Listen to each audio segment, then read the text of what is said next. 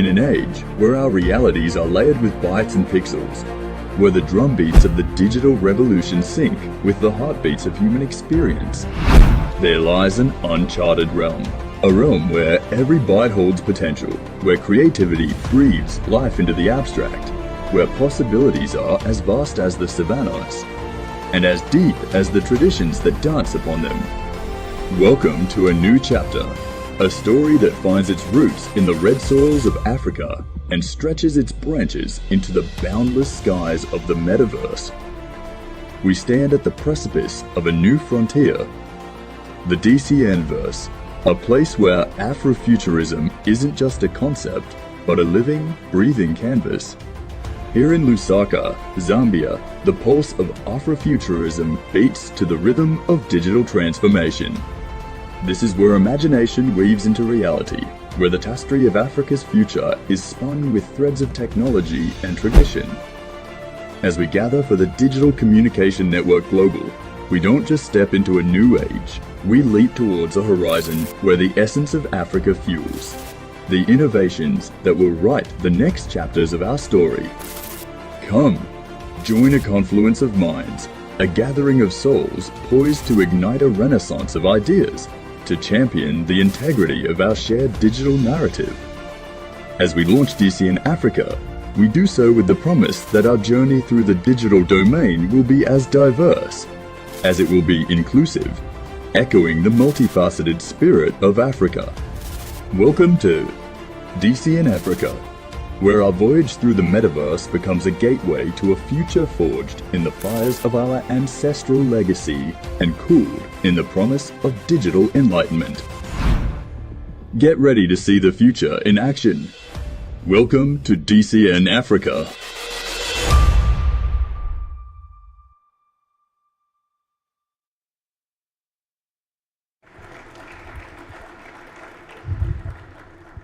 Hello everyone, I'm really happy to be here. My name is Dimitris Dimitriadis.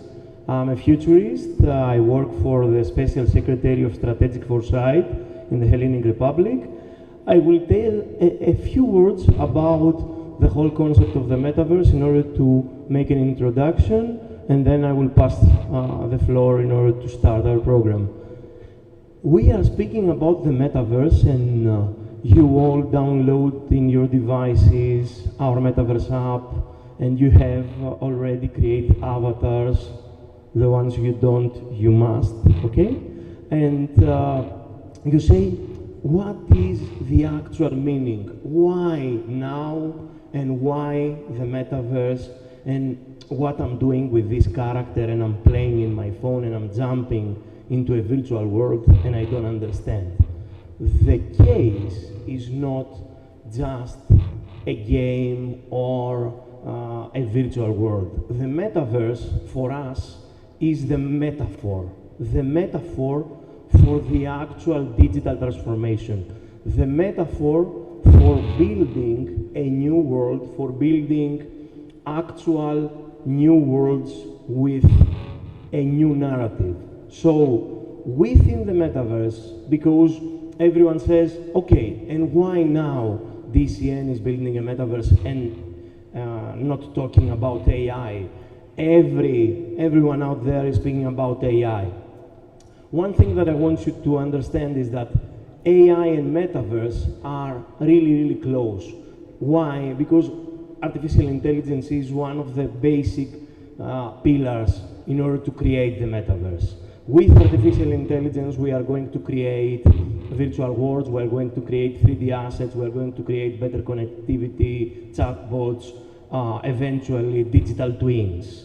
So we are speaking every time from the start, from the day we started.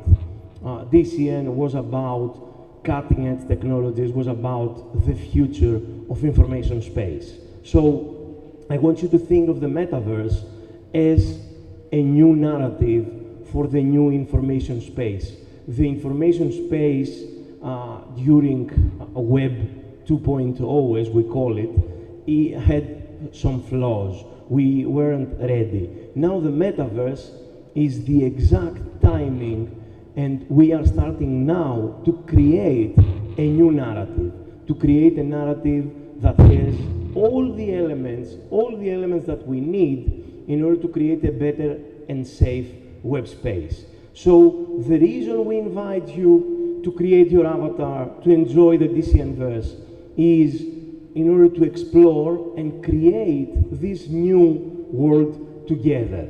We are here to create the new web together, a new web that has all the elements of justice, all the elements of accessibility, all the elements of inclusivity, just in a new space that will be a 3D space. And everyone says, okay, and why 3D? We are not there yet. A 3D space is the actual space that people learn to interact. When you are a child, you start interacting with the 3D world, okay? So it's better for you to understand through a 3D world. The virtual realities and the augmented realities and all the other technologies are getting really cheap and accessible. So right now we are in a space and in a matter of time we will have access to these accessible devices. So we are building a world towards a 3D world, a new internet.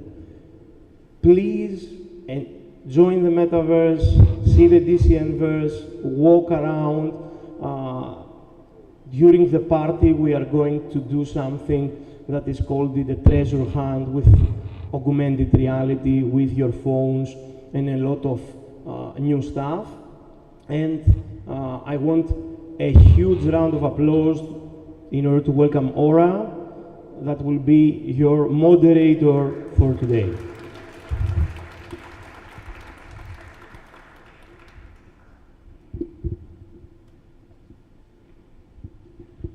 Maugabwanj. Yeah, I'm getting better. Good morning. Are you awake? Let's do a test if everyone is awake. Good morning to the crowd to my left. Good morning. Yeah, I think they had tea instead of coffee. Okay, all right. Good morning. Good morning to my closer left. Okay, their coffee was a little bit stronger. Good morning to my close right. Whoa. Yeah, Africans. Okay, all right. Good morning. And then good morning to my far right. Good morning.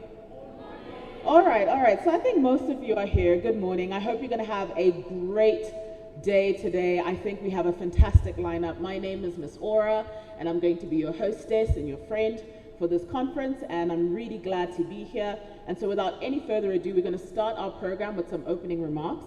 And starting off our opening remarks today, we have the Miriam Musanga Katongo, who happens to be the Principal IT Officer in the Ministry of Youth, Sport, and Arts in Zambia. Now, Miriam is more than just a public servant who is very dedicated, of course, with a background in IT and in technology, but she also happens to have a podcast. And the podcast is called Tech with Ease. And Tech with Ease was created so that she can demystify technology, make it more accessible, and reach directly to the market that is Zambia. So we have a multifaceted, incredible woman coming to give us some opening remarks. Madame, thank you so much. Please, a warm round of applause for Miriam.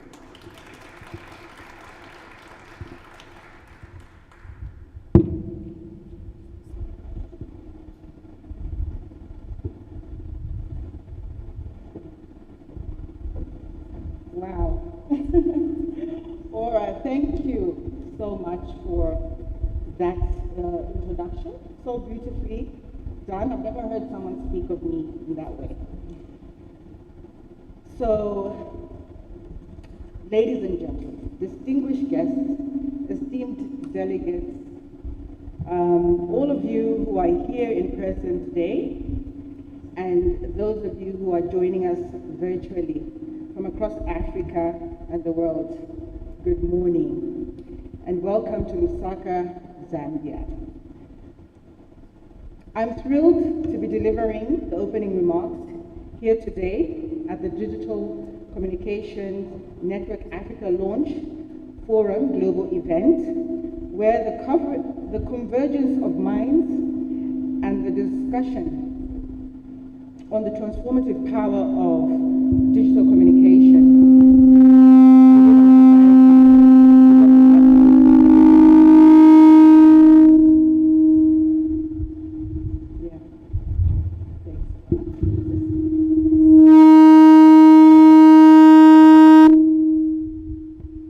Hello?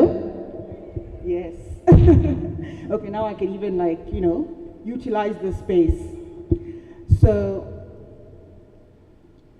I extend my heartfelt gratitude to World Learning and the Digital Communication Network for providing this invaluable platform for our collective deliberation. 5, 10, 15 years ago, it felt like there was a to our economy. Through such initiatives, our ministry bridges the gaps between the potential of our youth and the opportunities required for their growth and development.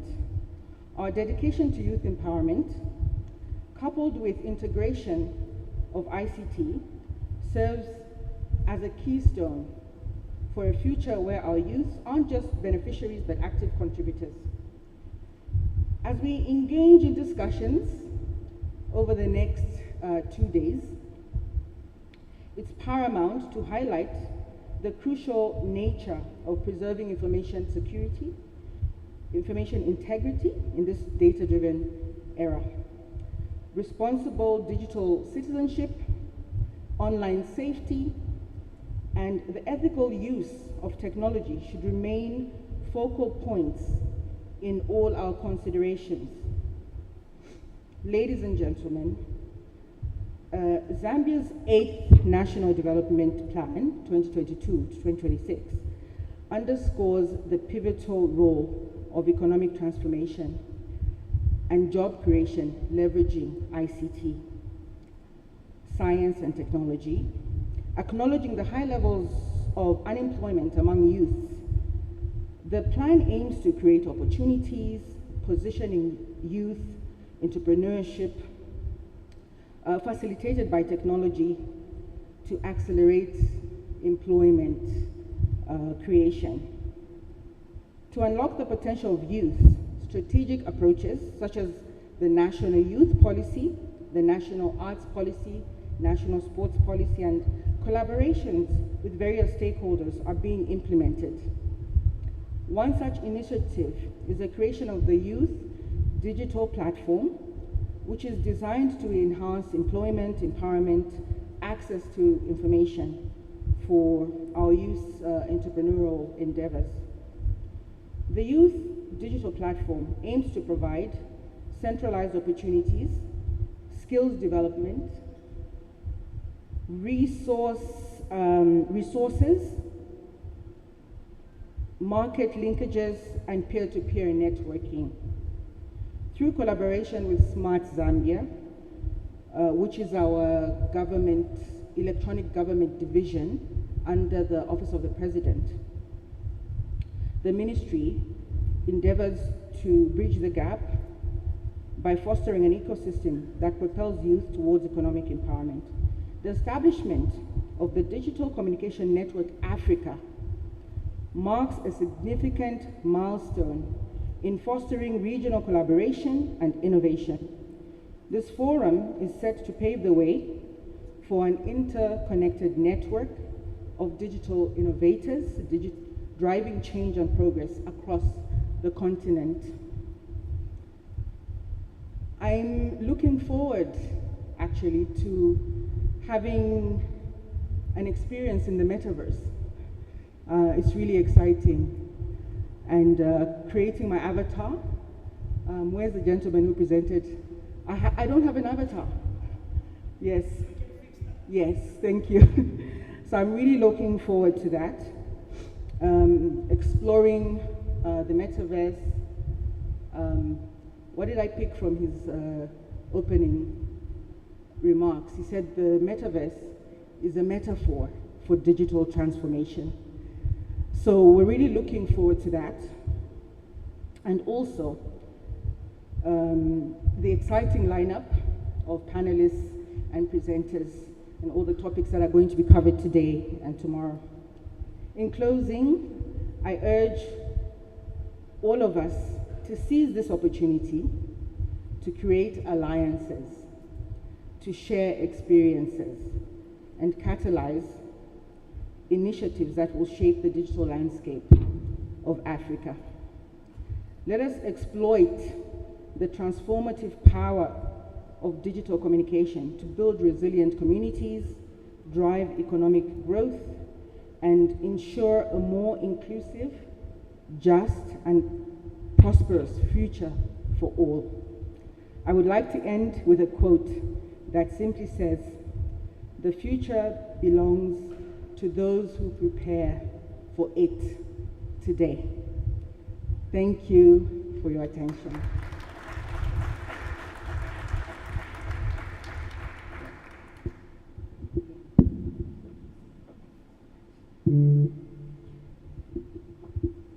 Another round of applause for Miriam, please.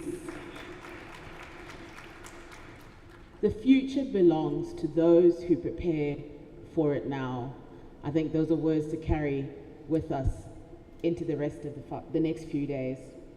Up next, I'd like to welcome Phil Diamond, who is the Public Affairs Officer at the US Embassy here in Zambia. And fun fact, Phil has a very deep passion for Africa. He's been obviously in most places in the world, on most of the continents, but in Africa, he's been to Uganda, South Sudan, and now in Zambia. And I think it's been 14 years, about 14 years in Zambia. And so he is basically Zambian. So I will say Muribwanje to you. And please help me welcome Phil onto stage with a warm round of applause. Thank you.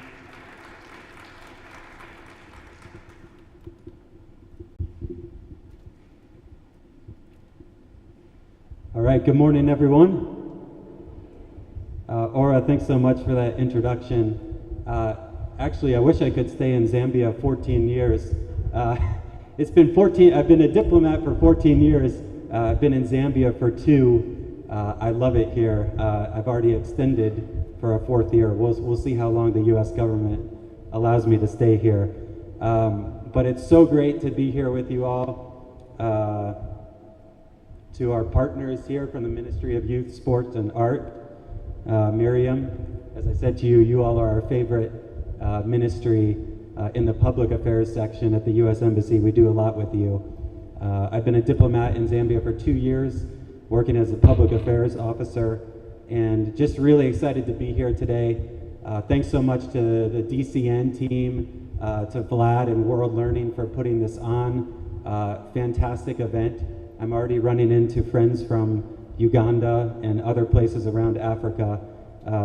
And that's really what I think is the #1 best thing about this event, is the fact that we're bringing people together from countries throughout the continent to network with each other, to learn from each other, and that's a fantastic opportunity.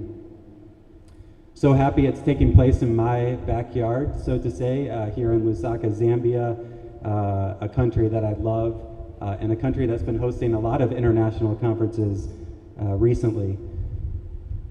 For the United States, as the US government, we're really, really proud to support this event through funding from the State Department, through the Bureau of Educational and Cultural Affairs.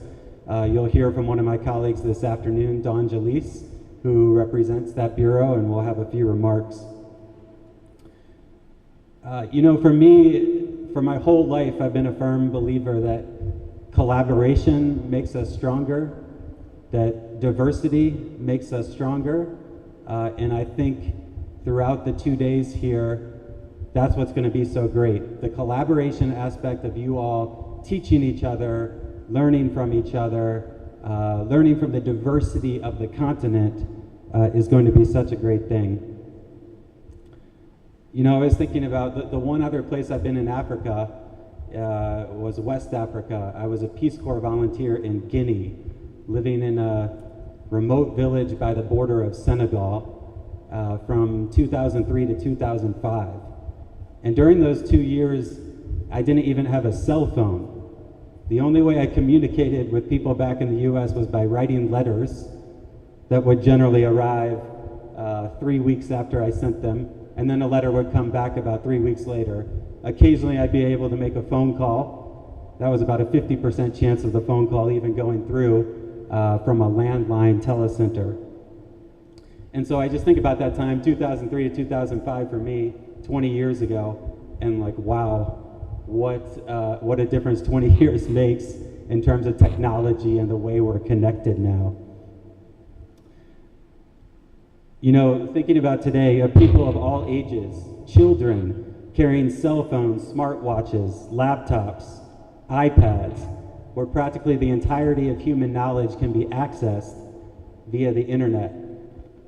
Innovations in technology are constantly pushing the boundaries of what's possible in terms of how we communicate and how we present our ideas and perspectives. But I think one of the big questions, and I think there's so many ways that new technology can be used for positive purposes. Just one I want to touch on is how digital communication can strengthen democracy and civic participation. That's one thing, at least when I think about US foreign policy in Africa, a common theme is that throughout Africa, we're trying to promote democracy, promote citizen participation in democracy. And really, when you think about it, democracy is only strong if citizens are informed with the correct information and if citizens are active. And so that's where that digital technology, the advances, has so much potential to be a positive thing. But I think with so much potential in digital technology, there comes a lot of responsibility as well. Thinking about misinformation and disinformation, which I know will be talked about during the 2 days here, and everybody's well aware of that, but it becomes sort of an increasing challenge every year that goes by, and the impact that misinformation and disinformation has. There are countries in the world today using disinformation as a weapon, spreading false narratives about policies, controlling citizens by influencing their opinions through disinformation.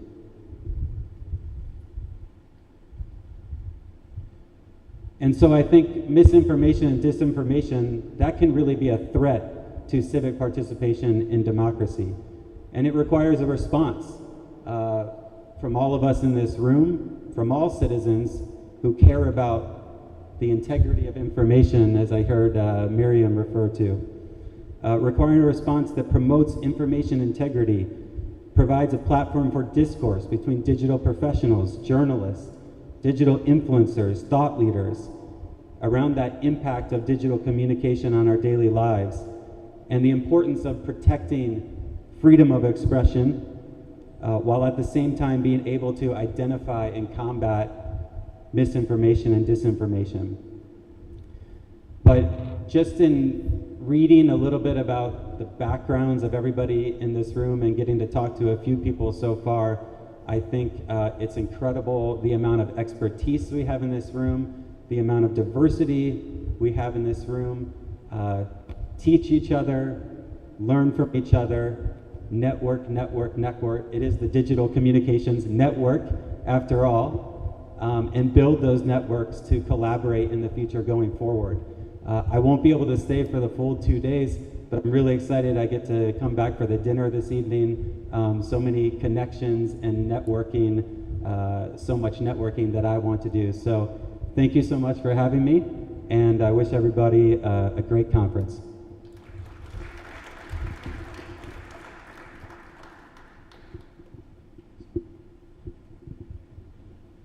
Thank you, Phil. Another round of applause for Phil, please, as he takes his seat.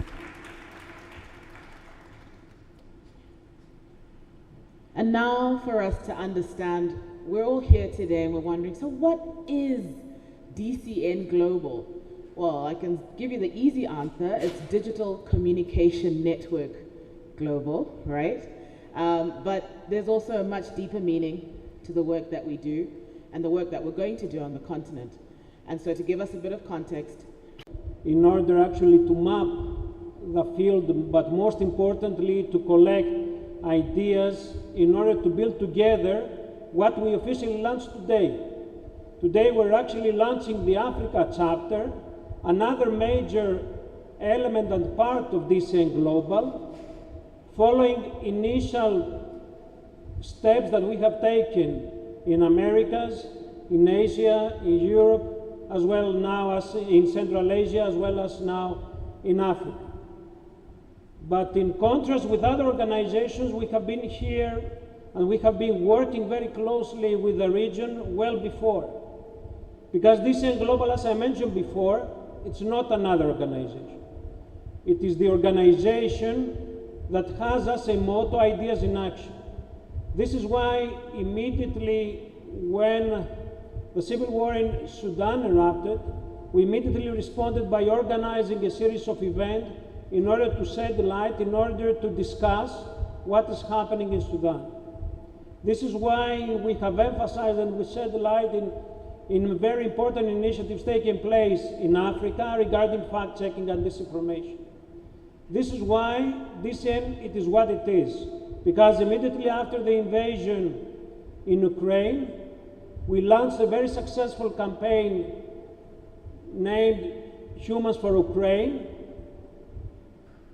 putting emphasis and light on human lives, on daily personal stories of how people have been affected from war. This initiative have actually captured the attention of major mass media all around the globe because we approach the issue as we approach actually this event today, coming from within the society, coming from within the active citizens. And this is why we have selected and actually brought you here, having representatives from 35 countries in order to actually emphasize what it is included in the major theme, in the major topic of this conference. That we value a lot diversity, we value a lot different opinions, but most importantly, we value a lot communities and citizens that they want to make a change. As much as we value responsible engagement, this is how we aim to tackle and address major challenges that are going against our democratic values and what civil society needs. Responses and specific things to address its concern. I would like to thank everyone that contributed in actually having set up this event, because as you can understand, what it seems very easy, it requires a lot of work, and we would like to thank as well the U.S. mission in Zambia for its help, as well as the other U.S. missions across Africa. And we would like to thank as well the State Department, and more specifically Educational and Exchanges Office, for supporting actually this major step that we are taking. A major contributor to that, it is worth learning, as it is represented actually from someone that you know and someone that has been from the very first beginning of DCN Global, Vladimir Spetsen. Vlad, thank you very much for all your work. And because, and despite that I'm a university professor, I don't like speaking so much, I will now move to the first panel. Thank you very much.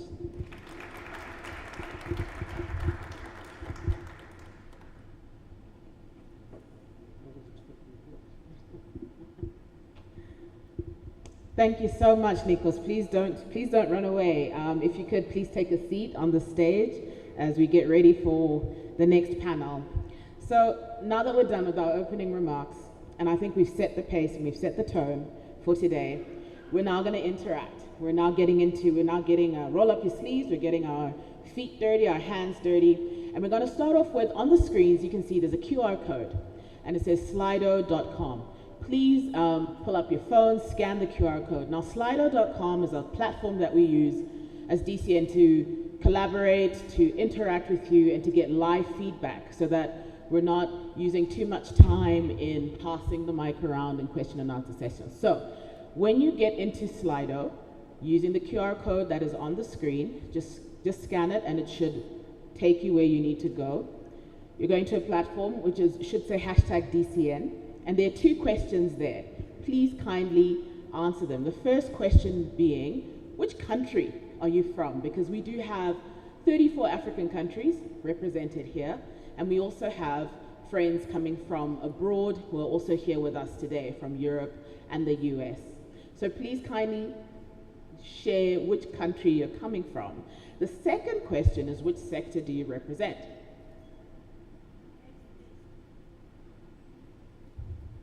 Okay, we're going to start with this one. Okay, so the first one we're going to start with is, which country are you from? So let's fill that out, and then after the panel, we'll move on to the next question, and there'll be a couple questions coming on.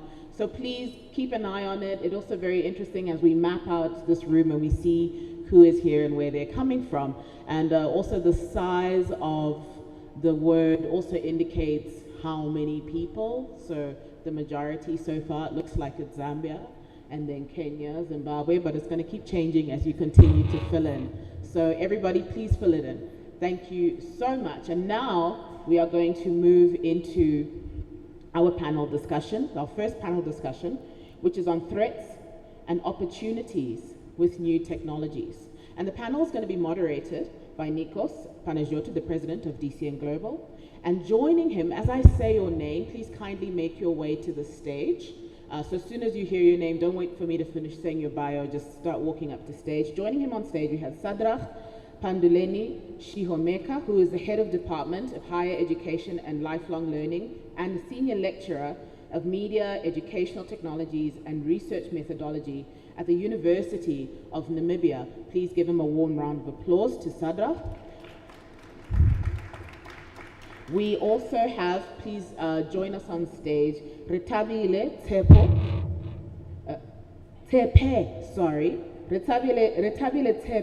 who is a researcher for the Global Foundation for Cyber Studies and Research, which is a think tank in Washington, D.C., and a member of the Internet Society, focusing on online safety, SIG, all the way from Lesotho. So please, a round of applause for our panel.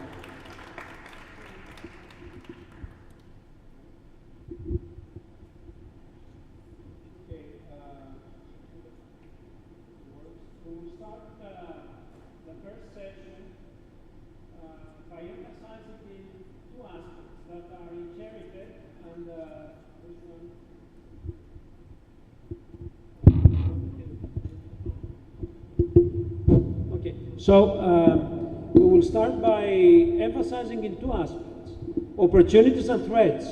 So these are going to be the major elements of our discussion regarding actually what are the major, and I would like actually to start by addressing the first question. What do you think are the major threats as well as the opportunities that the region is facing in terms of the use of digital technologies? Okay. Thank you so much for being here. I think for me is we need to look at new technology or even technology in general in different industries or fields, like the education sector, the agricultural sector, the healthcare services, because once we start to separate the different sectors, we now more or less get to understand the influence that that technology has. And the significant threats that are amongst all of the sectors is that cybersecurity risks. The other one is lack of diversity. Is the technology is it diversified? And then the other one, my personal favorite, is human behavior, because a lot of us don't really like talking about what we actually feed the internet or the digital space. And then the other one could be robots and AI malfunctions, and mostly the top one, we know that that's a really big challenge in Africa, is cybercrime. So for me, those are the most pressing challenges that Africa is currently facing when it comes to the digitalness or technology in general. Thank you. Just to add to what she said, we have some of the challenges. such as, digital human rights, which is also falling on one of the points that she mentioned. But it is one of the challenges that the region is facing, that people are, violating other people's human rights, online, or by making use of various types of technologies, whatever type of technology that we have access to. Secondly, that we have here is, the issue of, digital literacy, media and digital literacy is also a challenge for us in the region, because a number of us, we have access to these, items, to these devices, but still we lack, competencies on how better we can utilize them for the benefit of our society, for the benefit of our countries, for the benefit of our organizations. The other thing that we have also is the issue of, the interrelatedness of, the use of technology and our cultures and traditions. Again, we are also trying to find a way on how better can we incorporate, our traditions and cultures as Africans into the utilization of technologies. Because to a certain extent, they are violating our cultures and traditions, but we cannot give up on the use of these specific technologies. So it is a major challenge. Another issue is affordances, especially in terms of, data, or in terms of, just acquiring the certain devices that we need to use. And it's not only at an individual level. Even organizations, are struggling, government are also struggling to put up certain infrastructures in rural areas, and also even just to empower citizens on, how to better make use of technologies. Now, the benefits, maybe just to touch on that, they ranges from, individuals, to different organizations, to different, sectors. Is that, technology has really created a platform where we can network, and that's the reason why we are here. And I think this gathering is a result of the benefits or opportunities that was created by the use of technologies. So that one is fine. We benefited from it.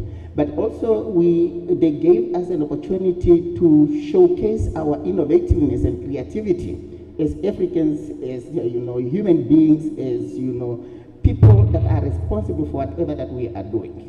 So I think let me just pass it on maybe to Nico to add on the potential benefits that we have. Thank you.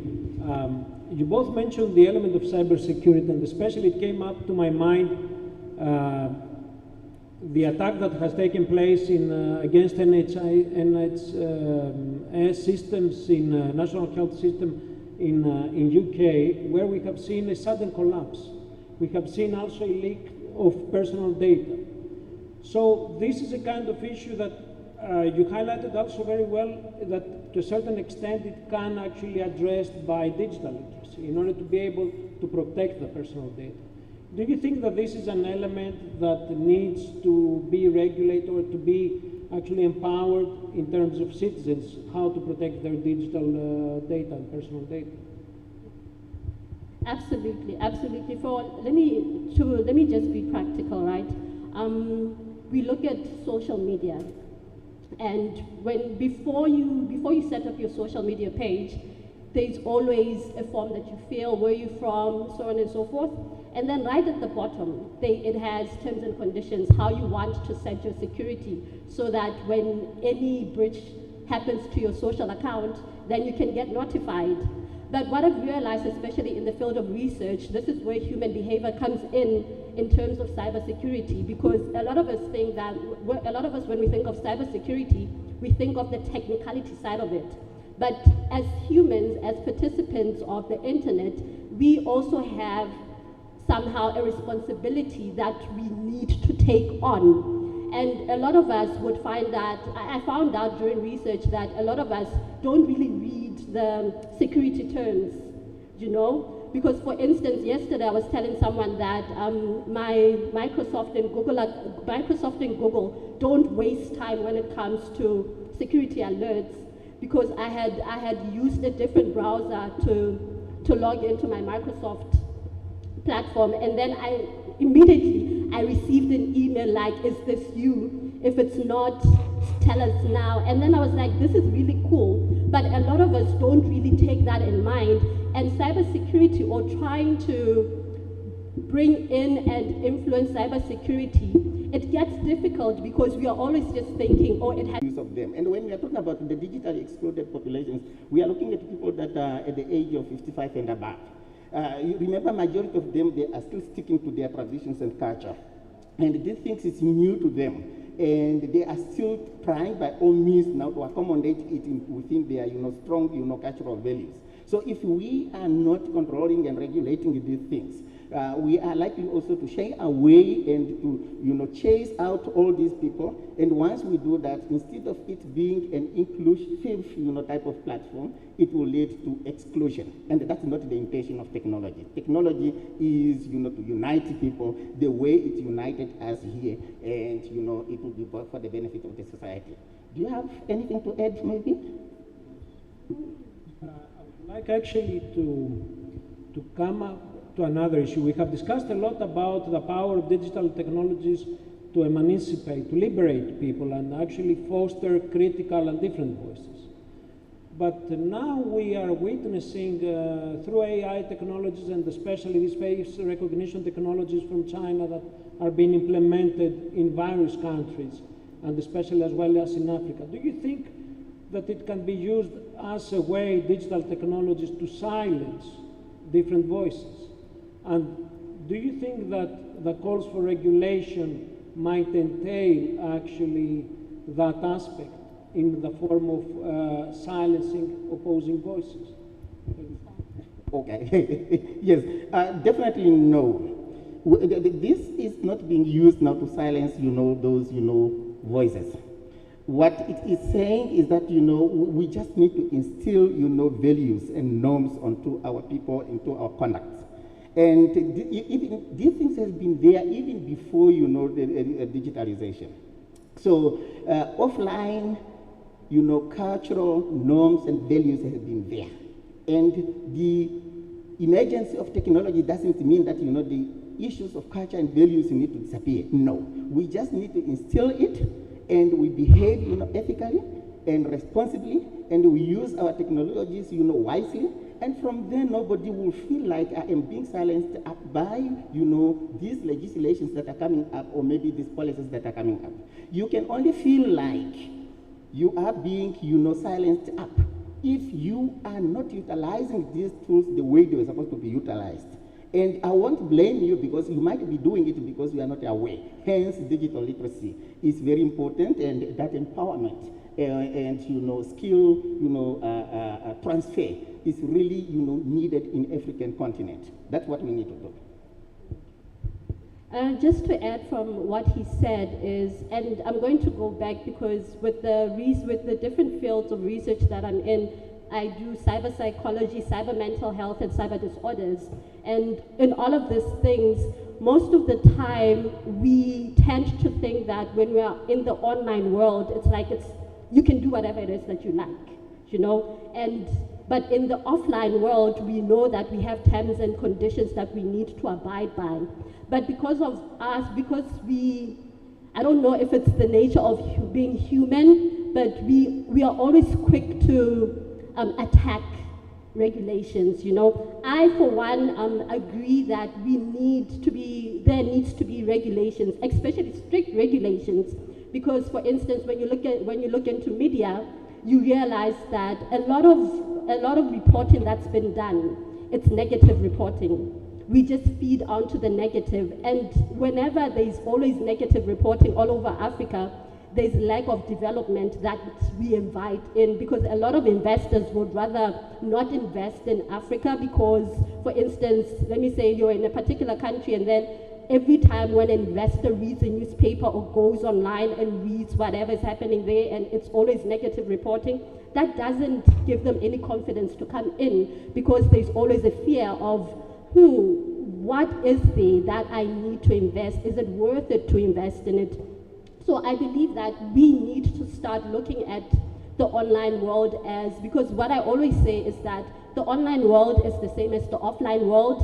A lot of offline crimes are easily translated online, and most of them, we feed onto them. because, for instance, we talk of, when we talk of cyber disorders, we have cyber stalking, we have cyberbullying, we have harassment, we have identity theft. Those are committed by us. Those are committed by us, participants of the online world. And usually we don't like to look at it that way. And when regulations come and say, I think we need to tone down on the information that we feed in the internet, we are first to attack it and say, no, but you're silencing us. No, but this is against our human rights. But it's not. We can't always be focusing on the negative aspects of life, and instead, because the more we focus on the negative aspects of life, it means that we are not giving any opportunity for new developments that come from technology.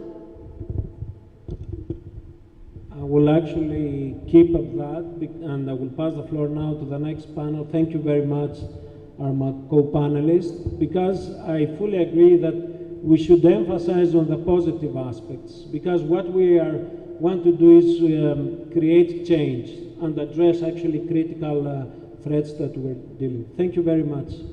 Thank you.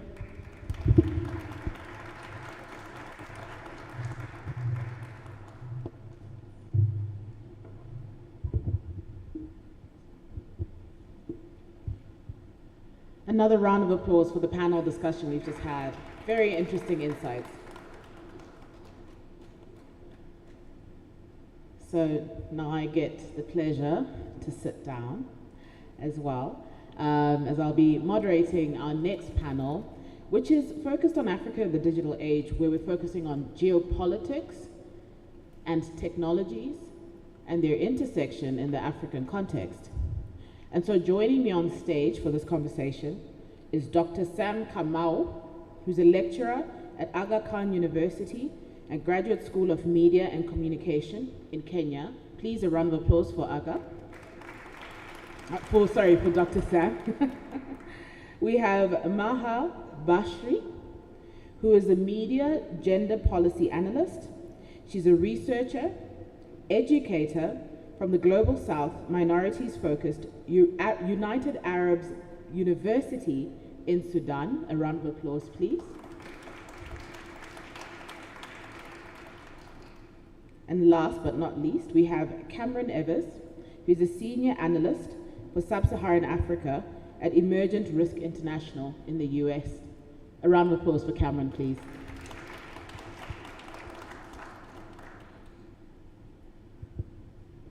So, welcome, panelists. This will be a roving mic. We're going to start off by first we need to understand what is the geopolitical landscape in Africa, because a lot of what happens on the continent in terms of development, in terms of interactions, is heavily influenced by geopolitics. So I think we need to start there first. So I'm going to go ladies first and ask Baha, in your context, in your context, what does the geopolitical landscape look like in your region? Well, I think the first point that we need to address is that we always say Africa, Africa, Africa. Yes, it is a united Africa, but at the end of the day, it's different regions and different countries. We have 54 countries, and we all have different contexts. However, given the current geopolitical situation in the continent, things are bleeding from one area to the next, or from one region to the next. So there is an intersection of events, intersection of conflicts, intersection, obviously, of futures based on the outcomes of these conflicts. So I'll give an example, because tangibles always tend to be, very good in explaining what's going on. If we look, let's say, at the Nile River and what's going on with Ethiopia and their Renaissance Dam, which they would like to, or they actually built, this is causing a lot of strife in terms of water supplies for Egypt, for Sudan, for all the countries that run along that line. And in turn, this is causing a lot of political instability in the region, and economic instability and conflict. So one decision in one country has a ripple effect on other countries and other regions. And this is also affecting Kenya, it's affecting Uganda, so all the countries that through which the Nile River runs. I'll give another tangible. What's happening now in the Sahel region, so we have Mali. Mali is very far away from Sudan, okay? We're not direct neighbors. However, there is a strong connection of the conflict in the western part of Sudan, in the Darfur region, and what is happening in Mali, because the conflict is moving both ways, from Darfur to Mali, to Mauritania, and vice versa. And you have the Wagner group in the middle and all of this. So what I'm trying to say here is that the geopolitics, even though we are 54 countries with different histories, different contexts, definitely intersections, but because we're so interconnected nowadays, they really bleed into one another. So we need to have, it's very important not only to understand the context right now, but to trace the historical foundations of what's going on, because history always tends to explain why we have current conflicts. Thank you. Yeah, I agree with Maha that it's really hard to do a general overview of Africa considering the diversity and how each country has its own unique situation that takes a lot of individual studying, but I'm going to do my best to attempt a overview of Africa in terms of geopolitical trends that I think kind of affect the whole continent, at least in some way. The first of which is China, really massive, pretty much an economic miracle, the latter half of the 20th century with Chinese development, and how that's bled into Africa has been substantial, amazing in fact, where you had tens of millions of foreign direct investment, now it's billions per year. So there's this big push from China into Africa, and then you have the Western response to that a little bit, where there's a narrative that this is a predatory relationship, and of course there is a power imbalance there. But in some ways it's a symbiotic relationship that makes sense in a kind of a structural way. It's a good deal, right? If you do a counterfactual, like imagine if China didn't exist, what would Africa look like? Probably have less infrastructure. There'd probably be, who would fill that gap? So I think the Chinese aren't forcing Africans to sign contracts, rather they're providing a cheaper, faster method towards infrastructure, and they're being taken up on the offer. Sometimes they're the only offer, actually, like if you have seen in the news with the pipeline that Uganda's trying to build. All the Westerners left that deal, and now it's being filled with Chinese. So sometimes they're the only ones. And so the US and Europe and the West are pushing back against this in some ways. Like you have the Libido corridor that they're trying to develop. That's a couple $100 million investment from the US. That would connect Zambia to the Atlantic Ocean for critical minerals. You have the Europe Global Gateway project. That's like their version of the Chinese infrastructure. And again, a couple $100 million. The issue with these initiatives is that they really pale in comparison to what the Chinese are bringing to the table, just in terms of scale, right? And also, there's the issue of people have this kind of crisis fatigue and foreign policy prioritization that doesn't necessarily follow Africa closely because they get distracted. In terms of grand strategy, right? So what does the U.S. prioritize? It's control of the oceans and trade. It's the Western Hemisphere keeping Europeans out. It's all this stuff that's been around for centuries. It doesn't really involve Africa to a large extent. And so that makes it difficult for them to compete with China in some ways, bringing that money in. They're more focused on Europe. And the Europeans themselves, of course, well, they're facing an existential crisis with this war in Ukraine, so they're distracted. They're not able to treat Africa as high on the list of priorities as they used to. And then one final trend here is Africa itself, right? What direction is Africa going? And I'm actually an optimist. I think that Africa's leverage power is much higher. I mean, look at Africa 30 years ago, look at it right during the independence era, and look at Africa today. Just amazing growth, economic development. Look at Ethiopia. In 2019, Ethiopia had 10% GDP per year. Only other country in the world at that time was Vietnam with that kind of growth. So we're looking at East Asia, tiger economies. That's in East Africa now at that level. So phenomenal stuff.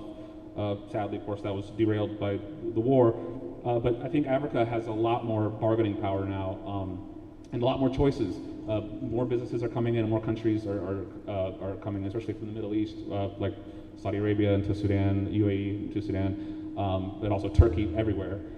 So there's a lot more choices about who Africans can do business with. So I think that makes it so that it's not just this China-dominated narrative, but China's going to lead the way because they're putting the most money in. But I think Africans have a much larger voice and role at the table now than they have before. Thank you. Dr. Kamal. Right. I can build on what he has said, because Africa also seems to be a theater for the different, great powers. And what we've seen is that China, the US, Russia, Japan, the Gulf states, Turkey, they all want a piece of Africa, and much of it is built partly around trade. But if you look at it, of course, Africa is attractive in terms of a favorable population. You spoke about the trade routes. You spoke about resources and the fact that the growth promise of Africa still remains very high. And because of that, it seems that, and you were talking about that in terms of what's the agency of Africa in this, because is it just a theater of competition? And yet these things affect Africa in one way. For example, the response to the Russia-Ukraine war and the effect on African economies, or you also talk about, for example, the issue of food, grain. And those are things that are important, that are in terms of what the great powers want and how that is affecting how Africa positions itself. But looking closer home,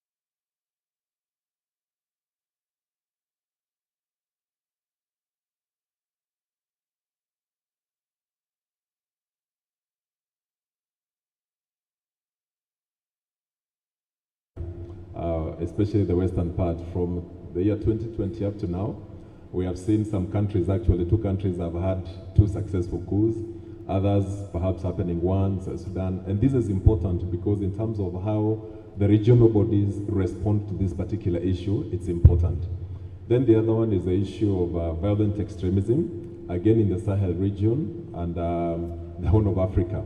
This becomes an ongoing issue. For example, in the Horn of Africa, well, there are some countries like Somalia and Kenya and Uganda that have witnessed repeated incidents.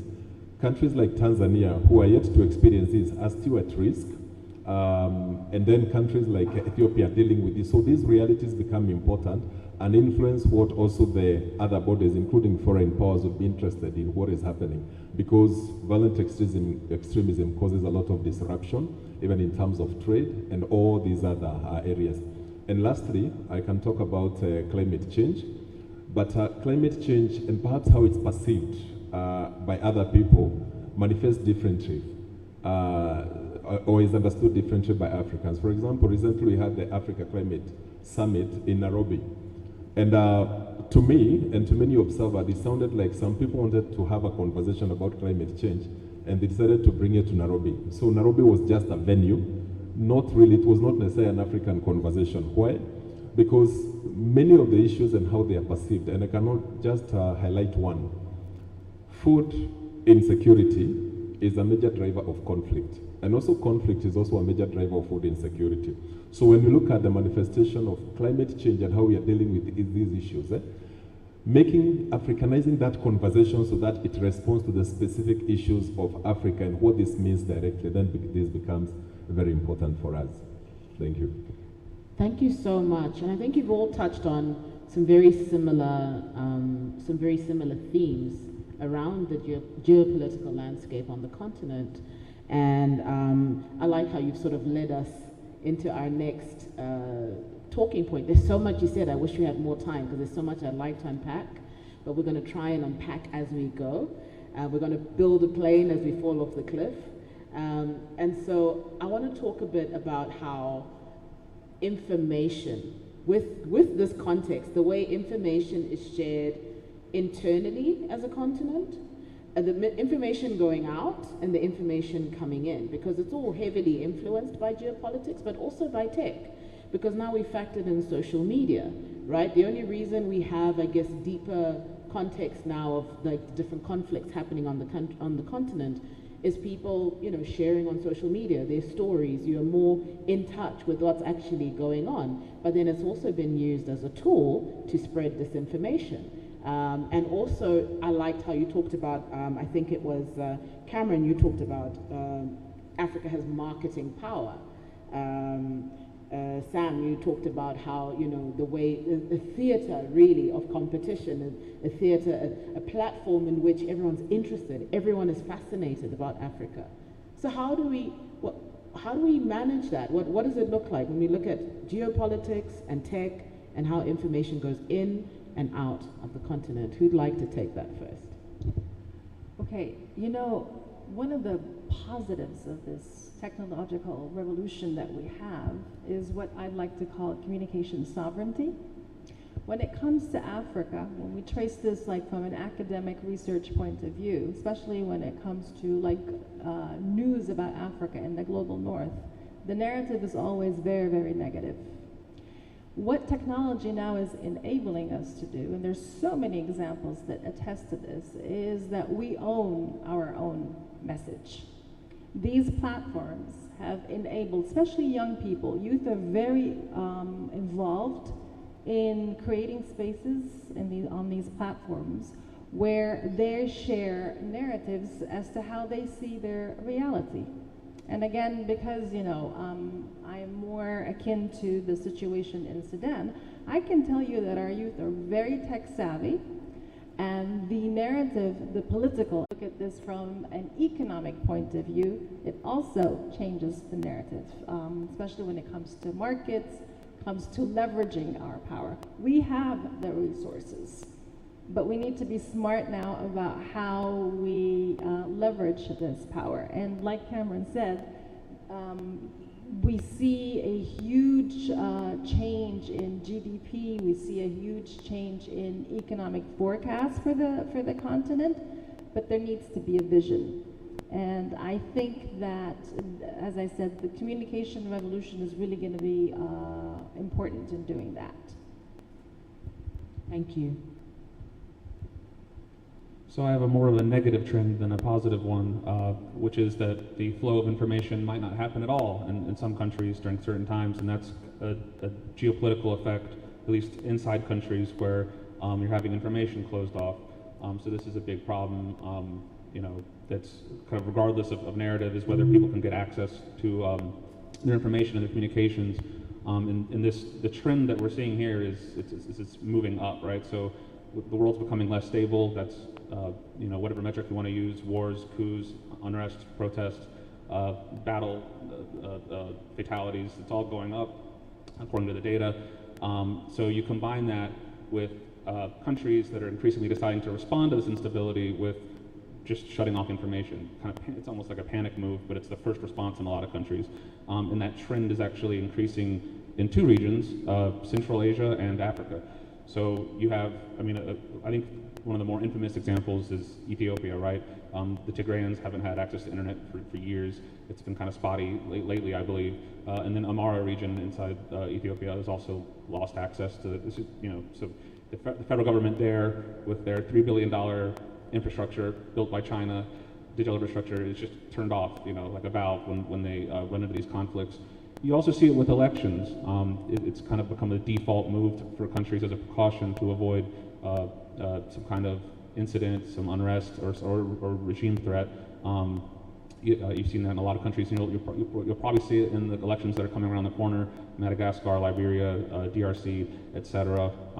Probably not in South Africa next year. They don't do this kind of thing. But It's definitely an issue with elections. And then, of course, it happens during military overthrows, this trend in Africa of rising coup d'etat. What's the first thing that goes, right? Well, the airport, the radio stations, well, the internet also goes, and sometimes it stays off for quite a while. So I think that issue of information not being allowed in the first place is definitely a geopolitical problem. And then you have disinformation, which there are disinformation experts here, so I won't, go too far into this topic. But I think it's that narrative has been changed, especially with Russia recently. That's a big one. They've really become kind of the king of disinformation in the Sahel region, with shaping some narratives and going against kind of the Western dominant narrative, the Western prevailing narrative, and they use tactics, bots, social media, etc. And you see a similar trend where there's a spike in disinformation during these political crises, during conflict, and it's almost like they really want to appeal to your emotions, and they want to get kind of a rise out of people. They know they'll get the most eyeballs if they, right when the Niger coup happens, you see 6,000 pro-Russia Telegram accounts, rooting on the coup app, and this is against France, so that's Russia's interest. So you see that in terms of the information environment, information flow, or these foreign actors influencing the information. But yeah, that's all I have for that. Thank you. Then I can try and take maybe the middle ground, because internally, in terms of the conversations African countries are having about political issues, you can say there is greater agency even among the populations. We're able to talk about different things, people have opinion. Even regarding international issues, for example, the Russia-Ukraine conflict or Israel-Hamas, you will see a lot of conversations in ordinary WhatsApp groups, and people are talking about these things, they're expressing their opinions. And that's a good thing. But related to what he was raising is regarding the major geopolitical issues, looks like the struggle for influence has gone online, targeting Africa. And here's the thing. In the UN General Assembly, Africa controls 28% of the vote. So it becomes important how African countries are likely to vote. So when there's a major issue internationally, somebody seeks to influence that conversation. For example, the conflict in DRC. You can tell there are other active players who are seeking to shape that particular conflict, and it's not necessarily the people of DRC. The same with even on the Israel-Hamas issue. Well, you can see, yes, Africans are having a conversation. Somebody else is seeking to also influence that, because like I said earlier, whether it's about trade, whether it's about security, whether it's about conflict, their interests, and the same seem to be manifesting. So on one side, I'm excited that citizens are engaging in these conversations, but on the other hand, I can tell somebody else or other external forces are influencing these conversations. Why? Because Africa has agency, and perhaps now looking at that, for example, now the 28% of the votes, and you have seen at times how countries like voting like on, even if it's a UN resolution, you see quite a number of African countries either abstaining from the vote, and you can tell it's because some of these influence campaigns have targeted the people. But lastly, I would also want to bring in what you'd call platform geopolitics, where the focus on misinformation and disinformation tends, of course, to focus more on the non-Western platforms, TikTok, and we're talking about TikTok, disinformation. But at times, some of these things, these concerns are still present on these other Western platforms like Facebook and Twitter, X, and all that. So in terms of platform geopolitics, the question is, who exerts ideological influence on the conversations on the platforms? Because what you have seen is deliberate efforts to limit the conversations that do not necessarily go with the, align with the narrative that is aligned to the people who own the platforms. Therefore, you can see in relation especially to the Russia-Ukraine war, the available content, even for me as a researcher, when I'm looking for content and information that would help me understand these issues, I see what is available more online tends to align with one side of the narrative. And this becomes important in terms of now what you're saying, platform geopolitics. Platform geopolitics. This is very interesting. I see a lot of nodding heads as all of you are speaking. So I think it's safe to say that every perspective shared is reflected in the countries represented here. Like everyone can pinpoint on something that you've said and say, I've seen that, or I relate to that, or I understand that. Gosh, I wish we had more time. Okay, all right. We're going to move on to the next question, but we're going to use what we've built so far. Okay, we're now getting to the engine of the plane, so that we don't crash.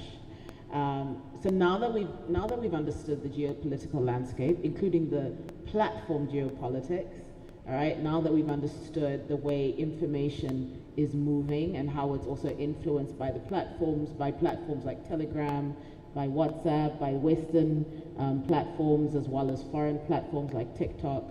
And then we've also, looked at Africa's power and Africa's voice. All of you have touched on the youth and young people. Of course, is it 75% of Africa is under the age of 35?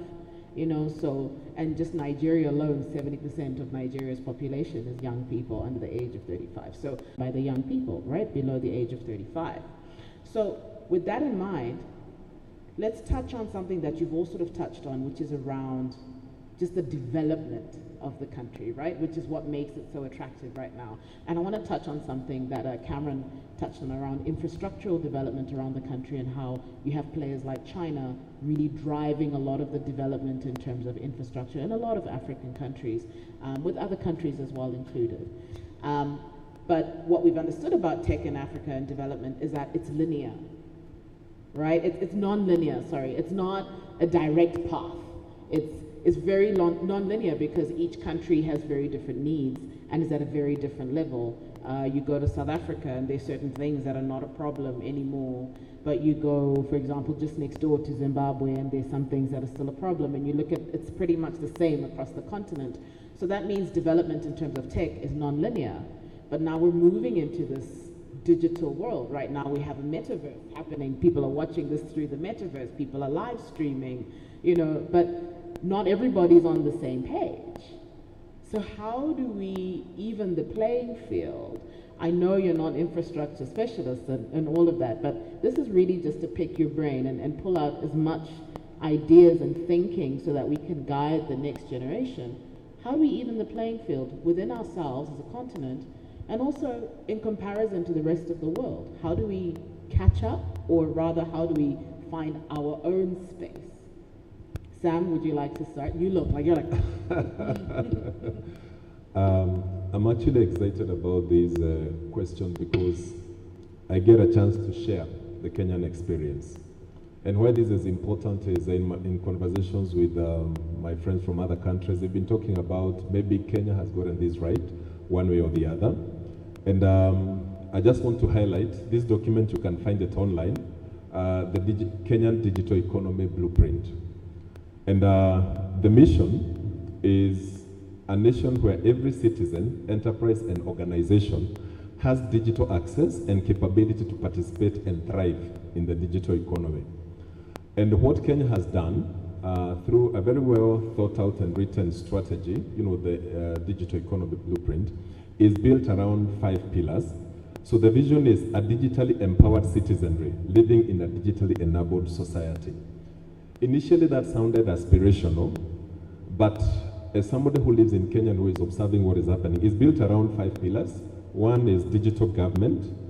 We're talking about the presence and use of digital services and platforms to enable public service delivery, but also ensuring they are accessible, affordable, secure, and convenient for the citizens. And I think I had somebody else talking about that in relation to another country. The second one is digital businesses, because of the immense opportunities that are available. So we talk about developing a robust marketplace for digital trade, digital financial services, and digital content, which is part of what Kenya has been doing in terms of financial inclusion around the use of mobile payments and all that. But number 3, which you have mentioned, is infrastructure, because we have to make this available to everybody. I believe government is a key enabler. Now in Kenya, for example, when you talk about infrastructure, we're talking about availability of affordable, accessible, resilient, and reliable infrastructure. So what is Kenya doing? Well, there is already a significant level of access for many people. They've developed what you'd call an integrated infrastructure master plan. What does it mean? In addition to the already connectivity that exists, Kenya has committed in the next couple of years to again add an additional 100,000 kilometers of fiber. And then 1,400 digital villages, and I think one of the speakers in the opening ceremony said Zambia is doing the same. So 1,400 digital villages. This is in every administrative unit, meant to spur innovation and, of course, additional or continuous infrastructure investment. The other one is what you'd call innovation-driven entrepreneurship, because I said government has a key role. So you're talking about creating an ecosystem that supports homegrown farms and initiatives to generate world-class products which will help widen this economic transformation. And then number 5, which is actually very important, but maybe this is one area we haven't made significant progress, is what you talk about digital skills and values. So in terms of digital skills, is you want to develop a digitally skilled workforce. And this is right from primary school all the way to tertiary institution. There was a time in 2013 when the president was being inaugurated, he said we want every child joining standard 1 to get a tablet, and it sounded like a joke. But there have been investments in this direction to ensure everybody is skilled that way. And then of course now you talk about the ethics of operating in that kind of an environment. And of course, to be able to achieve that needs to be within the relevant policy and regulatory framework. But I think on this one, government would be a key player and a key driver in bringing about this access and trying to equalize the space and ensure everybody has access. Thank you. Thank you. I'm sorry to rush you, speakers. We've run out of time. Okay. Just quickly to piggyback on what Sam was saying. I do agree that cabinet or the government needs to play a role. But if we're talking from a practical standpoint, government is usually absent in Africa. Does not provide, there's no social contract. So again, just quickly, I'll go over the Sudanese experience. We have a huge disparity between males and females and their access to technology and the internet. So it's like 55 to 47% when it comes to males versus females. It's grassroots, at the grassroots level. We have a lot of women's groups, actual like civil society groups that have worked together to push cabinet, to force the government to actually invest in the infrastructure. But at the same time, they themselves have found ways and funders to provide, for example, cell phones, very basic cell phones with internet access to women in remote areas that don't usually have access to such types of technology. So just to wrap it up quickly, I'd like to say that yes, government is important if you have that social contract, but if it's missing, it needs to be from the ground up. Grassroots is really important when it comes to this. Thank you. I'll be fast. So I think it's important to level the playing field, to use countries like Kenya, Rwanda, others that have become tech hubs as a model for development of the tech space, and that means both the infrastructure, the connectivity, the telecoms, liberalizing these sectors, getting rid of the bureaucracy, they're all important. And then also with infrastructure development, just ease of business, right? To attract these Western tech companies, just make it easy to be there. I think, you know, there's a reason they all go to Nairobi, right? They know it's a good place to work. They know and it also has, you know, the amenities, right? It's a fun place to work. So there's these aspects, some of them are less tangible, but they make it more conducive to tech development. And then in terms of, real quick, in terms of making, to level the playing field with the rest of the world, I think African countries should just keep going on the path of diversifying their economies. Get away from oil, get away from mining, or at least an over-focus on those issues, and more towards tech infrastructure development, which is easier said than done, of course, but I think diversification is the way to go. Middle East has already started that way. I think it's a good way to go.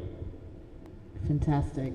Ladies and gentlemen, that brings us to the end of our panel. Panelists, thank you so much for sharing your insight, your experience. It was invaluable, and I think this conversation is probably definitely going to happen over tea. It's going to keep going. So, ladies and gentlemen, a round of applause for our panelists. Panelists, thank you. Please make your way to your seats. Are we still okay? Everybody still okay? You sure? Sure? Okay, that's all right. I'd like to give a special shout out to our online community. We've had so much engagement. So ladies and gentlemen online, thank you so much for joining us today. And I'd like to give a special shout out to some people who are sharing their countries as well in the YouTube chat. So what's up, Nigeria? Hi, Namibia. Hi, Sierra Leone. Hi, Johannesburg. Hi, Ethiopia. So welcome to the chat. And it's really good to have you with us. And it's so great to know that you're engaging with us. And distance is not a barrier in this context. So thank you so much. I'd like to welcome onto stage our next speaker. And our next speaker is Patience Mumbi Chanda. And Patience is an online content producer with BBC Media Action in Zambia, and her talk is about the influence of digital communication tools on civic participation and democracy. Ladies and gentlemen, I need to feel your love for Patience.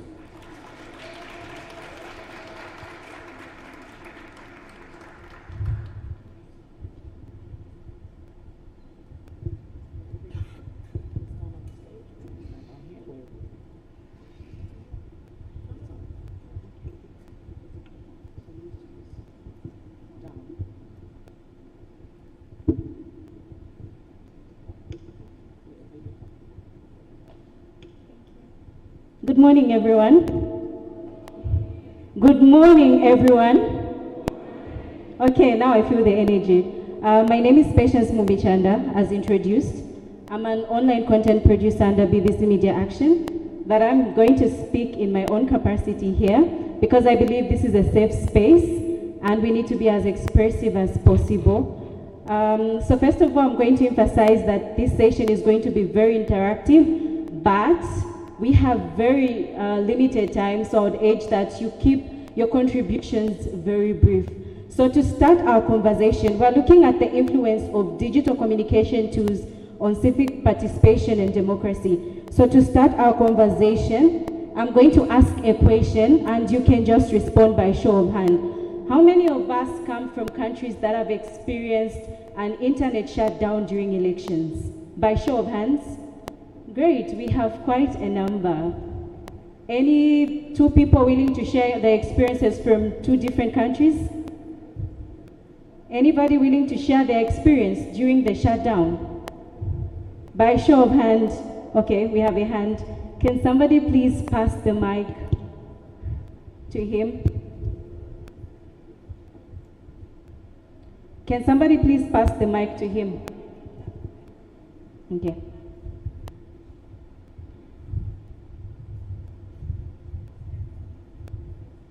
Okay, so this session is interactive because I would like us to hear from the different experiences from the different countries that we have here. I've been told we have about 35 different countries, so I'd just like us to hear from each other the different experiences that we've had. Yeah? So there was a hand here. Him. I'm not so sure I want to share anymore. And here's my reason. We've been rehashing the stuff for so many years. So we're gonna need to get a move on. Maybe talk about technology that will help us to circumvent the heavy-handed policing that takes place during election time. How about that? But I can just quickly say it was really tricky because if you're working as a journalist, you need to file. And if you don't have internet, that's a problem. But of course, we have VPN. And so if you're already using your VPN, you can somehow manage to circumvent the shutdown. But there's also another dynamic that is not only just unique to us in Zimbabwe, in other African countries. Energy. Like if there's no electricity, there's a real internet shutdown, isn't there? So that's the other thing, you know. So internet is not only shut down by governments, but by just the lack of the infrastructure, you know, to keep everything connected. Thank you. Anybody else willing to share? Thank you so much for your contribution. So we've had a contribution from Zimbabwe. Any other country willing to share? Oh, there's a hand there. Thank you.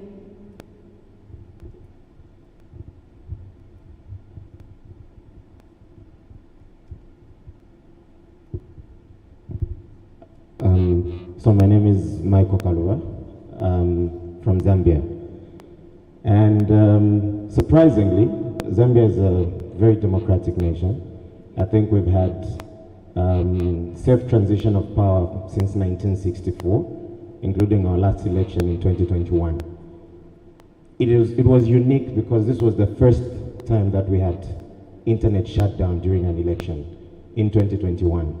And so it was an intense one because the two front runners had a huge runoff before the election. And I think they're still clashing even today after the election. So on voting day, I was running about doing my job as usual.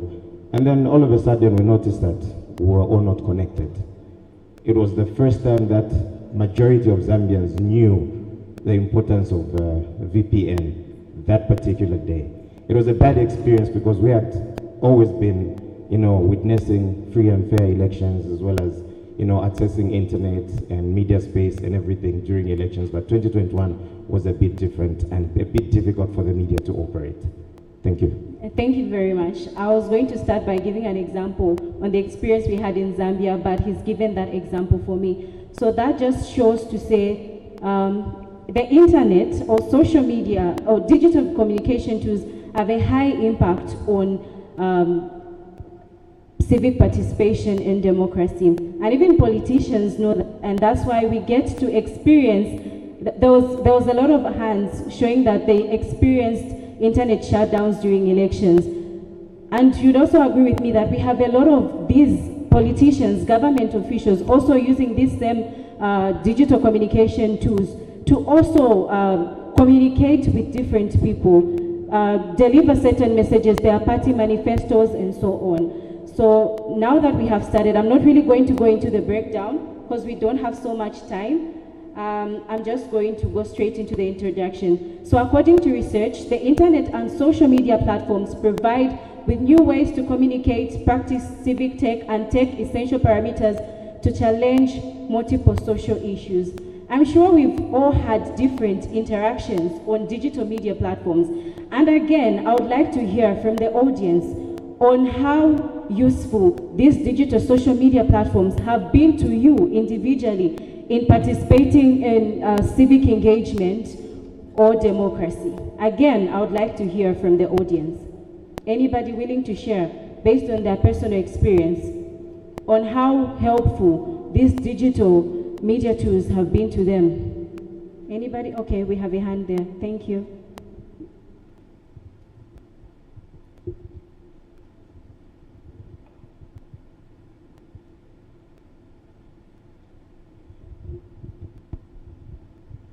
Hello, I'm Tower Johnson. Thank you for this opportunity. Let me thank DCN Global and World Learning and with funding from the United States State Department. I'm Tower Johnson. I'm from Liberia. I serve as the Executive Director of Campaigners Against Misinformation and Disinformation in Liberia. How social media has been helpful in our work. I remember during our biometric voter registration, we produced a video presentation for hearing and speech impaired individuals, and we could not reach to many of them. So what we did was we uploaded the video on YouTube. That enabled many persons to have access to the information. Thank you. Thank you. Anybody else willing to share their experience with using digital media tools? Anybody? Okay, so we'll quickly move on. Researchers have argued that the internet can draw new participants to political engagement by lowering the barriers to participation. So, for example, without digital media communication tools, if there's a campaign, for example, there's a political rally taking place, people would obviously have to move from the place where they are to the place where the rally is taking place.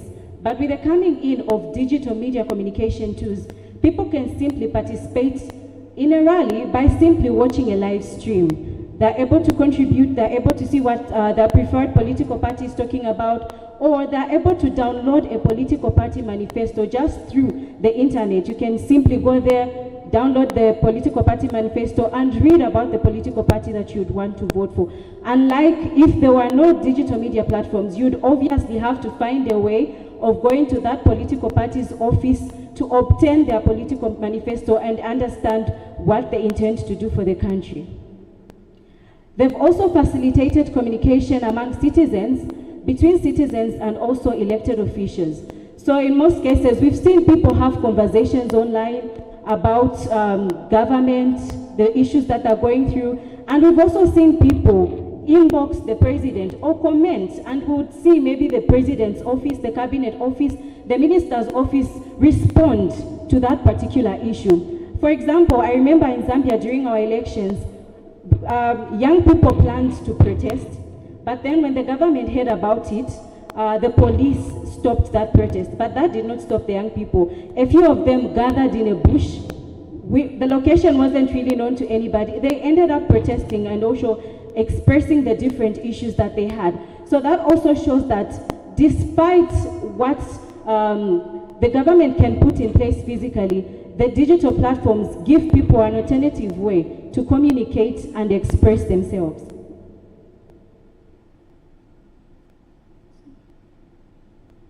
Okay, so also many internet users, when engaged by material they read online, they proceed to generally seek more information, more knowledge, and become more interested and ultimately more engaged. So, for example, going back to the example I gave about a political party manifesto, if somebody goes online, reads about a political party manifesto, they're likely to go in detail, research either online, physically, to find out more about that political party, and then they will decide whether they would like to vote or not.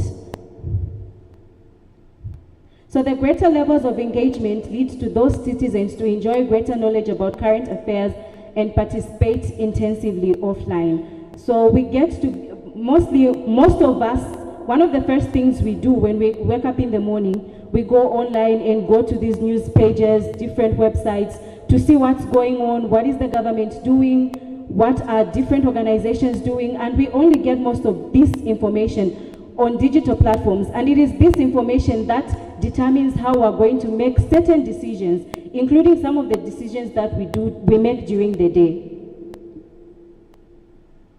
So for somebody that would be wondering what some of these tools are. So these tools include social media platforms.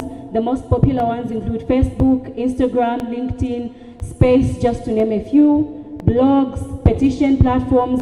Some of us have signed petition forms online before, right? Crowdfunding sites, e-voting, and other online forums and tools, including the Metaverse. So perception. There are usually different perceptions around people consuming information that has to do with civic participation. I would ask this question. How many ordinary people, and I'm going to use a Zambian example, our 2024 national budget was released in September, 29th September. If we go outside there, I know most of us have this information, but how many ordinary Zambians are actually aware of what is contained in the 2024 national budget? Or how many Zambians are actually aware of what the 2022 Auditor General's report says? You find that most people are not aware about how their money is being spent. They're not aware on how the government intends to use their money.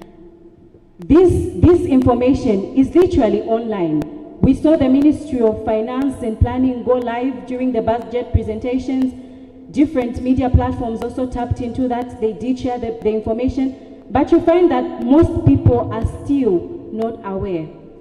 Another example I would give is that when you go to YouTube right now, or just Facebook, you find that when a comedian posts a skit, something that's not really so important to people, you find that it has over 1 million views. An artist will post a snippet of a video they're releasing tomorrow, you find that it has over 1 million views, over 100 shares. But when you go to our own government pages with important announcements relating to people's well-being, their social well-being, you find that the video probably just has 20 views, 200 views, and the perception in most cases is that some people are not interested in politics, which I do not agree with. Here is why. That's the perception. But in most cases, you'd find that people are interested, but the challenge is the way communication or information is passed down to people. Because in most cases, when we are communicating or when we're sharing information about the national budget, for example, the Auditor General's report, for example, we assume that every ordinary citizen will understand words like misapplication, misappropriation, which is not usually the case. You'd find that the Auditor General's report affects every citizen, even the illiterate ones, but the way we communicate hinders them, because what you don't understand, you're not going to pay attention to. If you're seeing numbers about 2 million Zambians or about 2 million Africans are affected by the inflation rate, blah, blah, blah. If I don't understand those numbers, I'm probably not going to engage or participate. Why? Because I don't understand. So the perception that people are not interested in participating when it comes to democracy or civic engagement is not true. People are interested, but it is the way information is passed down. How do we communicate this information? Do we break down the key terms in a way that any person is able to understand? When you read government policies, for example, most of them have big words. They have jargon that an ordinary person can't understand. It is the role of each one of us in here to break down those key terms, because as long as somebody doesn't understand what the education policy says, they will not know what rights or entitlements they have in that policy. So people are interested, but it is usually how we communicate. So you find that in some instances, people will say things like, governance is boring, politics are for certain people, because they don't understand, or because you're speaking a language that is not for them.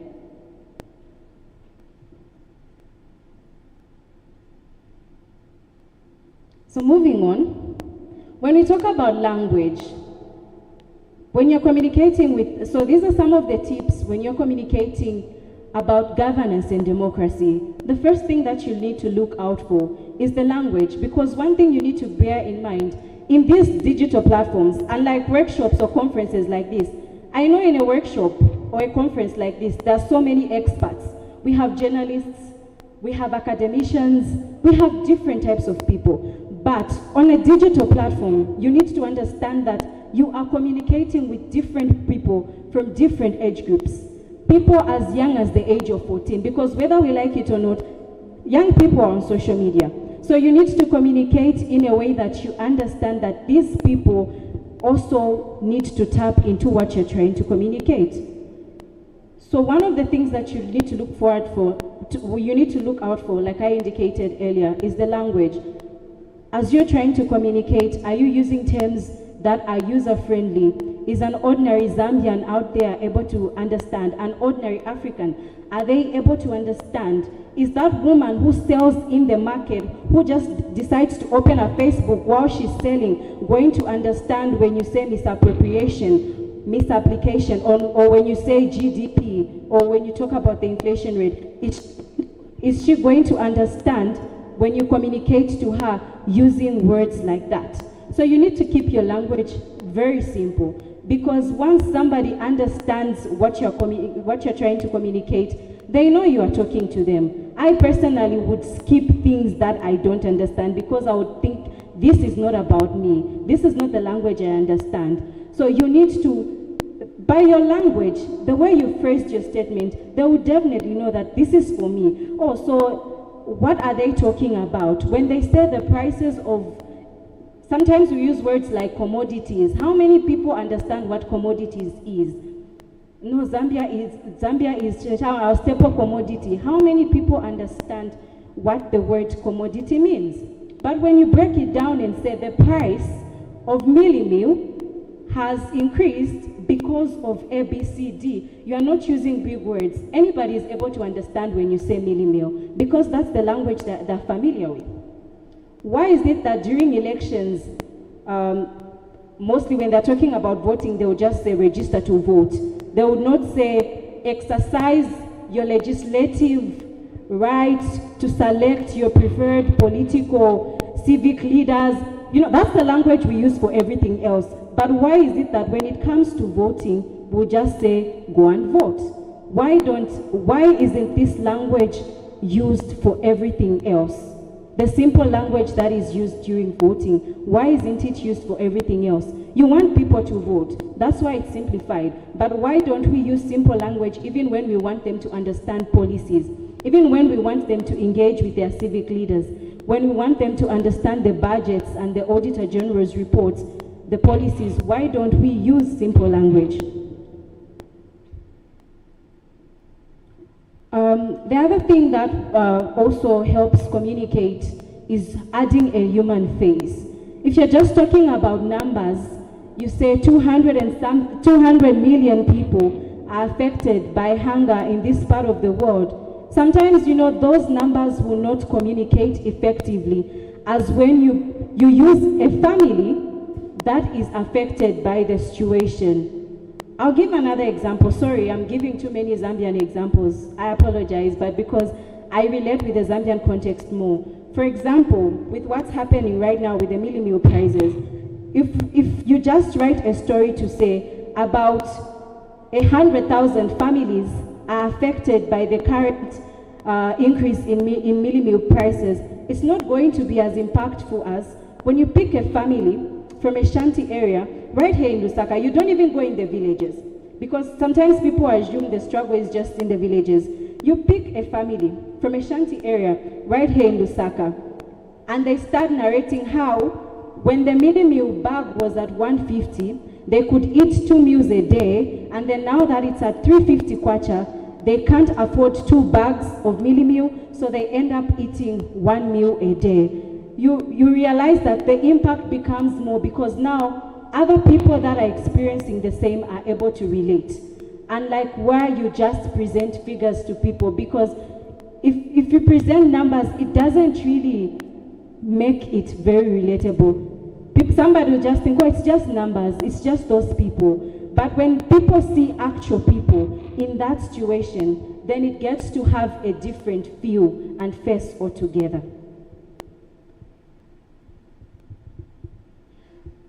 The other thing that I have personally tapped into around the work I do, creating content for civic engagement and democracy, is working with influencers. It does have its own editorial concerns, but I'm also going to share some tips. We noticed that from the platforms that I work on, most of our audience are interested in artists, comedians, social media influencers, etc. So we thought of how can we tap into working with these social media influencers. So I'm going to share some tips that have worked for us effectively. So first of all, you need to be careful as you select the influencers. You need to take time to find out the content they do. Somebody can have the numbers online, but I don't know about other countries, but we've had people that would do the wrong things just to get the social media numbers and attention. So somebody can have the numbers online, but that doesn't mean they're doing the right thing. So if you are a brand or an organization, you need to look into what that person's content is all about. What do they talk about? You find that it could be totally different from what you're trying to make them work on. It could be totally different. So you need to first of all investigate what type of content do they create? What type of brands do they work with? What type of audience do they attract? Is that the type of audience that you're trying to tap into?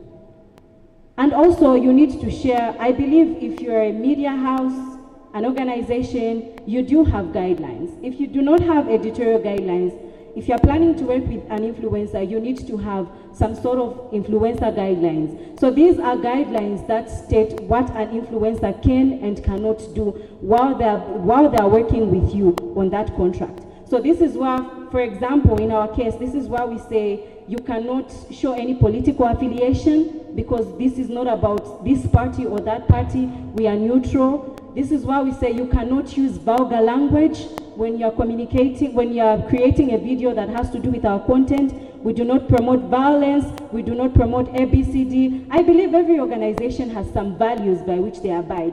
So you need to make sure that even before you engage that social media influencer, they need to understand your values as an organization.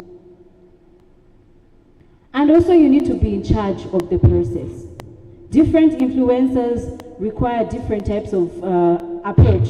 There are those whereby just by sharing the concept with them, they're able to understand and create they are able to undergo the creative process alone. And then there are those where you need to script them word for word. The whole idea of you being in charge of the process is not to interfere with their creative process, but just to make sure that whatever message they're putting across aligns with the values that you have as an organization.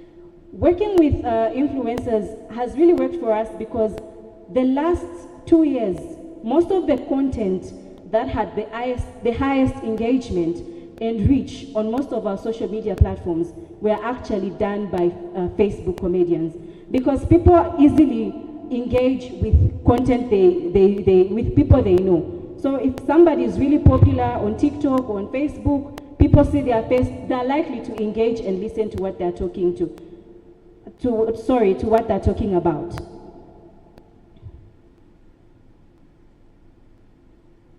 Also, one of the things you could tap into when you're trying to communicate on civic participation and democracy is trends. Again, I'll give another example on the Zambian budget. The response or engagement I would get if I posted about the budget today would be different from the engagement or response that would be received a month ago when it was announced, or when the Ministry of Finance was releasing the budget. Why? At that particular time, that was what was trending. It was important at that time, it was trending. The problem with social media is that people easily move on. So if you're bringing up something that happens 2 years ago, you bring it today, most people are not really going to engage as much as they would have engaged at that particular time. So it's important to just jump into trends as that thing is happening. The elections are happening there and there. Communicate with people. Don't wait till 5 days after the election results are announced, then you start telling people, oh, so this is what happened. The digital space is really fast. You find that by the time you are posting, a lot of other people have posted about it. And this is where people that usually post fake news take advantage.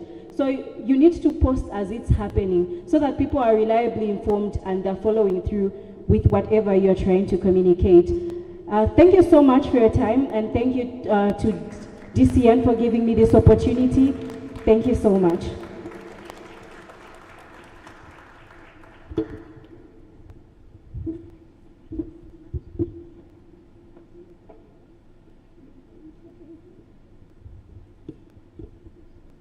Another very warm round of applause for Patience. Thank you so much. Okay, we're going to have a short break for tea. That includes you, Internet. So we're going to have a short break for tea, about 15 minutes. So in the last 5, you'll see me coming around asking you to come inside. Let's try and keep up with our time. We have some great presentations as well this afternoon. So we'll reconvene back in here, and then we'll share the rest of the program for the rest of the morning, and then we'll get into lunch. So please enjoy your tea. A few housekeeping rules. The bathrooms are just outside through the door. There's a ladies to my, my right, and there's a gents to my left. So that's where you will find the bathrooms. Those of you that haven't had an opportunity to register, now is your time. Please feel free to go to the front desk, get your tag, register for the event, and let's meet back here at about 28 minutes past, thereabouts. So thank you so much, ladies and gentlemen. Please enjoy your tea.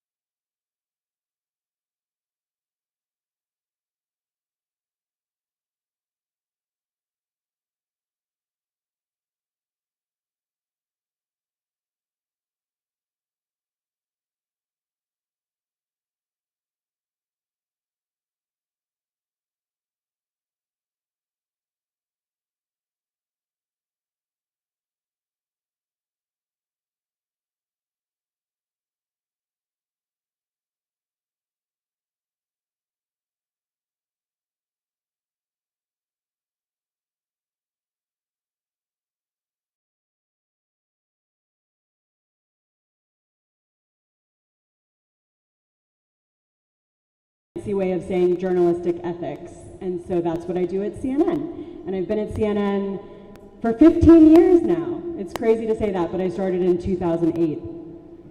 So this is a topic that I've been thinking a lot about, and I think some of it builds on what Patience was talking about just before. So we'll get right into it. I think this is a really pivotal moment for the media industry. And of course, when we're talking about media, what we're really talking about is stories. Stories are the way that we as humans understand our world. It's the way that we connect. It's the way that we build meaning. And, you know, when you think about it, stories are really kind of the houses that we build for our brains to live in. That is to say, stories are critical and they impact everything else. So I've met people here who are working on amazing projects with Code for Africa. I've met people here who are working on digital implementation for small and medium businesses. And of course, lots of journalists and people who work on fact-checking projects. Story impacts all of it. And so I hope there's something useful for everyone in this short presentation. So when we're thinking about stories, you know, I grew up camping a lot, and so I wanted to start with an image of old-timey storytelling, people around a fire telling stories to each other. So I opened up Pixart, which is an Armenian company that does AI image generation. And I said, give me an image, people around a campfire telling stories. And this is what they gave me. I think it's pretty good. They gave me a couple images where the whole forest was on fire, which is a sign that AI isn't yet, you know, super, super clever at tricking us. Not yet, but we're almost there. And how does this relate to legacy media? Well, legacy media has already been forced to change a tremendous amount from digital publishing. So this is an image of the New York Times newsroom in 1983. What do you guys see? What stands out to you from this image? Anything standing out? It's all men, right. And from the looks of it, I think they're mostly white. And actually this guy here in the corner is smoking a cigarette. So it's a real sign of the times. So, you know, as I mentioned, I started at CNN in 2008, and in that time, you know, oh, this picture is really hard to see. Is there any way we can dim the lights at all, or it's okay if we can't? Okay, so this is an image of some CNN staffers where I work recently. And you can see already it's a different environment in legacy media. Legacy media has changed a lot since the time that I started, even in 2008. But for legacy media, we're aiming to tell stories about the world for the world. And so more change is needed. And digital publishers are helping us get there. Oh, now we're really dark. So, you know, when I think about milestones in how digital publishing and traditional publishing have interacted, this is one example that comes to my mind. This is from 2009. Does anybody recognize this image? Yeah. The river in New York, I don't remember the name, that it was turned out also to a film as well. Yeah, so this is called The Miracle on the Hudson, and this is when a plane took off from an airport in New York, and a bird got caught in the engine, and miraculously it landed on the Hudson River and everybody survived. So what does this picture have to do with digital and traditional media? I have to put a disclaimer. We didn't organize that from before, okay? To my view, it is related with a term that the pilot was a very traditional person, that he managed to use so effectively the things that he has been trained, so that he managed actually to use digital technologies at the benefit of the people on board. Well, that's an angle I hadn't considered. But also, this image was not taken by a journalist. This was one of the first news stories where the early images of this news story were all from people with smartphones. At the time, we called it user-generated content, which sounds really clunky. And now, of course, we get content from social platforms every day because people are closer to the stories than we always are. So it's not just individual stories, right? Digital publishing has also pushed traditional publishers to see big trend stories that sometimes we've missed. So this image represents Me Too, which is of course a big movement in the United States and other countries, where people online were talking about their experiences with sexual harassment in a way that traditional media hadn't been in such a comprehensive way. I was working at CNN in 2015 when those stories started pouring in. And, you know, this was a really important, big story that has changed really things in the United States and in other countries around the world in terms of gender relations. Similarly, digital media and small publishers in the US have been sharing stories starting about 10 years ago under the banner Black Lives Matter, when Trayvon Martin was killed. And these are videos and images of things that Black Americans have long time said, which is that police treat them differently.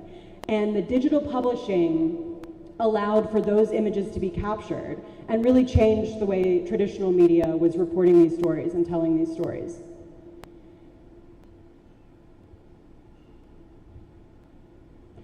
So I'm going to give to some concrete takeaways for the things that I think we can learn from each other. But I want to talk first about a mistake that we made at CNN. And I think that's really important because I think in this moment when we're thinking about digital publishing and our responsibilities to each other, there's been a lot of talk already about community and what we owe each other. I think for all of us who are digital publishers, we really need to take responsibility when we get things wrong. And here's an example of a time that CNN got something really wrong. So this is a meme, and the hashtag you see, someone tells CNN, and it says, I don't know what hotbed they're on about. Does anybody recognize what this story was about? Yeah, I see a few hands. This was when the CNN had reported that Kenya, and Nairobi in particular, was a hotbed of terrorism. So Kenyans went online to counter this, to show images of peaceful life, and the hashtag was someone tell CNN. Exactly right. So this is the banner on TV, and I was working overnights at CNN, 6 p.m. to 3 a.m., and somebody called and said, we've got a problem. And quickly we saw on Twitter, because Kenyans are very communicative, exactly what the problem was. And so we changed the headline, we apologized, we worked with Kenyan authorities, and you know, I raise it because storytelling is a human endeavor, and when we make mistakes, we need to own up to them. But as you see, trust when it's broken is not easily repaired. And so this was a somewhat funny meme, I thought, playing on terror hotbed, calling CNN the error hotbed. So, you know, this is, I think, a really important lesson for all of us in digital publishing as we're trying to tell these stories. We even might think our platforms are small. But the reality is, whenever we have a platform, we have a responsibility. And so I think it's an important reminder for me when I go about my work every day, whether it's professionally for CNN or in my social world as well. So let's get into some more specifics. You know, Patience talked a lot about how important it is to make content interesting and how important information can sometimes seem boring. And I think that features a lot into what we're seeing, where collective attention goes more so to influencers or funny comedians she was mentioning, and sometimes away from traditional media, which can be a little bit more boring. No offense to me, but we can sometimes be a little bit more boring. So when I'm thinking about what social media publishers do well and what traditional media can learn from, I think of a couple things. One, anybody have a thought on what the unicorn might stand for? Or an idea? You don't have to. Okay, so for me, the unicorn means social media publishers are able to have a really unique point of view. When you go and visit a social media account, you know that what somebody's voice is. You know what their point of view is, you know where they're coming from, and that really helps build connection because you see them as a person, right? Also humor. You know, going back to the memes that we were sharing, you know, humor is a really effective tool to dealing with all kinds of things, tough subjects, painful subjects. And social publishers do a great job using humor. Traditional publishers are scared of humor because humor can really go wrong. And so traditional publishers are often not playing around with humor, but humor is really important and it makes meaning in a way that's really important.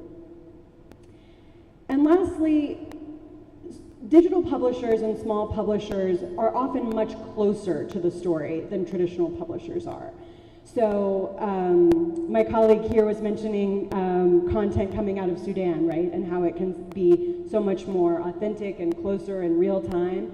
And that's something that social media publishers have the market on. You were mentioning that now traditional media are coming to some of these social publishers, right? And why is the reason? What do you think? Because they have credibility, and these influencers have a lot of followers on social media platforms. So whatever the story is that CNN writes, for example, at the end of the day, it's going to come, like, if you quote this person's followers are also going to listen or read what CNN posts online. Thank you. Yeah, that's absolutely right. And in that case, the influencer may be providing some credibility, right? Which is something that we wouldn't necessarily have. So I came upon, back, forward, okay. There's lots of small-time publishers or non-traditional publishers doing great work. This woman is a freediving instructor in South Africa. She started a foundation called the Black Mermaid Foundation. And in addition to having tens of thousands of followers on her page, she's also talking about like really substantive important stories. She's talking about plastic pollution in the oceans. She's talking about climate change. She's talking about getting people more involved in the natural world. And I think this is really important because she's able to connect these really serious topics with her personal story.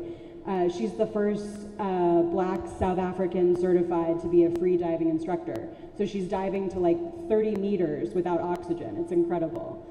So she's an example of a way in which non-traditional publishers are really making a mark and making these connections. So some lessons from traditional media. These emojis are not as fun. They're more serious. But I think some of these really represent ways in which digital publishers can learn from the folks who have been doing it as a business for a long time. So the first one is traditional media has a lot of rules. And the rules involve what we can and can't publish. So those are really important. There's also a process before we publish something, and that's really important too. Fact-checking, lawyers might look at something, I might look at something. And then when we get something wrong, we correct it. And so, one more example of a social media publisher who's gotten things wrong and I think really could have benefited from some of these rules. So this is Logan Paul. And he was one of the original YouTube publishers. He was like the biggest YouTube star. He visited Japan, a place called the Suicide Forest, so named because sometimes people take their lives there. And he went dressed like this. And he posted a video where he came upon someone who had recently taken their lives, and this was the video. YouTube was forced to apologize on his behalf. He was demonetized. And I think his example is really important because at the end of the day, what we have is our names. And then for some people, some publishers, it's also a business. And when you're making mistakes, like the example I gave with the mistake we made, when you lose trust, it's really hard to gain it back. So I've gone a little long. I only have 5 minutes, so I'll skip these guys, but I can tell you about them if you want later. And I'll just run through my big takeaways. So I used an AI image at the start of this presentation because I think it represents this next change for all of us. You know, machines are going to be more involved. Yes, humans built AI, but AI is learning on its own. And storytelling is so fundamental to the human experience.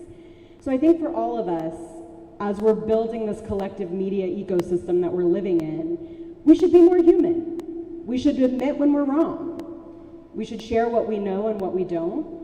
We should share vulnerabilities. Like, for instance, I'm always really nervous when I give a talk. I was really nervous before I got up here. This is a really impressive group of people. And I think that's really important as we're sharing stories to bake that in. Be honest, be transparent, tell the fullest story we can, listen to others. That would have been very helpful in our Kenya example if we had done that in advance. Go slow, which is a little counterintuitive, but sometimes to get it right, you need to go more slowly. And then sharing our platform and our power, which I think is very core to what DCN is doing. Bringing people together with different platforms so that we can all learn together. So I don't want to go long, so I'm just going to put the final slide up. These are other AI generated images that I can tell you about at some other time. And there's my Instagram handle, and then I'm on LinkedIn under that name, and I hope you guys will be in touch because I've already learned so much and made some really wonderful connections. So come find me. Thank you so much.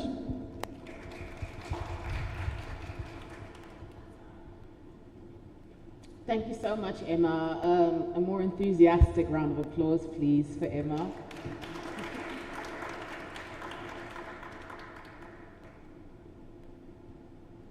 Up next, we have a conversation around digital influencers in Africa, and I'm seeing it's a bit of a trend.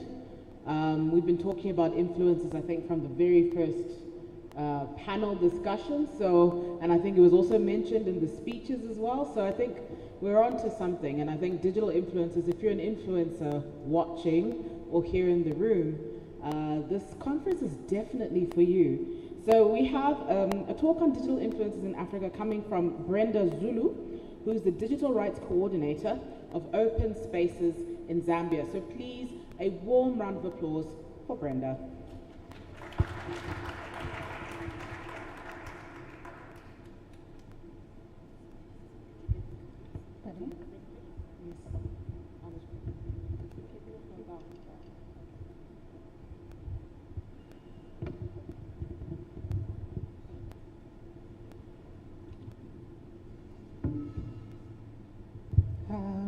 Good morning.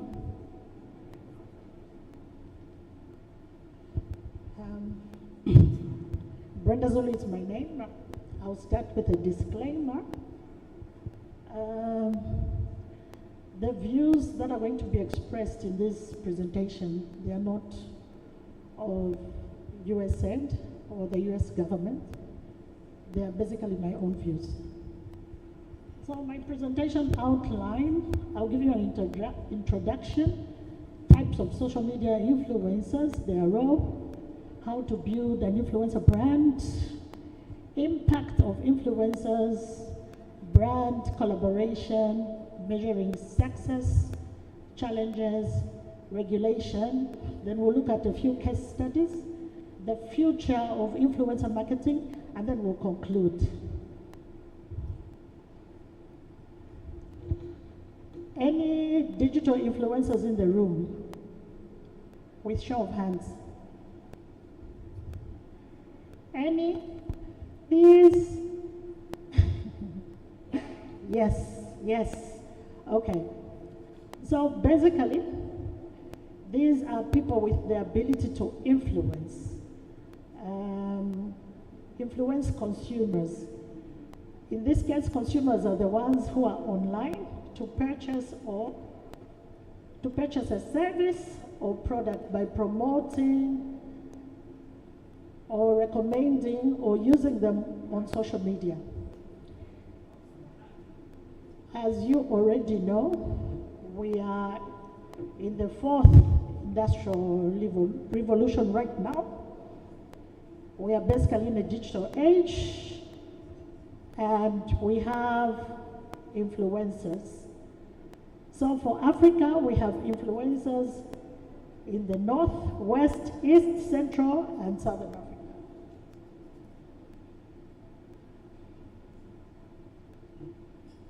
So on types of influencers, the list I've put above is not exhaustive, but I just listed something I've seen online.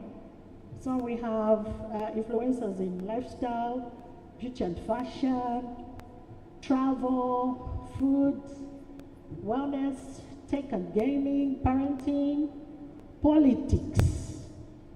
For Zambia, this is very, very big. We have a lot of political influencers and activists, business and entrepreneurship, environment. The last speaker was just talking about somebody influencing on the issue of climate change, culture, art, and creativity, and then a lot of motivational speakers.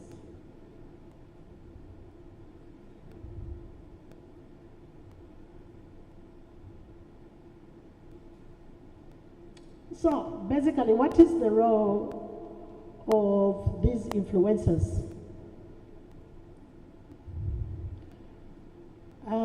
From the front here, I had a conversation on people saying they have a lot of following, they have a lot of numbers, and this is why they are picked to influence in the online space. So their role includes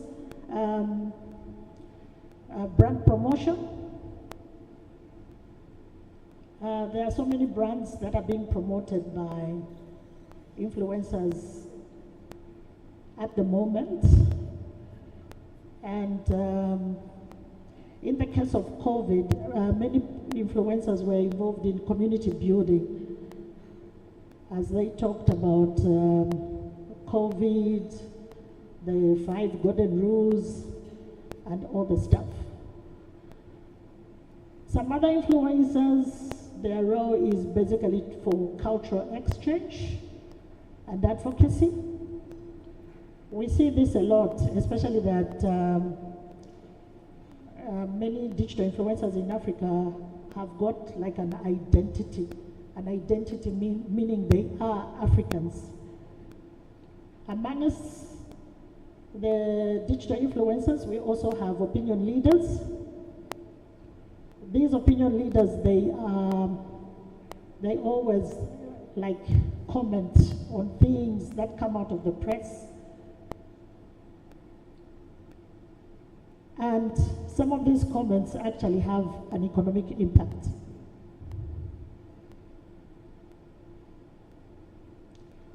So if you want to build your brand as an influencer, you need to find your niche.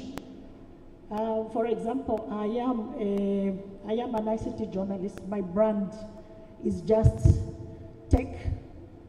So you can find your niche and you choose a platform,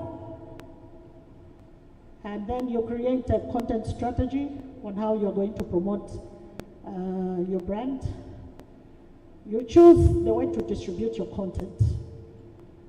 You create a social media calendar, which is basically a list of titles of things that you're going to do. And then you can have a media kit and pitch to your brand, because you don't have to wait for the brand to come to you. You can also pitch. And then you need a platform where you actually advertise all this. It can be a website, a blog, or any other platform. For you to be a successful influencer, you need to be consistent. Consistency is key. And then also, you also need to be engaging with your audience. Don't just post, engage with your audience. When Facebook, now Meta, YouTube, introduced the the button for video. We have seen a lot of influencers engaging with their audience.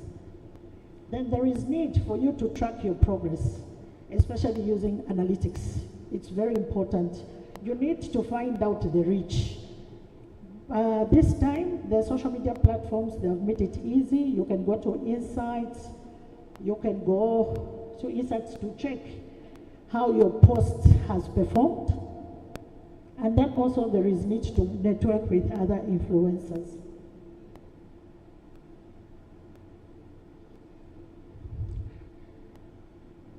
So influencers have become pivotal players in shaping consumer behavior. The impact of what they do online is actually beyond our imagination. So we have platforms such as, X, now Twitter. We have Facebook, now Meta, Instagram, YouTube, and the new baby on the block, TikTok, and blogs. These platforms are heavily used by influencers. I would like to pause here a question. Maybe we can use Slido to see what the impact has been. So maybe at this moment in time, I'm going to ask all of you to put in Slido a hashtag or hashtags from your country or even Africa at large that you think have had an impact in Africa.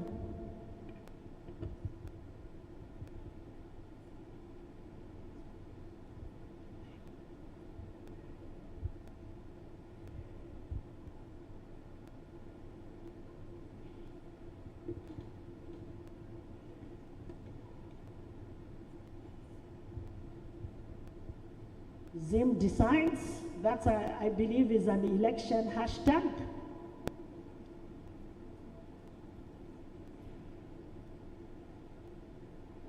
And very popular. Land first.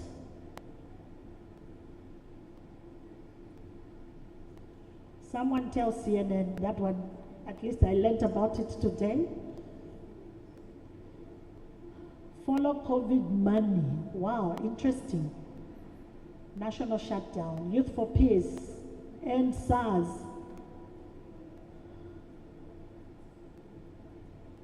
Gambia, Dafadem, Diakuya. Fees must fall. Fees must fall is proving to be popular. KOT. Youth for Peace.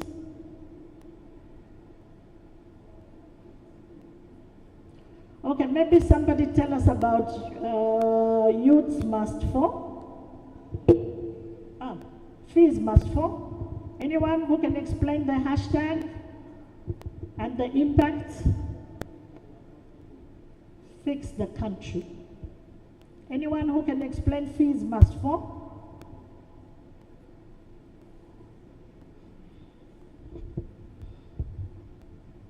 Okay, now.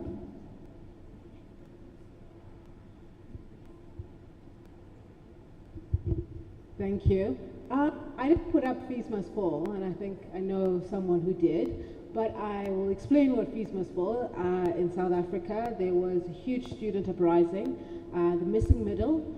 Of students who could not pay for university fees went on several protests to ask government to cover those fees. Also, the young people who are entering universities whose parents could not afford the university fees, they went on huge protests over several years to this point. So that's what Fees Must Fall is about in South Africa. Thank you so much. Somebody explain Fix the Country.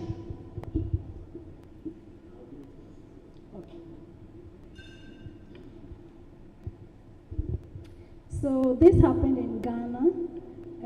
It's a social media campaign by the youth that translates from social media to a huge demonstration. It started last year, and all you need is to take a picture of things that are deteriorating in your community and share on social media. So that's how it all started.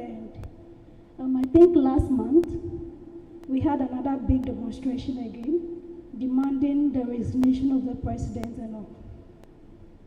Okay, that's good.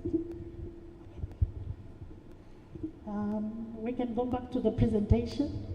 Thank you for all the hashtags.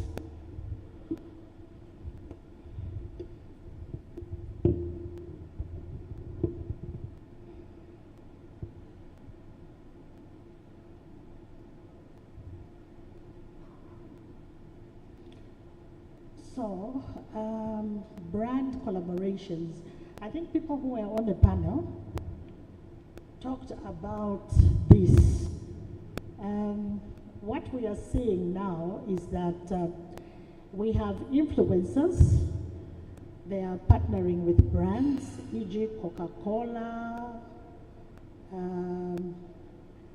Heineken, and different other brands. And these collaborations are mutually benefiting the brands themselves. Yeah. So, like for instance, in Zambia we have an ad about a Nigerian singer, and in this ad she's actually promoting a drink for a certain company. I'm not going to advertise. So, being an influencer is not immune to challenges.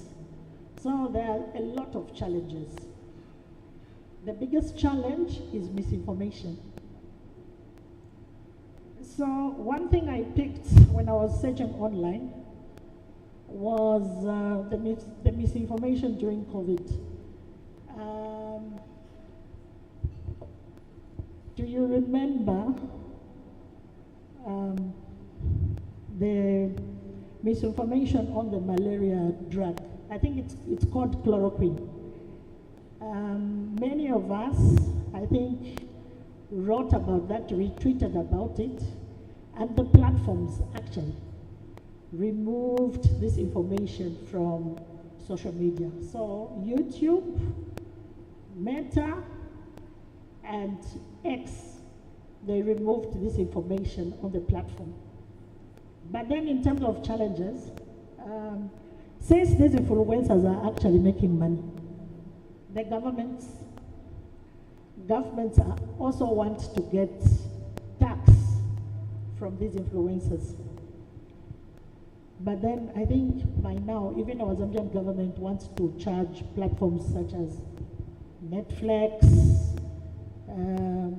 but I think for now they don't know how to do it, but they want to learn how they can do it in future.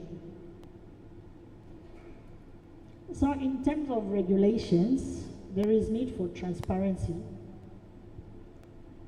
Transparency and closure. Yeah? Also, there is need for influencers to be authentic and honest, so as not to mislead people. And they have a challenge actually in terms of accurate representation of products and services. For instance, if you are an influencer for a mobile service provider, and you go on and say the services are good, meanwhile, the services are bad. I think that's not the true representation of what people are getting on the ground. So they actually have a lot of challenges.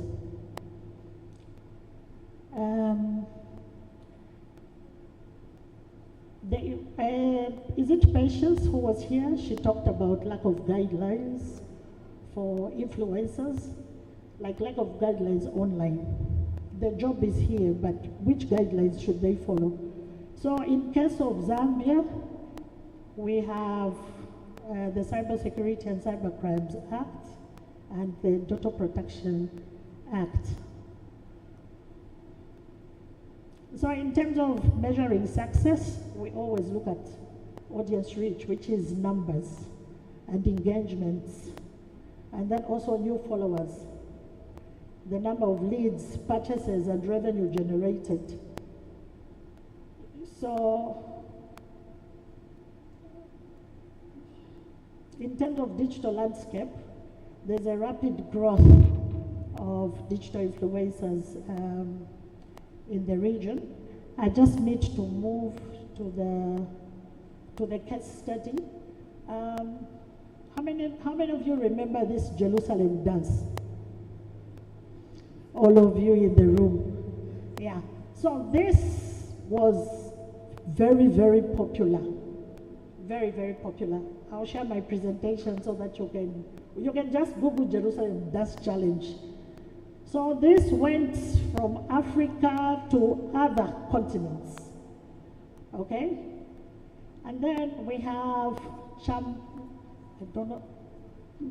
Chamadangozi Hachi, I don't know, maybe I butchered her name. Her TED Talk on feminism inspired global movements. You should Google search her as well. Then we have Tony Elumelo. This one is always giving out grants to youths for startups, and he's very popular. Then we have a musical group from Kenya. So this musical video is about Melanin, celebrating African beauty, and the song actually went like viral. All right. Let me move. Okay, so I just want to talk about the future of platforms of influencers. So the first presentation talked about virtual reality and augmented reality. So this is the future, but when he did the presentation, I know that we are living in the future right now. Yeah. So this technology is something which influencers can actually use and prepare to use.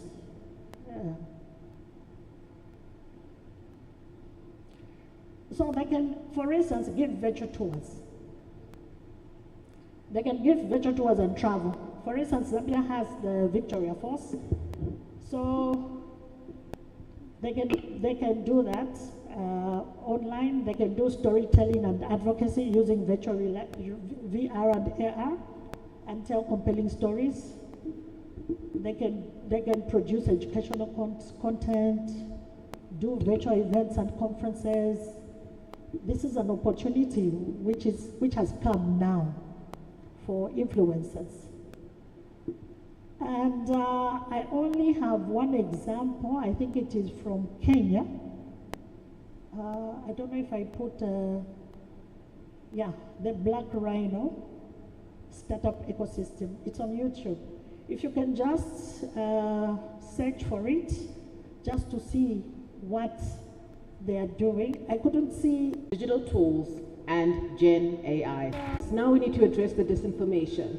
Disinformation in itself is complex and multifaceted, which calls for, I've been hearing quite a bit about legislation and change of legislation to understand the information networks that we're currently working in. It does need some of that as well. Now, identifying manipulative actors behind the campaigns requires my team and the rest of Code for Africa, it requires quite a lot of digital forensic investigations and digital understanding of how these connections actually happen. And not to say that only digital forensic experts can do this, we also do train journalists on what kind of tools to use to be able to pick some of this stuff up.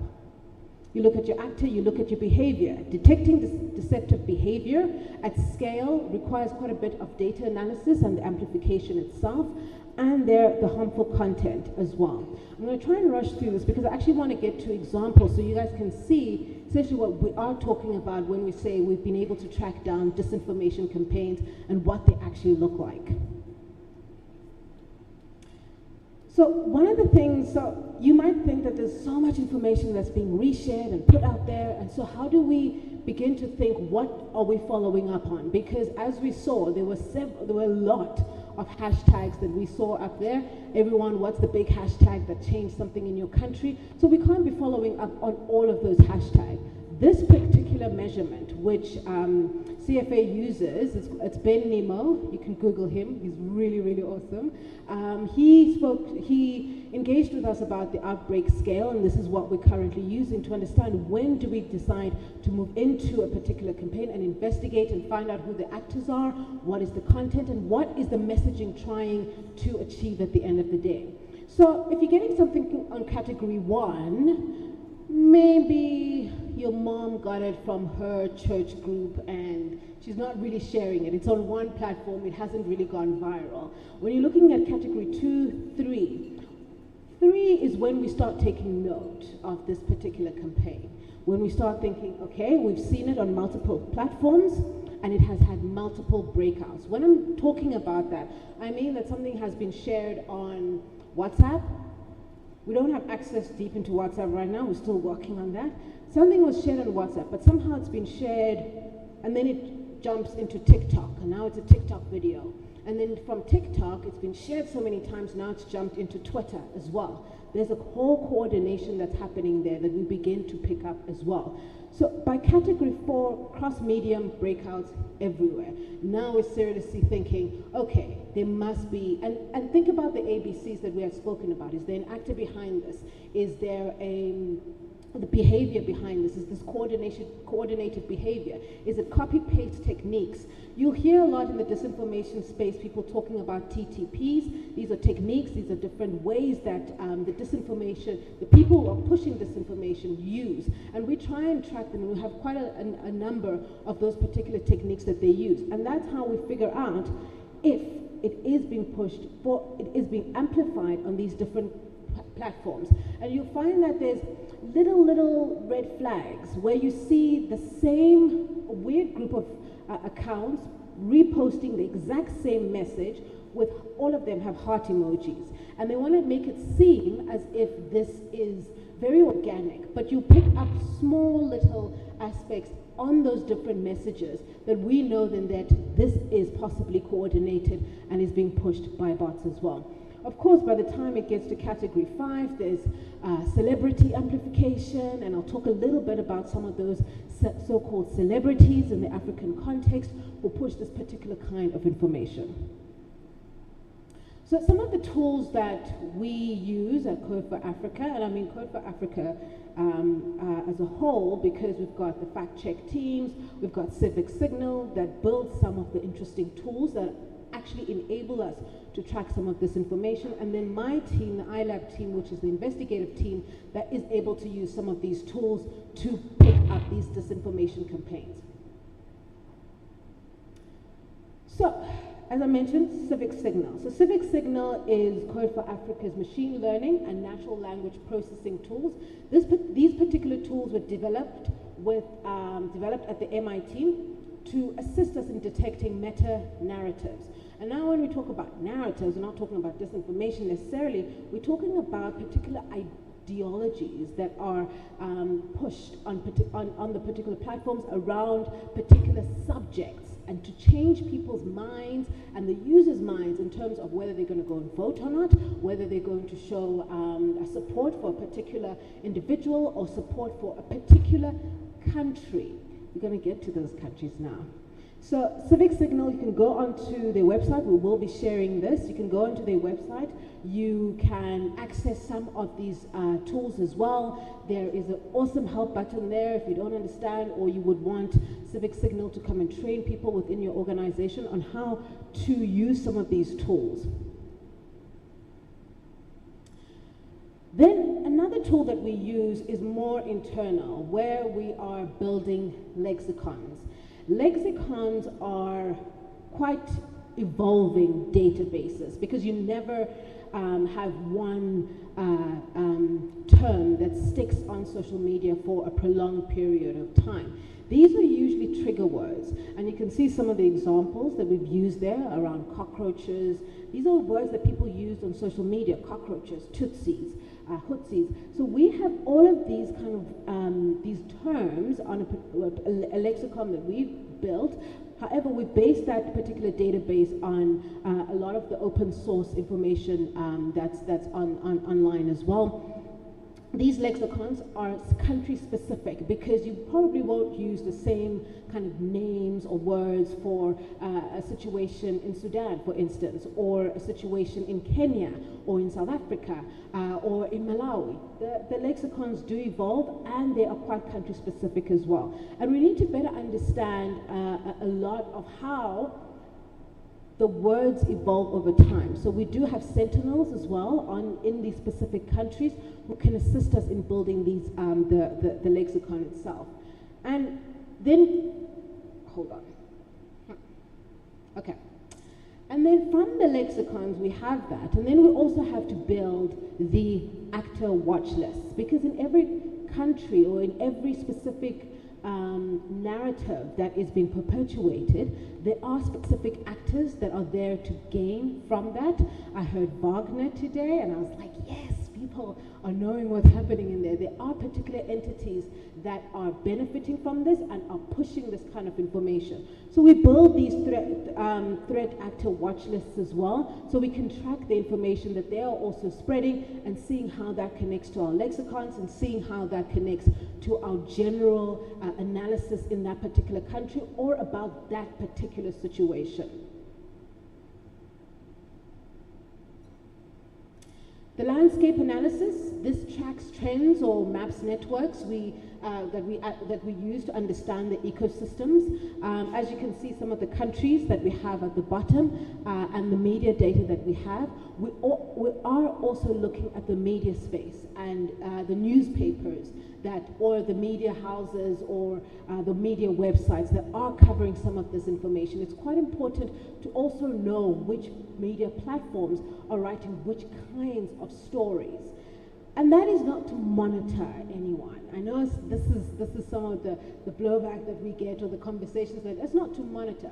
We all understand the power the media has in this particular aspect. And the power and a lot of information, disinformation does get circulated by media houses. But why are those media houses circulating that particular information? And that's where our investigations usually delve deeper and deeper into. So, this is my favorite part, all of the examples about the core narratives that are being shared. IMI and FIMI, foreign information manipulation ops across Africa. So, to start off with, this is some of the narratives that we've picked up over the past couple of years using some of the disinformation campaigns that we've been able to pick up.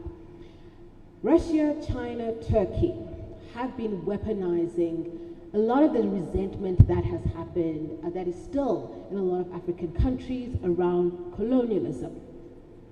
And they use this to, how do I put this, to beat the West over about, and that the West is not coming to help Africa and the West will never help Africa. All the West wanted to do was to take the resources from Africa.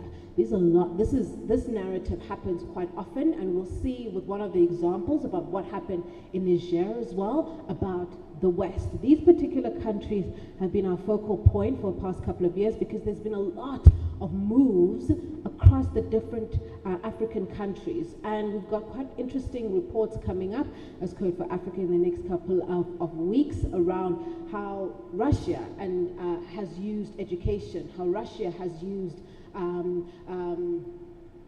religion, for instance, in pushing some of these narratives.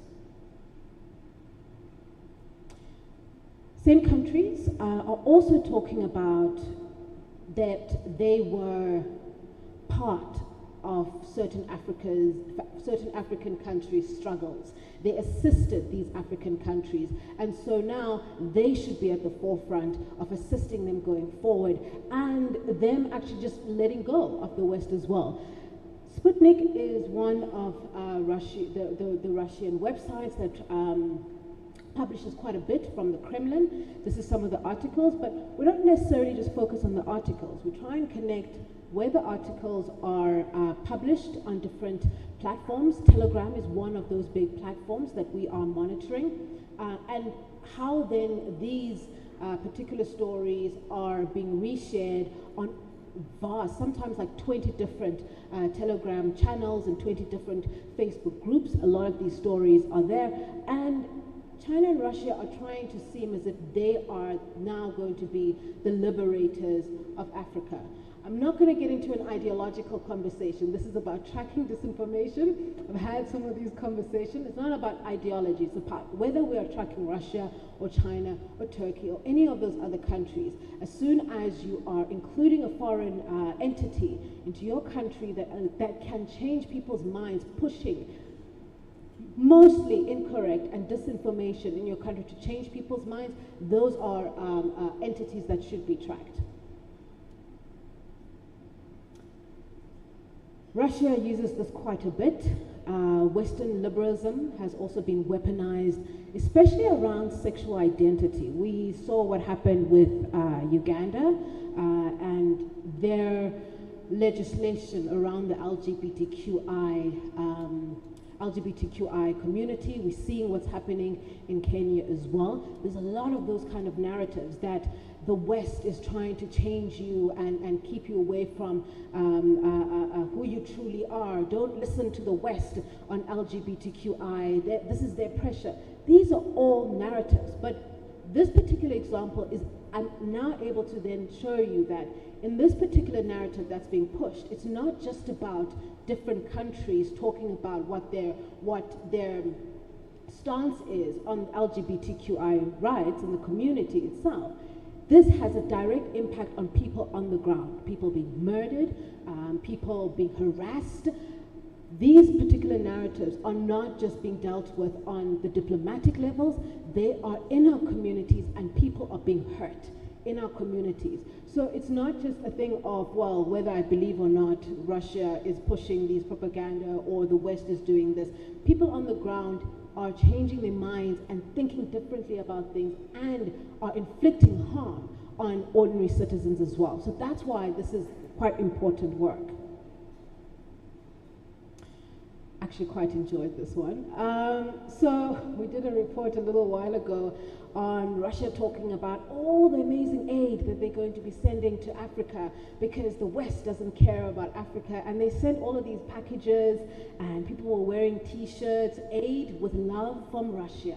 It sounds like an interesting movie, I would think, but this was their kind of campaign, using quite a bit of disinformation around aid, that no one else is willing to give Africa aid and only Russia is willing to do this. And for the simple fact that there's so much branding everywhere, it gets you to start thinking what actually is the idea behind this.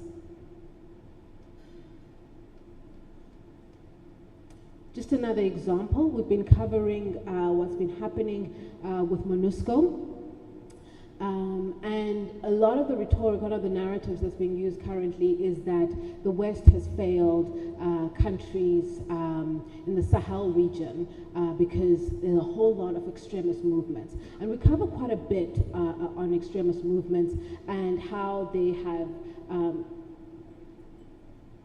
we cover quite a bit on extremist movements and they push in particular countries, in Mali, in the Central African Republic, and their impact on those particular communities as well. Russia is using this as a, we are here to help you. Bring in Wagner, bring in the Russian forces to assist. Do not use MONUSCO, because MONUSCO has not been able to contain these extremist movements. Quite recently, quite recently, we have been able to publish a report about the increase in the number of deaths due to extremist movements after the Niger coup. That particular report, still sitting with our editors, but we will be putting it up online soon. That shows you the actual impact on the ground when the likes of MONUSCO leave, or the likes of any other tangible and proper army that is on the ground, and what extremist movement can do in some of those particular communities. So a lot of our work, this is the baby that my team works on and puts up content. We use a lot of the reports that we put together, and we find stories within those so that ordinary people can engage with some of this information. Because for ordinary people, disinformation sounds quite boring. Fake news sounds quite boring. Those kind of words have been overly used. So we try and turn a lot of this stuff into actual news stories that we can publish on the ADO website over there. And some of the stories, as I had mentioned, what's happening currently in Mali with extremist movements, the kind of information that is, the disinformation that is being pushed around those, kind of disinformation that is being pushed. One of the interesting reports, and I'm hoping still this year we can get that report out there, I think it's going to have quite an interesting impact, is Russia and the whole concept of religion and bringing in their own religious leaders and starting religious churches in different African countries. Why are they doing that? How are they doing that? Which countries have these new church leaders, and how Russia is actually taking certain theologians in different African countries to go and study in Russia, to go and study their way of religion. So using soft power like religion, we're going to start a new investigation now, looking at using education as a soft power as well. Universities, taking people to different universities in Russia, using language as a soft power as well. So a lot of this content we do put up on our ADO website. Also, there's quite a lot of information about fellowships that we do, some of the training that we do with CSOs and Watchdog Media as well. And I was going to give 5 minutes for questions, but I think what I will do is anybody who wants to chat a little bit more about this later, very happy to over lunch. And thank you very much.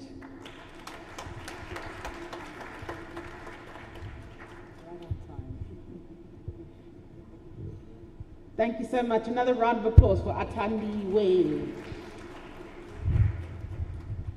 Okay, so I stand up here so that our friends online can see me. And that brings us to lunchtime. Okay, round of applause for yourselves for making it to lunchtime. Woo! And now, probably one of our favorite parts of the day, we're going to get to eat. But before we all get up and rush to go eat, some information for you, because we are coming back.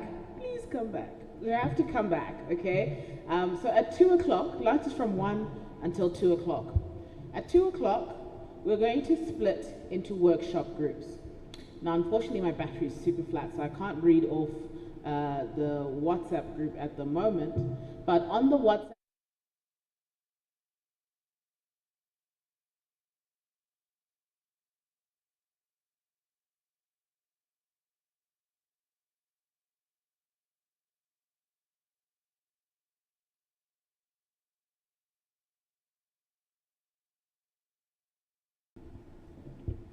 So, okay, we start now.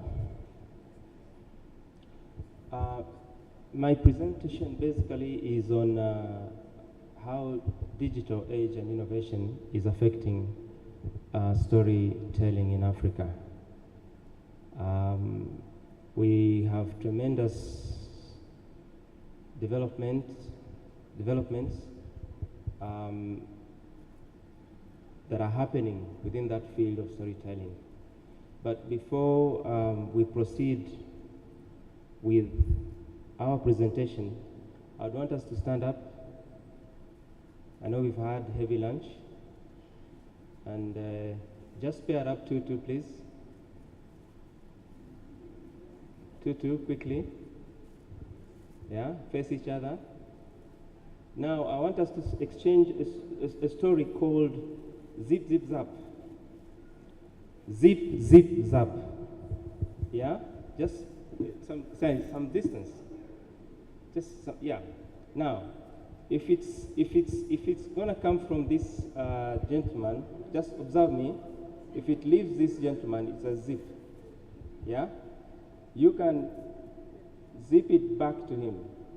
Yeah, but if he thinks now the story is no longer interesting, he can look at someone else and zap it. You know, it's gonna be a bit chaotic, but let's just try it. That's the fun of it. Yeah, so we can start zip. Okay, zip to you, zip, zip to her, and then zip. Do it quickly, zip. And then if you, no, zap means to another person. Yeah? Yeah. So it's like this. Let me try it with this gentleman. Okay. Yeah. Okay, wait. Let me do it with this gentleman. Okay, zip, zip, zap. And then, yeah, zap, zap. And then there's another one called boing. You know when something bounces back? I don't want to story. Boing. Yeah. Try it. Let's wait for just 1 minute, please. Just 1 minute to cheer up the lunch. Yeah. Okay, let's try it. Go.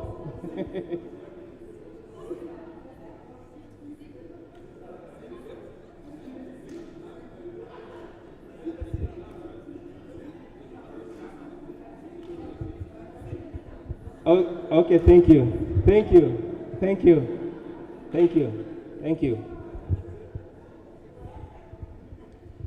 Usually we do that to shake off the lunch because, you know,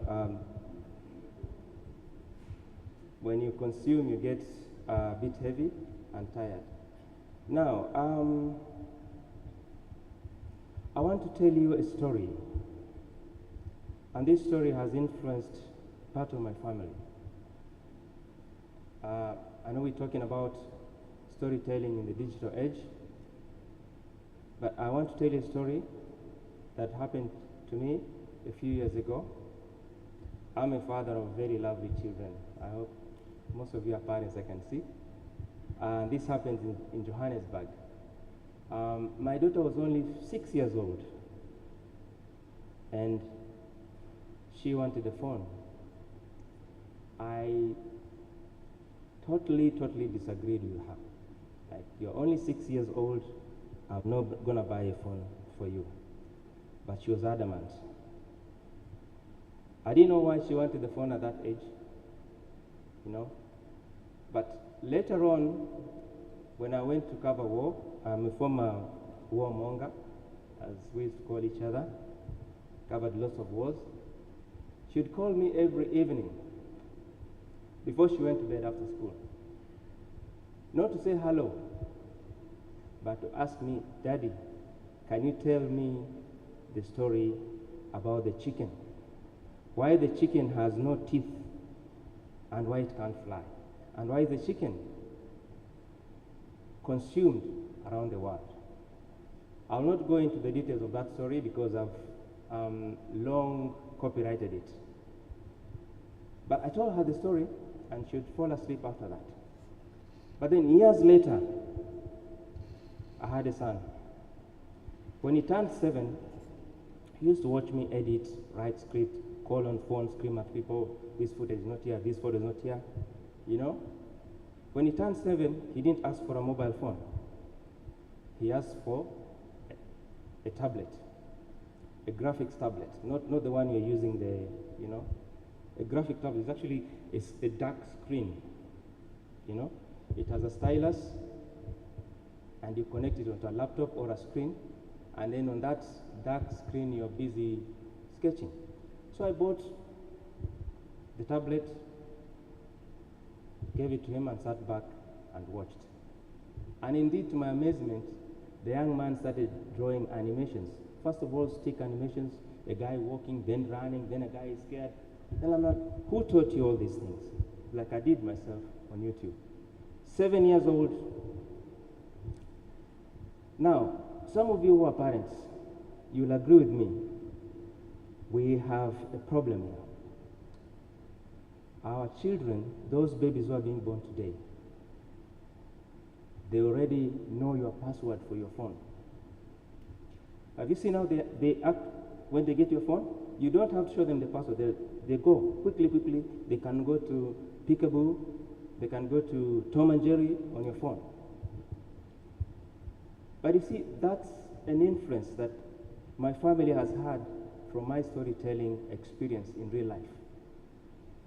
Some of us as Africans, we are very, very, very embarrassed to talk about our traditions, to talk about our stories.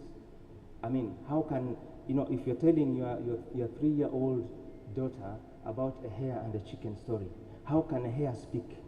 How can an elephant speak and sing? But those things have molded Africa. If I tell you now, scientists in this world confirm that there are 7,000 languages, but they all come from one mother tongue, be it isiZulu in Southern Africa, to maybe Bambara in Mali,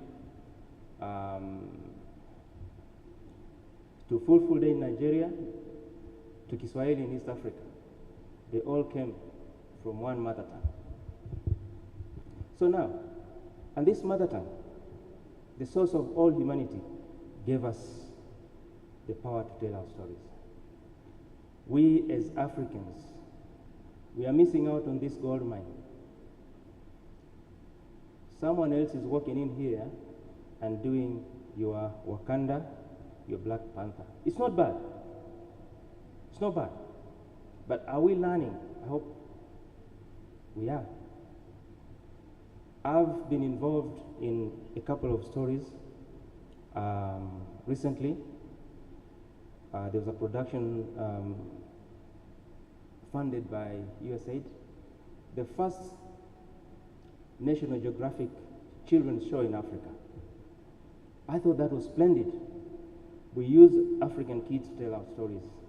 Tell stories about bees and why elephants don't go near bees and stuff like that. Splendid. But my challenge is, those of us who are doing storytelling, what are we ourselves effecting? Are we speaking to our governments? Because the other problem is government too is very reluctant. You go to your minister of entertainment or whatever it is, you have a presentation to do a story about a certain interesting person, could be a hero, you don't get the attention. Now, a few of us have managed to look into digital spectrum, and we move on with or without the government.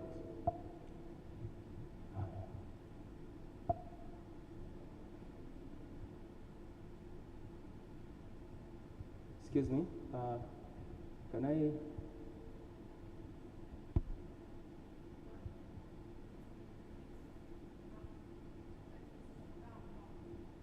It's frozen.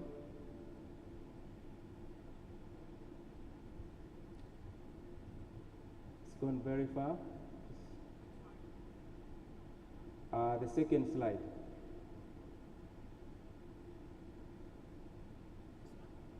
Thank you. Now, in finding African storytelling, we have to appreciate that this didn't just occur in a vacuum.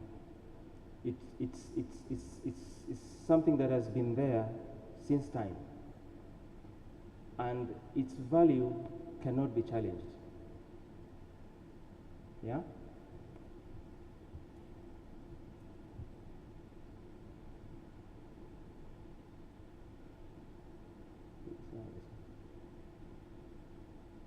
Okay.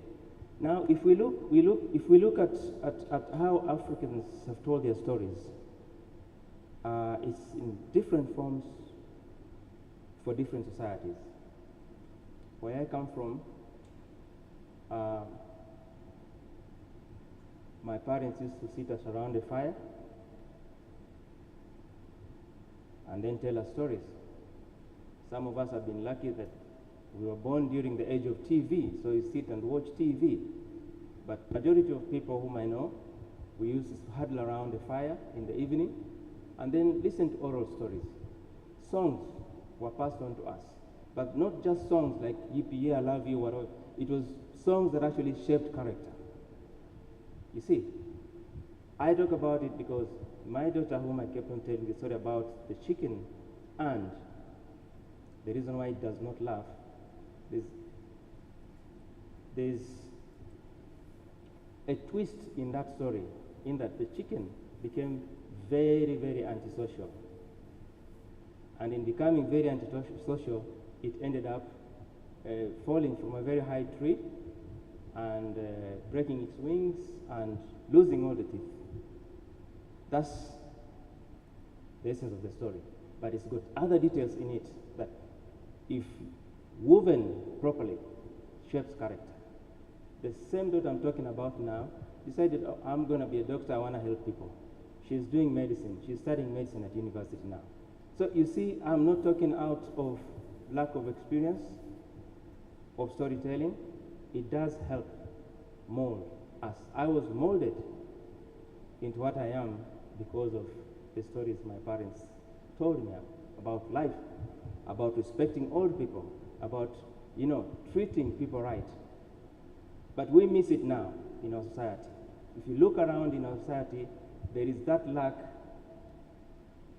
of empathy, understanding who we are, because in storytelling, we knew ourselves. If I ask you now, do you know yourself? Yeah? Do you know yourself as an African? No offense. Most of us don't. Because if you lose that identity, if you lose that storytelling identity, you can be anything. And that's happening now. Most of us are just anything. We are told you're this, it's fine. Yeah? So we use stories to pass on tradition, communal experience, participation, you know.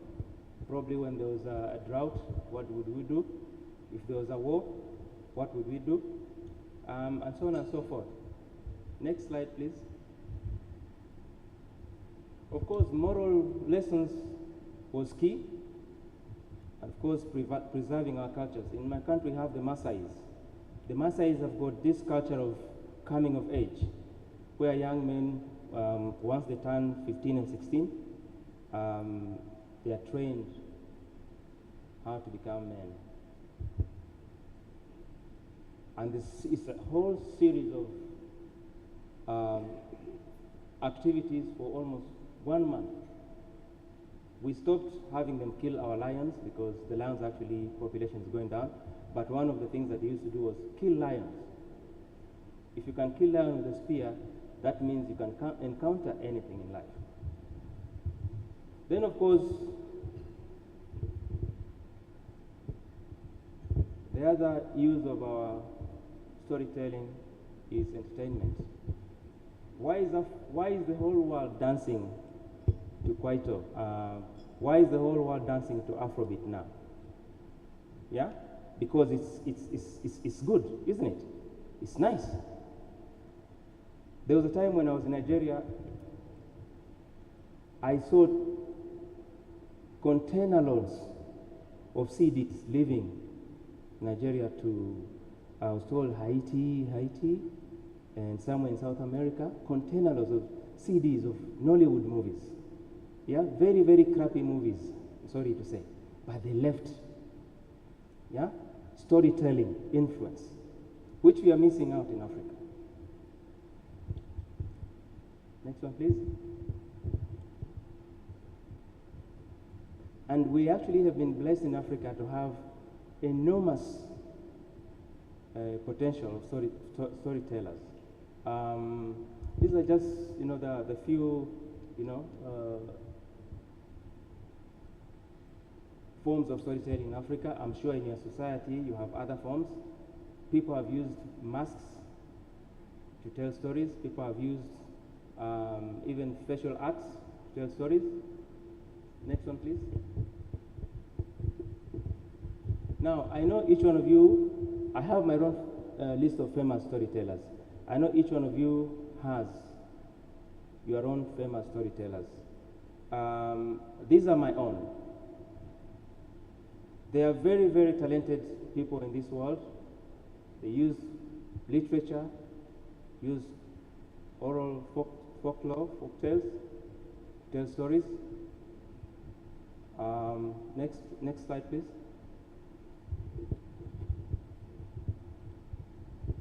But then we also have societies in West Africa that actually are known for telling stories. They're actually like professional, you know, like I think that's Senegal and Mali.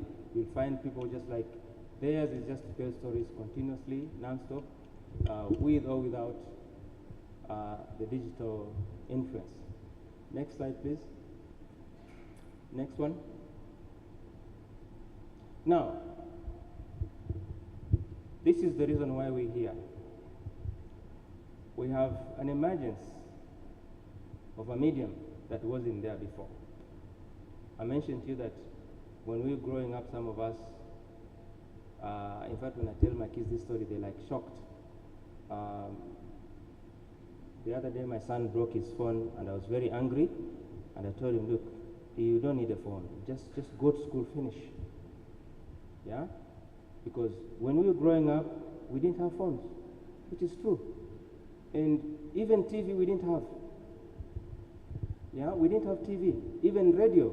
When radio was there, we had a crappy old wooden radio that, you know, when the batteries died, we would actually put the batteries out in the sun. I don't know how many of you have had that experience.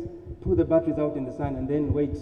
When the sun goes down there, you pick up, fix, and then if it doesn't work, you say, oh, we wait for the sun again tomorrow.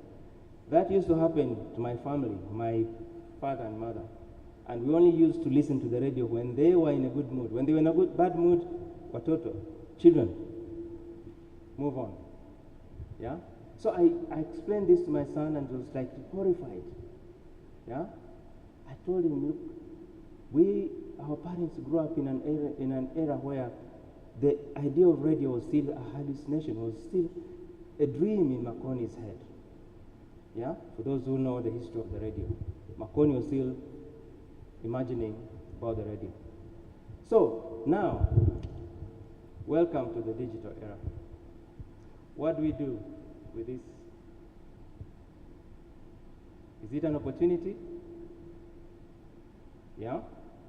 Is it a danger to Africa's storytelling? Because most of us are aware of some of the advantages of working in digital. Initially, I've watched a lot of National Geographic, and I've seen drawings in caves. You know, a scientist trying to like decipher what exactly this drawing in a cave means or meant during that time of history. You go to Egypt, you go into the pharaoh's tombs, they have drawings, massive, I've been there, massive drawings. And you look at this story and like, wow, these fellas had a lot to say. And until now, people are trying to understand the stories that were being told. That was the time before the digital world. But you see now, we can preserve our histories. Even what I'm talking about now is being recorded, probably. Yeah? You can record a photo very quickly with your phone. Yeah? You can quickly animate. You can quickly write a story on your laptop and present it. Yeah? Those are the advantages. When the pharaohs and their curators of their stories wrote the stories in the tombs, we had no idea. The world had no idea this was going on. Yeah? But now, if you just tweet a picture of me standing here, how many people are going to receive it? It's just instant like that. Millions, thousands will receive it.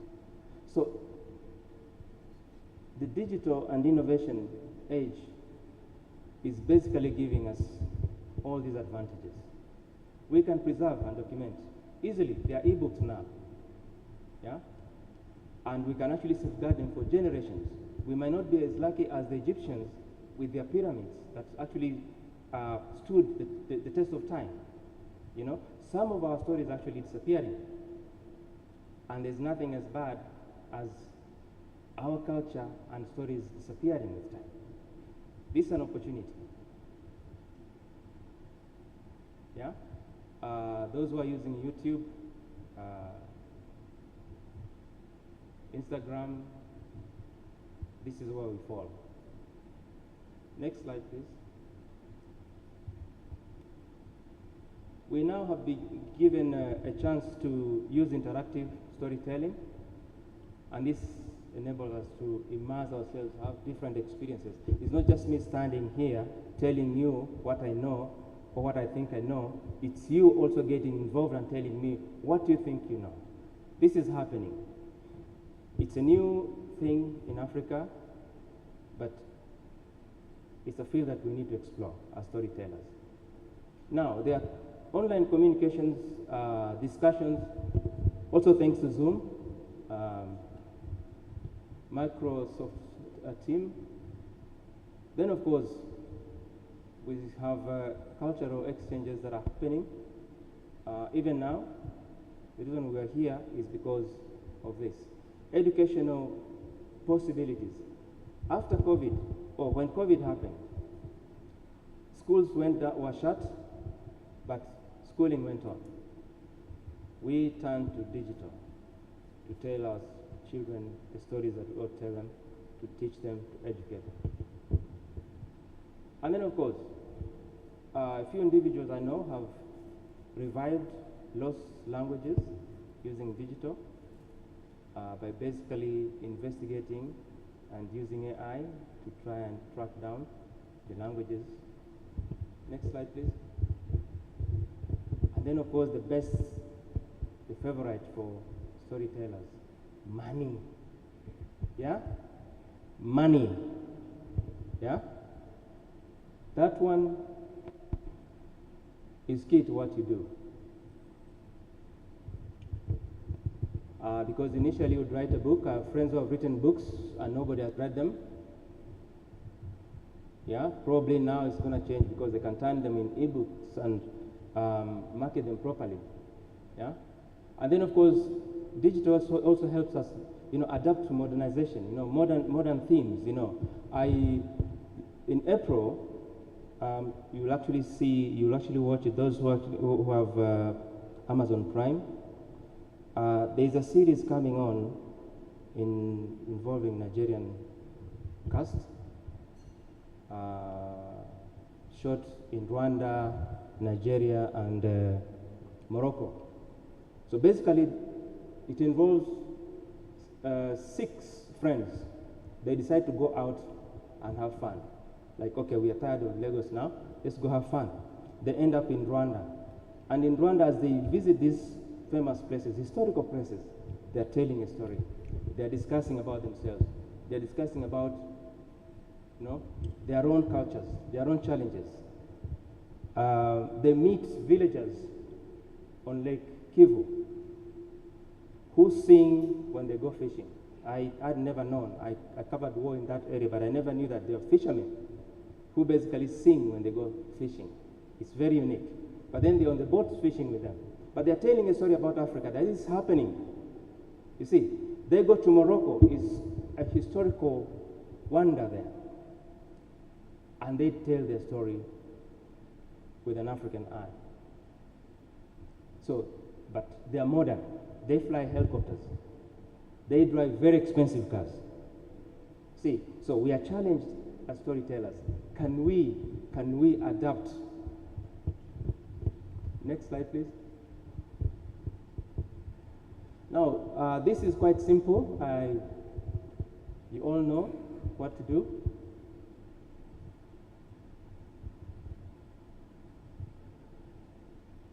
Next slide. Now, the challenges that emerge when we're merging tradition and technology. This actually involves bigger scheme of things. If you're just doing your YouTube at home or in your town, you can escape this. But now when we come to the bigger picture, that I want to now involve funders, maybe from Europe, crews from Europe, that cultural integration will pose a challenge. We've seen several movies in Africa that have been done. Those who are from South Africa, you know the Nelson Mandela story. Yeah? Who was the main actor? Sorry, I didn't watch that movie because the main actor has no resemblance of Mandela. You see, there's another one done on Winnie Mandela. Yeah? It's a good story, yes. But does it resonate? It doesn't resonate. But of course, I'm sure the producers of those movies sat down and agreed that this is a perfect cell. It's all about the perfect cell, which clashes now. Before now, there was a series, Shaka Zulu. Shaka Zulu was a hit in Africa.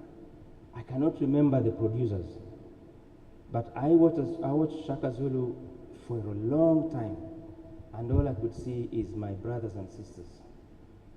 And I could actually identify with this guy. I'm not sure that he really looked like Shaka Zulu, but he had the features of Shaka Zulu. Yeah?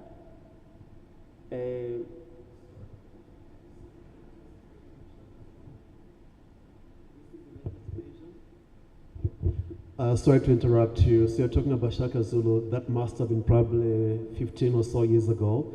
So there's a new version that's been told by the locals. I think it just stopped running about a month ago. Have you seen that one? Okay. No, it's not the new version I'm talking about. It's the older version. Yeah? I would want to watch this new version. Yeah? And maybe make my own assessment.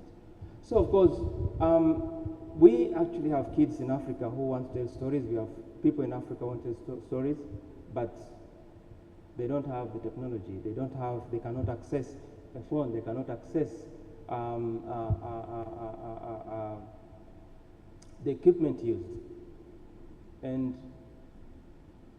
even if you went out of your way to have a collaboration with the bigger companies, there are issues, of course, and some of them are actually very complicated. Yeah?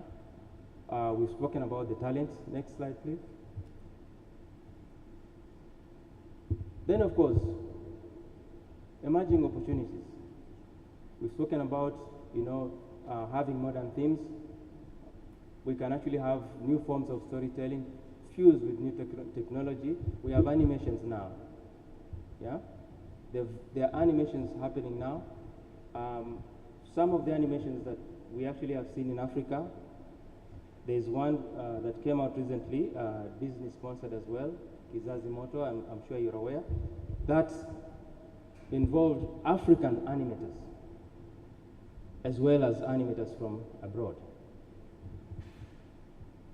And then of course, it gives us also the opportunity to analyze data, valuable data for storytellers. And then our people who are also disabled can access these mediums that we offer, either by captioning the stories or producing them in the medium that they can read easily. Next, please. Okay, this was supposed to be an exercise for you guys, but we'll skip it because I see some guys are dozing. Yeah? Yeah? I'll skip it so that we move faster. Yes, next slide, please. Next slide. Now, this, I'd mentioned it before, this is a new emerging ways of telling stories. One of our speakers who was here spoke about it. We have a company in Kenya called Black Rhino. They do a lot of interactive storytelling that allows audiences to engage and shape the stories that they see. Then, of course, there's virtual reality that actually gives a different experience. Nowadays, we also combine multimedia storytelling. There could be your cinema, there could be animation, there could be just audio and graphics. Next slide, please. And then, of course, we see examples of integrations that, are interactive. And these are actually in Africa, being done by Africans. I'm sure you know quite a couple. These are the few that I came across. Like Choose Your Own Books, Adventure, where you could actually shape the narrative of what you want, how you want it to end. Black Mirror, I think it's actually on Netflix. Yeah. And then video games like Wincher, those are actually international. But I'm sure there's an adaptation for Africa. You can actually change the characters.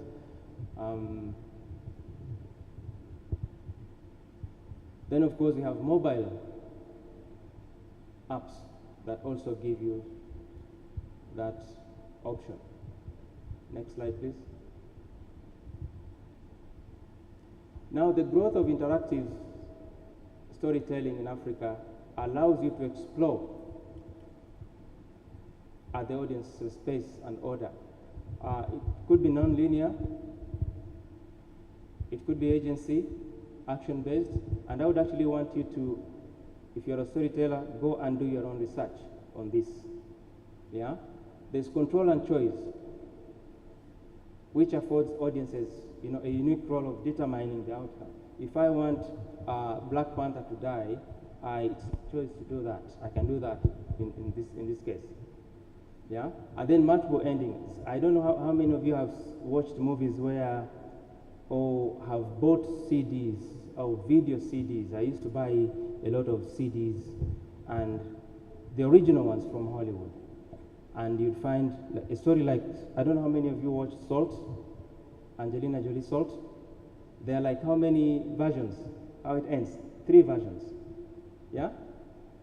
There's one version she actually escapes to either Russia. There's another one that she just escapes and stays within the States. There's another one that she finds everybody and then kills them, I don't know, and continues serving the government. So,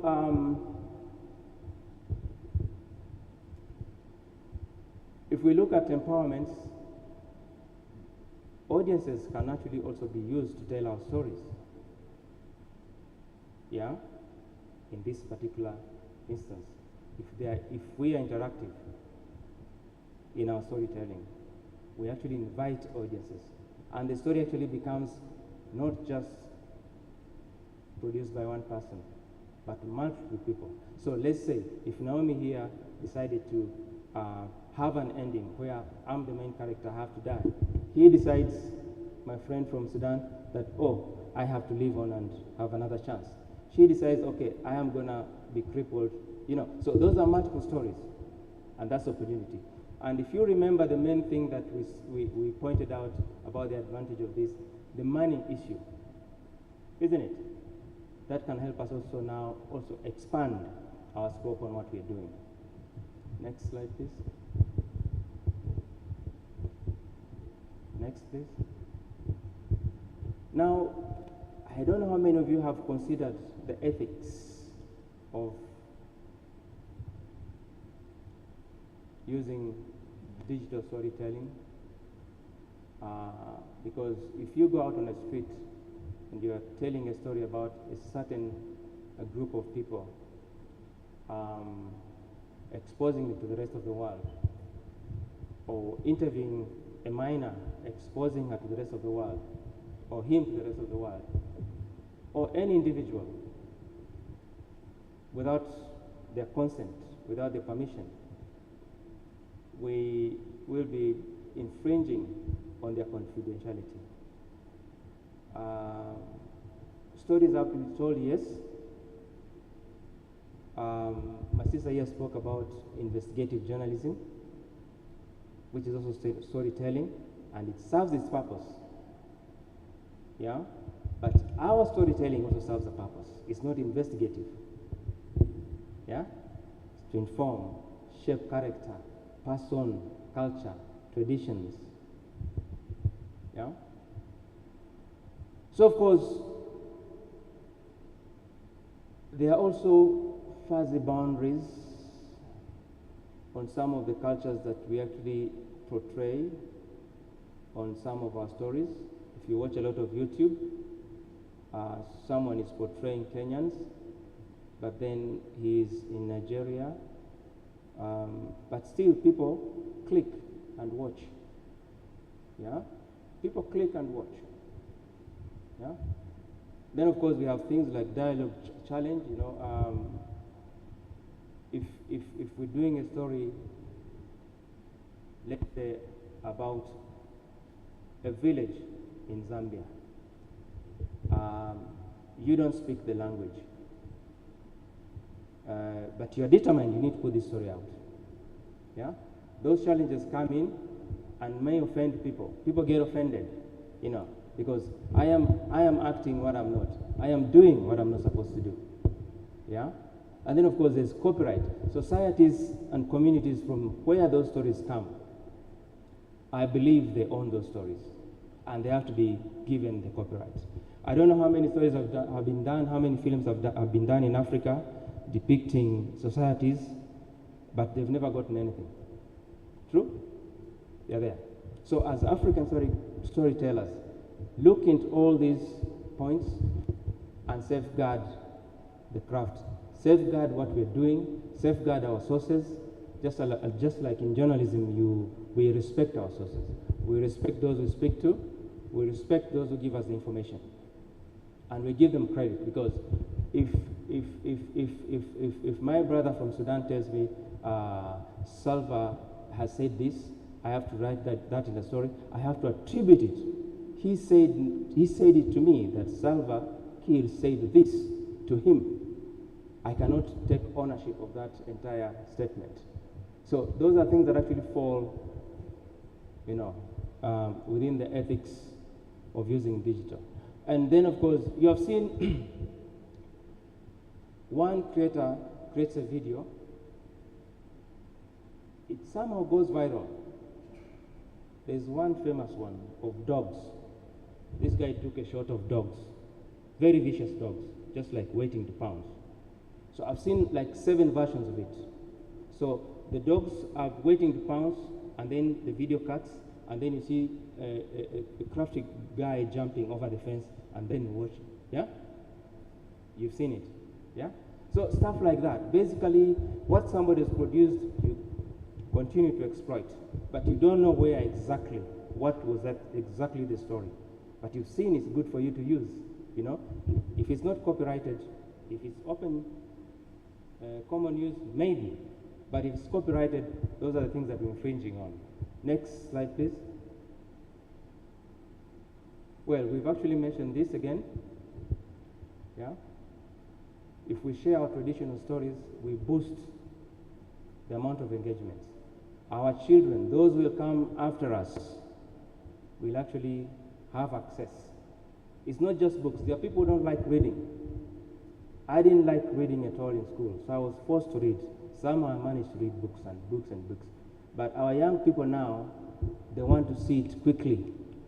Is it on animation? Is it on comics? Yeah? So we can preserve our culture, we can also have our own personal growth. Yeah? In telling our stories. Then of course, the health benefits. You know, when you tell a good story, you feel good about yourself, isn't it? Yeah? When you tell a good story, you feel good about yourself. When you tell a good story, people actually flourish. It's not always gory stories that we are used to seeing either on the news. Next please.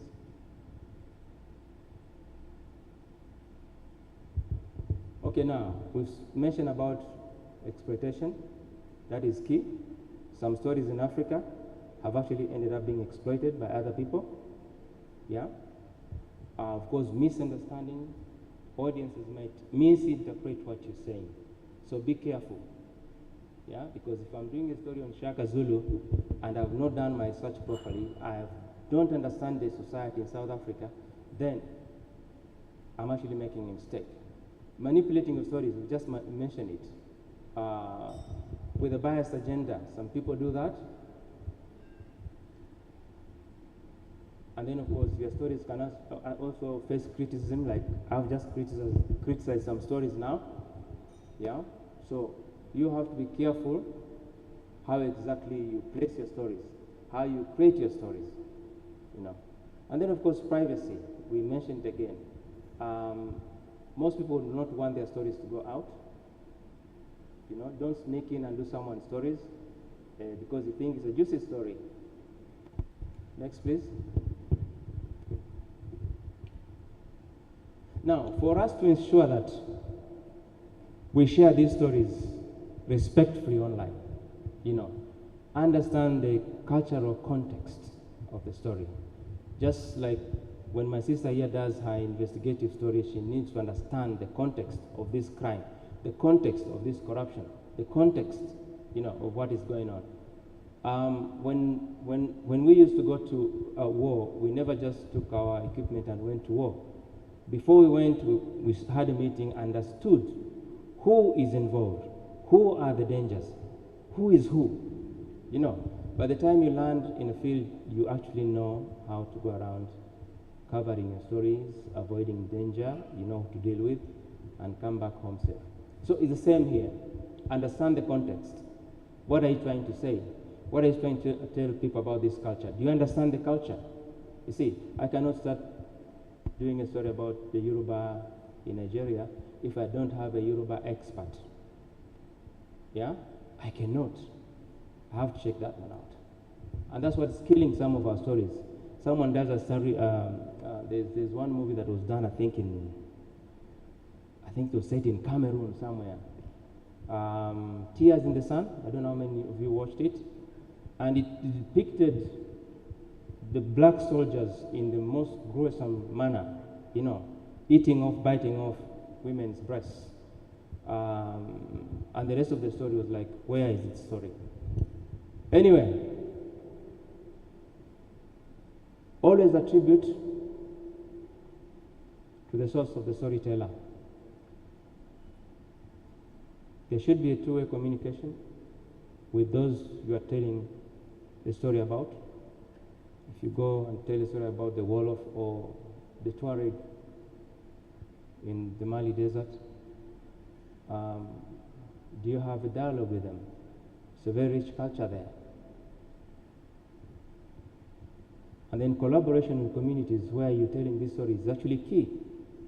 The same as having a dialogue with them, having two-way communication, like exchanges. I have done this. Is this the right way of doing it? Is this the right way you dressed? You know,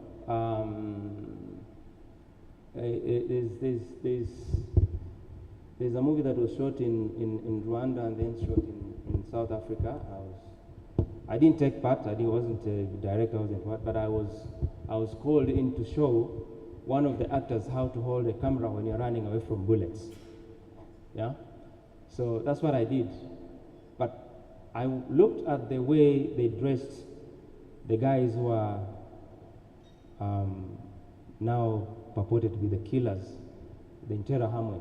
I looked at the way they dressed. I have videos of those guys that I recorded when I was just studying journalism. I looked at the video, I looked at the photos that I took, spot on, no difference. In fact, if you lived in Rwanda at that time and you saw these guys, you ran, but it was a movie set. And that involved collaborating with communities, those who are there who saw. Yeah, the historical photos, historical footage. Next, please. Now, I wanted us to discuss something about digital storytelling at least among yourself, what do you think? What are your views? Where we should be going with this opportunity that has been accorded to us? But we will not. Are we on time? How are we doing on time?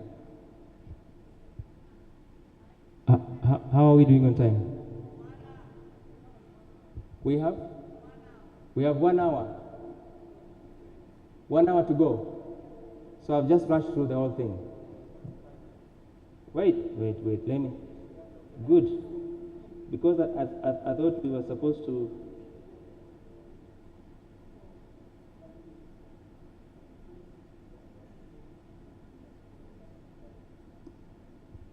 Just give me a minute.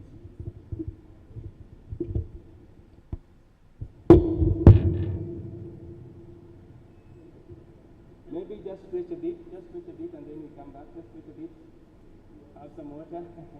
Let me just get this going.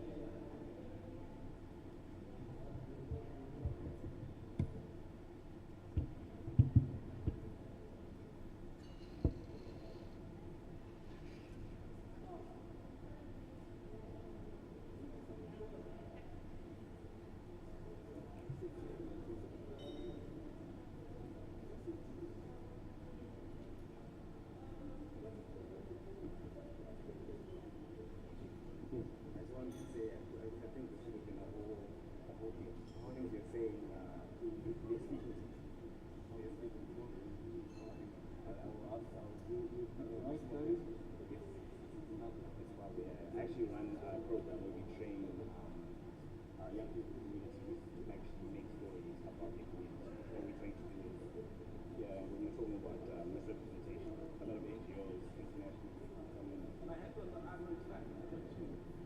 internationally will come in with the right ideas, and then they need to film documentaries about these people who want to get them out, and then they go and talk to government, and then the people who are involved are not, like the people who they're trying to help are not involved in that process. So you get this idea from NGOs, like, oh, you guys are going to do this issue. And government also doing their own thing and saying, no, they're going to do this issue, but nobody's actually, and even if you ask the person, you then frame it in the way you understand. But when you get that person to actually get a camera and make his own documentary and his own film, and then we use that information to guide us. I think that's very smart.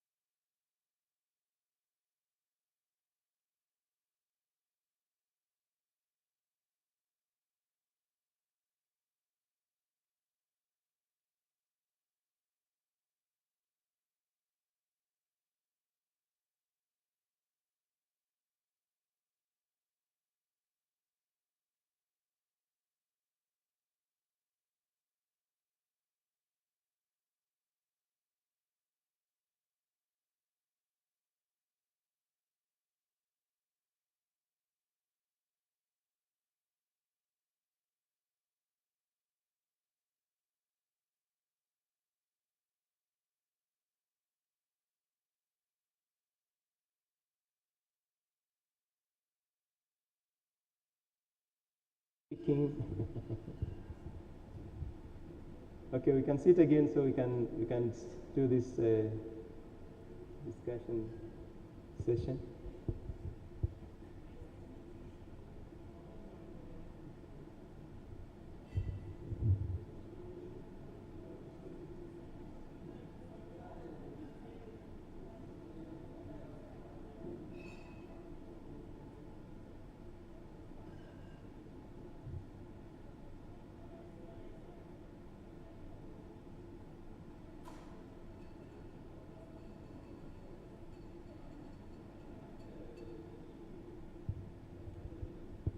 Okay, Malik, let's sit.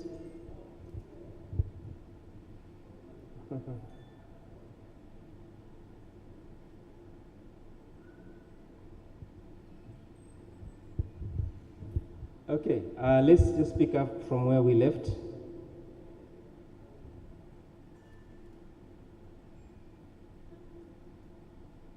In the day we heard about fake news, disinformation and stuff. We've also pointed out doctoring stories, making them look real but they're fake. There are stories that I've watched about events produced in Africa that when you try to follow through and check the actual events, it's totally different. And those are issues that we also need to watch out for. If there's no story, there's no story, isn't it? You can't make it up. Okay, thank you very much for the presentation, and it was nice learning about the traditional Africa storytelling. I was privileged to be among the people in 2016 who are documenting our traditional stories. We call it South Sudanese folktale. It was published in 2016 with support from Netherlands. So yes, I wanted to comment about doctoring stories. It's something that is very common and it has been used in most cases to damage a specific group of people, which almost everywhere in Africa we are struggling now to change, because Africa has been portrayed by even our writers, by people who do not follow the professional ethic, like you wrote, you put it in your presentation. Like, you know, somebody will be pressured, like you work here in Zambia, for example, and you report, let's say, for example, to Chinese TV or to Al Jazeera or CNN. Your editor is seated in the cities there, and they want you to write stories. And for you to maintain your jobs or to impress your editor is many of our people many of our African reporters tend to be to doctors their stories. Some people will go to the extent of even faking quotes, and then they send it to the editor, and then in most cases they are negative about that particular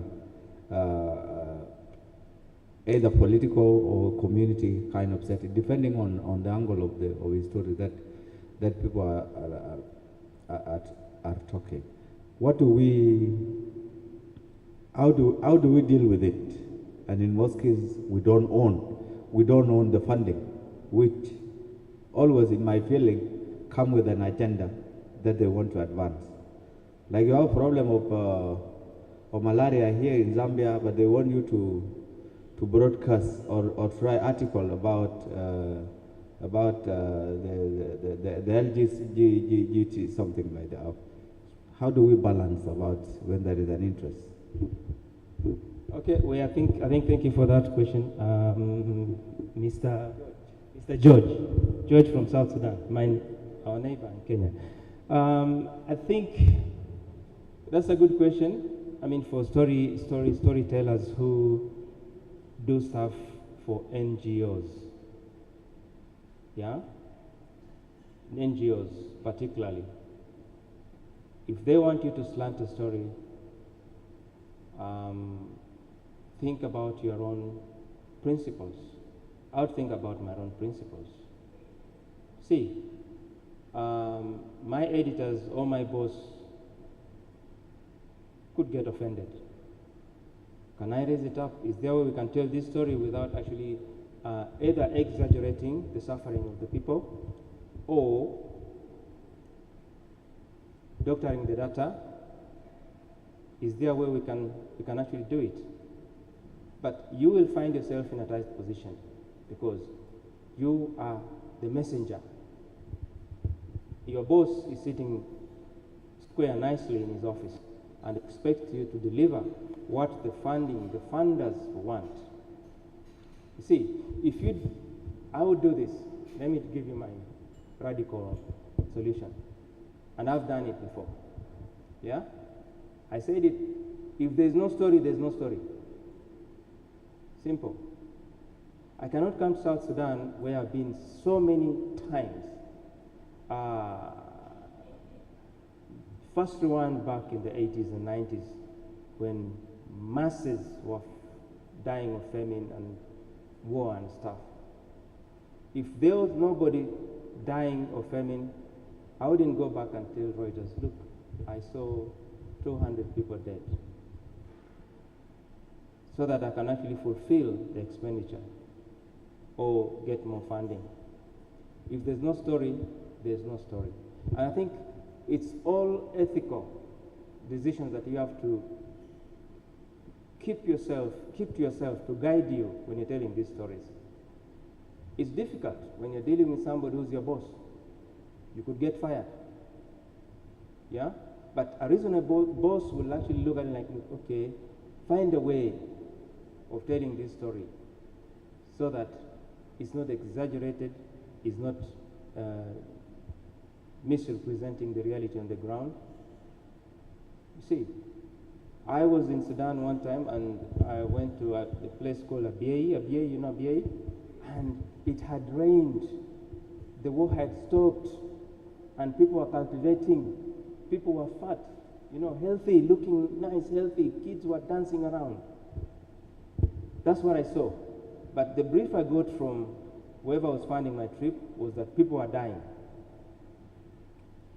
I went, landed in Abyei, yeah, nicely,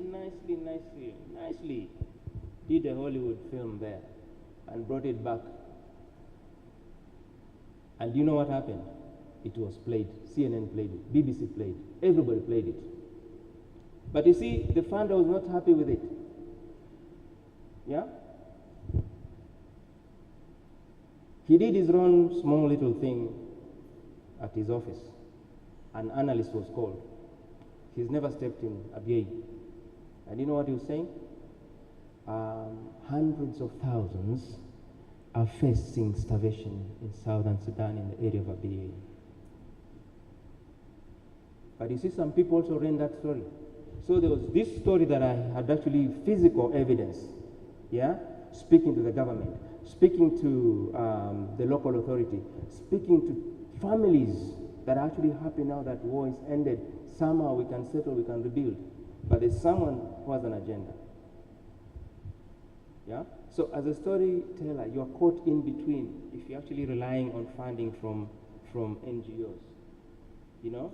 You have to explain to them you have ethics that you stand for, you have principles that you stand for. Because it's not just about creating a situation for money to come in. Because sometimes that money has never helped anybody anyway. Yeah? Yeah, so there's something I wanted us to pick up, but before, yeah, you do stuff with NGO. Can you just explain what exactly you do? Yeah, what up guys? Name's Dexter from Zim. So essentially what I do is I run an organization whereby we train young people, sometimes activists, but at grassroots levels, we train them to make films on social justice and accountability issues within their community. We then give them funding, and then I help them make these films. So the purpose of these films is to use them in workshops and in spaces where we've got civic society, government, and that community there to see if we can find a solution. Why we decided to do that is we find that a lot of the times the donor and the NGO, they come into a place, they document it, they make a documentary, it's from their eyes, right? And then you'll have government who come into an area, they'll document it, they'll make their own findings from their own eyes. Nobody ever actually takes the time to actually understand what the issue is on the ground. So if we can enable the people from their place to be able to tell their own stories, it allows for us to give a clearer picture in which we can actually help these marginalized communities, UTC. So basically that's one way of beating that type of issue, Mr. George. You get the people on the ground to do the story for you because they can't lie. If someone is sleeping hungry in the village, they can't lie. Yeah? So you get your raw data from there, compile it, and voila. My name is Derek, I'm from Zim as well. I've done a couple of stories for Gavi, the Vaccine Alliance, and whenever they give you a pitch, they've always, I think it's one of an organization that they've tried to, you know, to give you a brief whereby you don't focus much on the negative. They know the negative part exists, but they don't emphasize on that. So they are trying to maybe shift a little bit, portray the positive part of it, and maybe bring in a human interest angle in terms of vaccines, you know, the COVID and whatever, malaria that is going. And personally, I've enjoyed working with them. They've, compared with the other guys that I've worked with, I think their focus is a little bit, I think they've noticed something about Africa in the reportage in Africa Text. So you say the people you're working with, they avoid negative stories. What I'm saying, that they know the negative exists, but whenever they give you a pitch, they're saying, we know problems exist, but just mention them in passing, because what we have heard before was always negative. So try to bring in the positive. That's what, you can check the Gavi.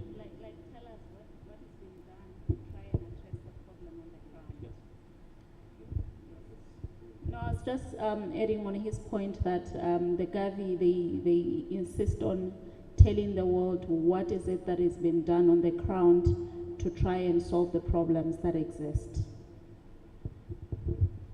I think that's a good point. That's a good point. Even as we say these stories, we tell these stories in Africa,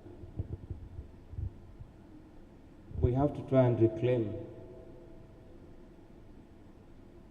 our stories, in that we do not, as he's pointed out, we do not dwell so much on the brutalities, you know, on the killings, on the poverty, because we are known for that, right? We are known for that in Europe, we are known for that worldwide.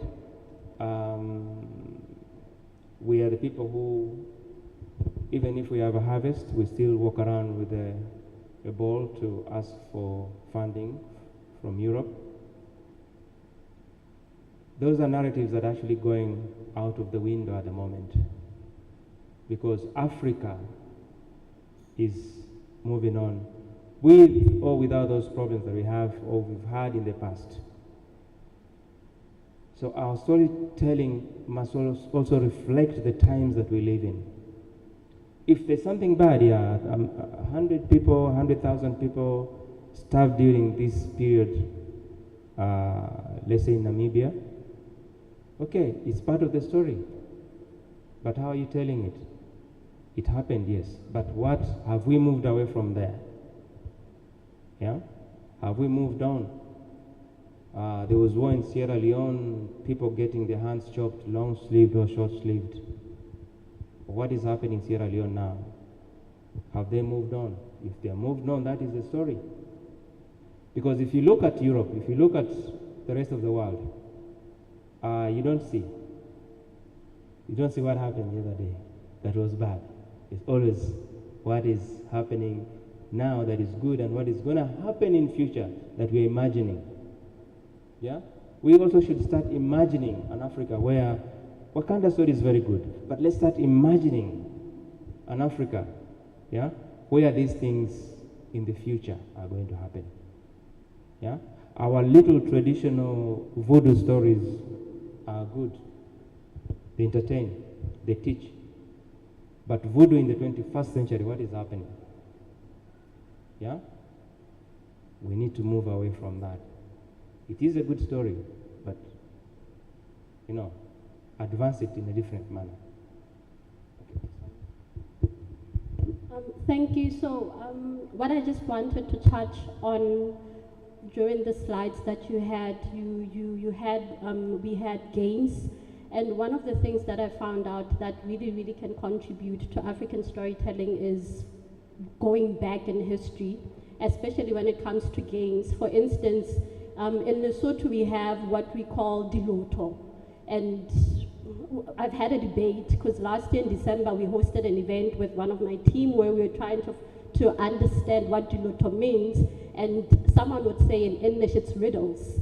And I have an app, African Proverbs, that also can be used as a tool to continue teaching storytelling.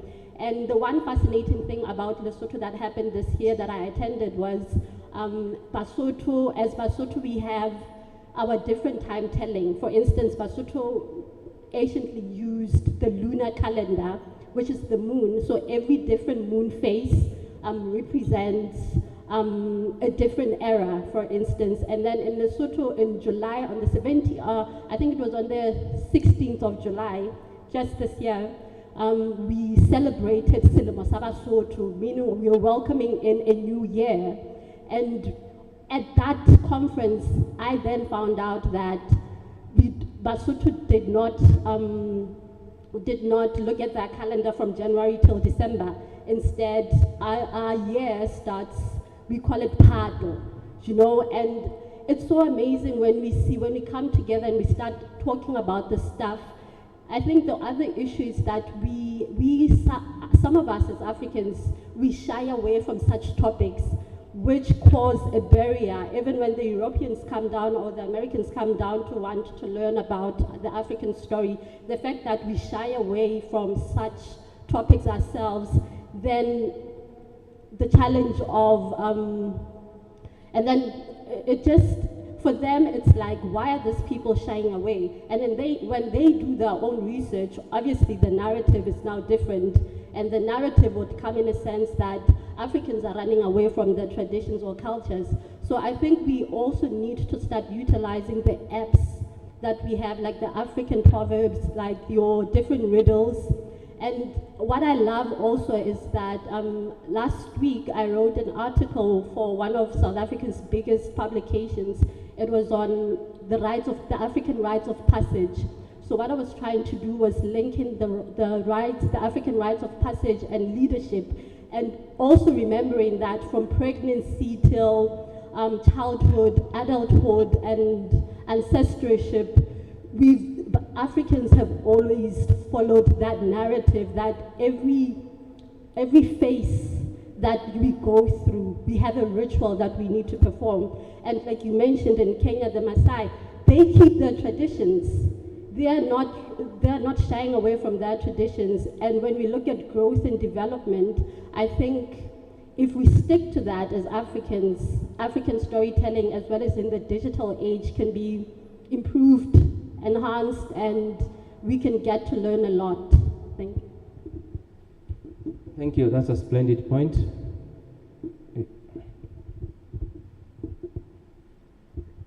Thank you. My name is Daniel, Zambian. I have two comments. The first is on authenticity. The second is on representation, both from journalism and creative writing. There are storytelling structures that are learned in university or colleges, and regardless of at what level you're writing and where, somehow a story has to follow a particular structure. But if you look at a typical African story, coming from the time-tested wisdom of orality, I think that the African story has a structure that cannot really fit into the modern storytelling structures. To what extent can we say we really are telling an authentic story by using the modern storytelling structures that do not render authenticity to the African story? The second, again, I want to pick up from the Shaka story.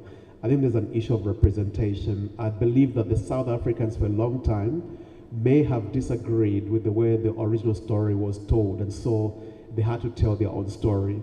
In their own story, there are those nuances that we didn't see in the first Shaka. But even in their own story, there are also some aspects like nudity. How do you get to deal with it?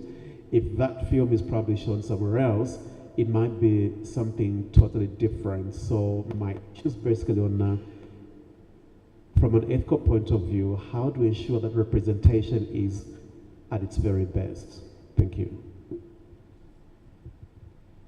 I think I'll answer your last question. First, a representation of a story, even as a researcher, as a writer, you get into character, you know, and any story that has to be extremely authentic and true takes a lot of research, and it's not one person doing it. Who are the experts in the South African history? How many have you spoken to? How many have you recorded? Have you gone to the museums? Because the museums hold a lot of secrets of Africa. Maybe the Zulu, Shaka Zulu spear and shield are there. Is it a true presentation? Has it been proven? To some extent, some people even do carbon dating to make sure that it's indeed, it is Shaka Zulu's spear. You know, so it's a bit of intense work that you have to do to be able to tell a story that has does not have holes, you know, in it, doesn't have doubts in it. See, so even in news, if you are doing a report, it has to be watertight. Your sources are clear, your data figures are clear, your quotes are clear and attributed.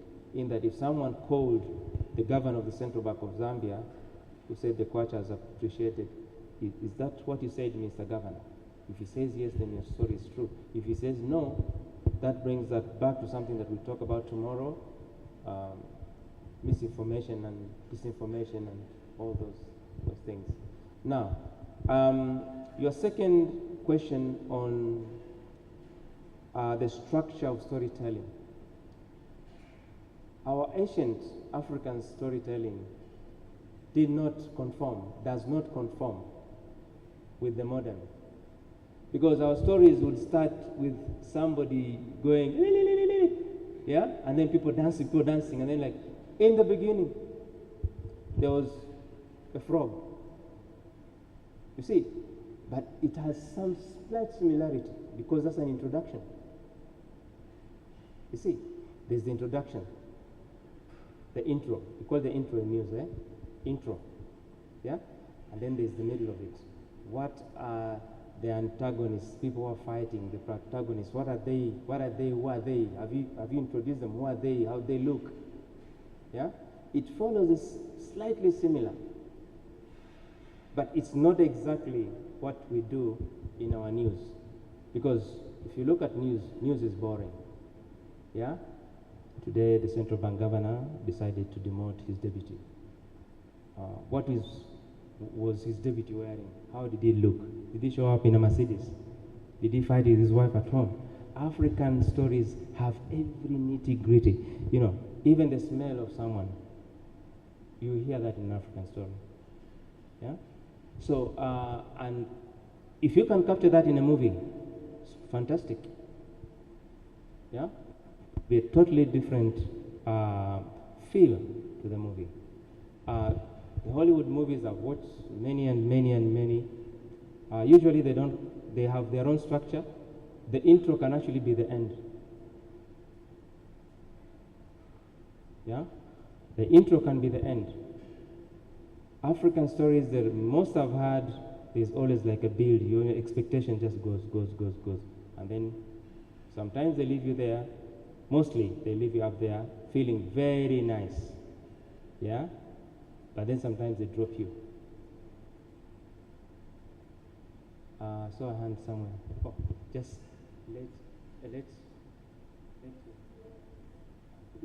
Well, thank you very much for the presentation. I would just like to stress that the overarching goal of this, we are here to leverage digital transformation to meet the development.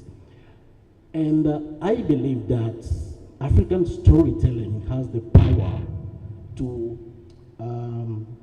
instigate this change that we want. You know, we need to use these stories to teach the core values of humanity, the fundamental values to the youth nowadays. Back in the day, I can remember that my mom can speak to me for up to 2 or 3 hours only using proverbs, adages, and so profound, so meaningful. But this is not what we are seeing today. These stories, these tales that we have in Africa, they will teach us how not to be wasteful, how to respect nature. We're talking about climate change today. But you go in the village, ancestors will tell you how not to, waste the resources of the nature, how to respect the nature, how to well behave when you're among people, when you mingle with people. So now it's up to us to use these new tools that the digital transformation has brought to us to harness the power of these tales, these stories of us, of our traditions, of our culture, to teach the youth how to be more resilient facing of these challenges that we're encountering in the life. Thank you. Perfect. Mr. Sorry? Bilal from Benin Republic. Bilal from Benin. Yeah, I think he made a very clear point. Our youth, I started off by giving a story about my daughter, about the phone. Yeah? Her love for the phone. What was I doing? What was she doing with the phone? She was calling me. So I can tell her the story. Yeah? She would laugh about the chicken and then fall asleep. Yeah? The same thing she just said in different words. Can we use the stories that we have, put them online, put them on, respectively, put them on the digital platforms, so that these young men and women, instead of watching things that don't conform, don't help, don't build character, they can actually access those things. Build platforms. You know, cartoons. We have cartoons now in several countries that are made by Africans, which I think is splendid. There are cartoons which I've watched critically from the rest of the world that don't actually conform to our beliefs, but they are there. They are wholesale all over. Yeah, they're wholesale.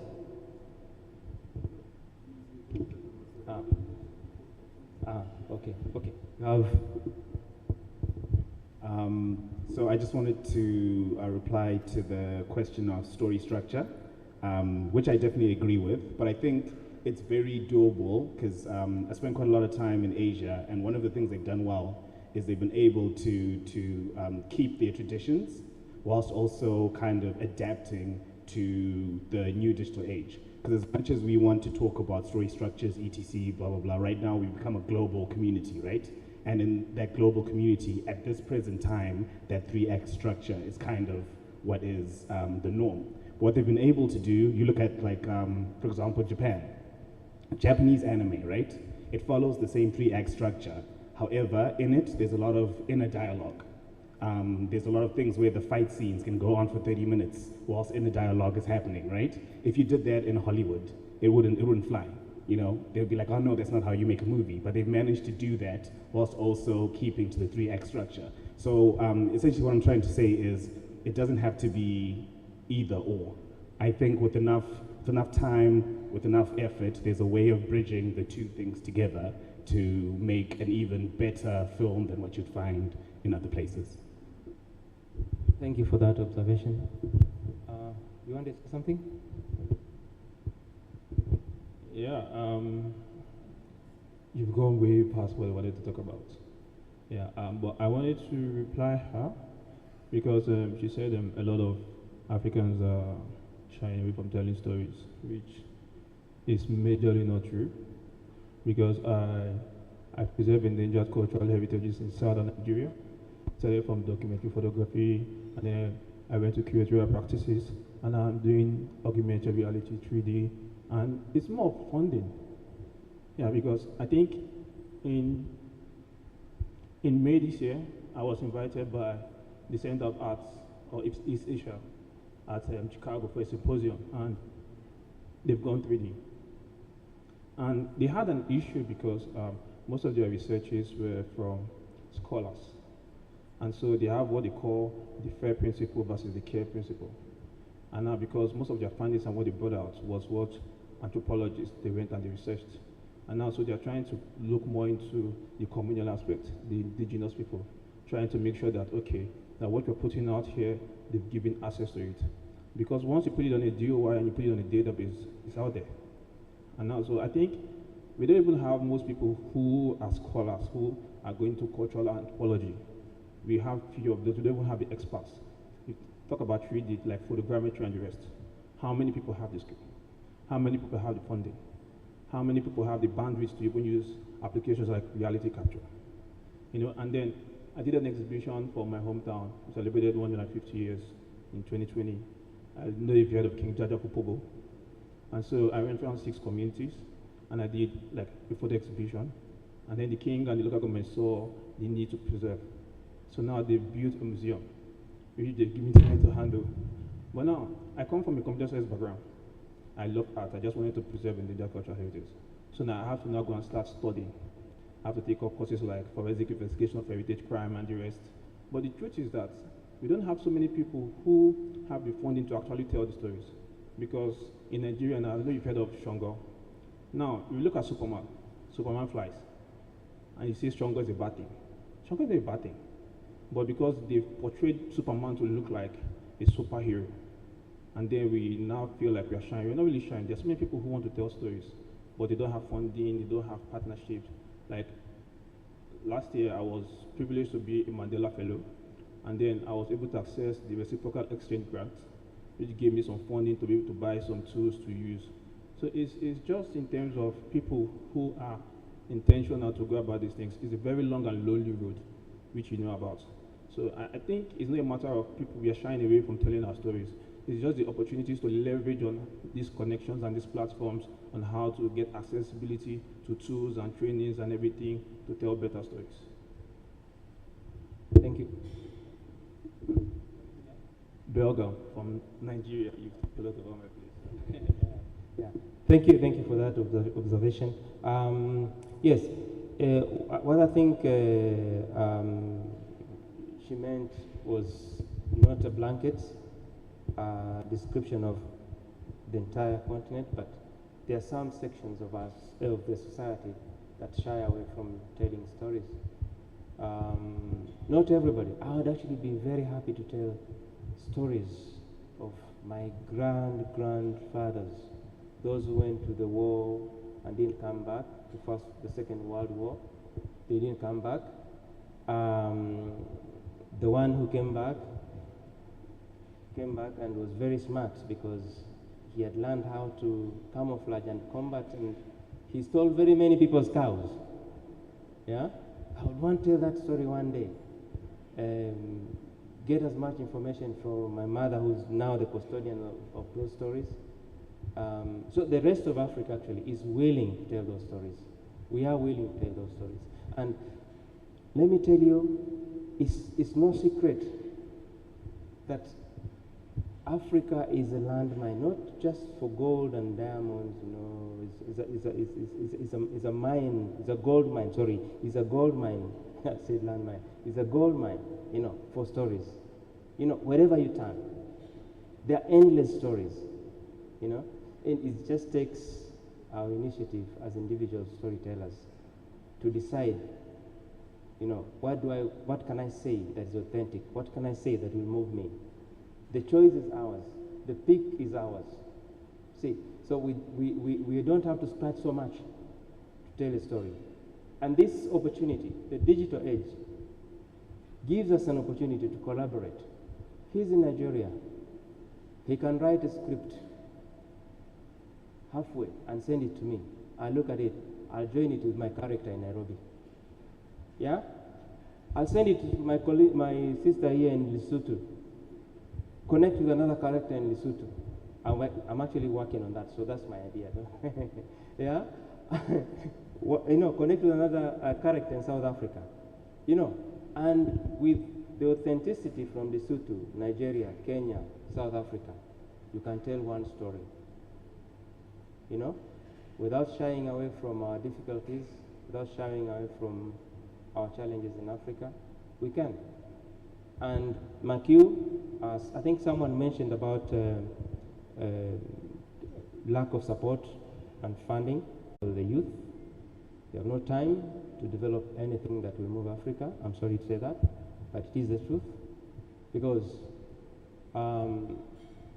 if I release a song now that says sweet nonsense, you guys know what I mean, sweet nonsense, there's songs that say sweet nonsense, they don't tell you anything. Yeah, someone just singing about his pepper, his money, productive. It didn't take long, Abi. It didn't take long. Kwaito went in there and people forgot, like, we really need to go to school and learn, we need to go and develop ourselves. The youth, those who are now grown up, are wondering why the system left them behind. And that's happening in Africa. So as storytellers, we cannot wait for these guys. Network. Go out of your way. There are good people in Europe. There are good people in America. Yeah? You give them an idea, they're like, okay, do it. We'll sell it for you. Do it. Yeah? And I've worked with a few. Yeah? So let's not wait for these guys, because if you look at your Ministry of Film and Entertainment, what budget is there for you guys to make movies? Zero. Only South Africa has something. You go shoot a movie in South Africa, you get a rebate of what you're spending there, as long as you're using the crew and the cast, and you get a rebate. Yeah? But the rest of the countries have worked in zero. They want you to pay for the license. $10,000, $20,000, $40,000. Sometimes they ask you for a bribe before even you select your crew. So let's not wait for these guys. Network. I'm actually very grateful that we are all here, courtesy of DCN Global. Network.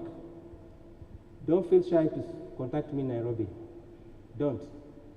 If there's something troubling you that you cannot, I might have an idea.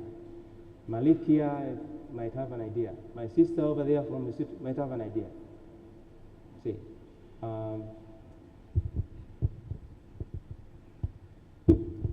Thank you, sir. My name is Delwelwalo from Lesotho. My area of interest is storytelling through song.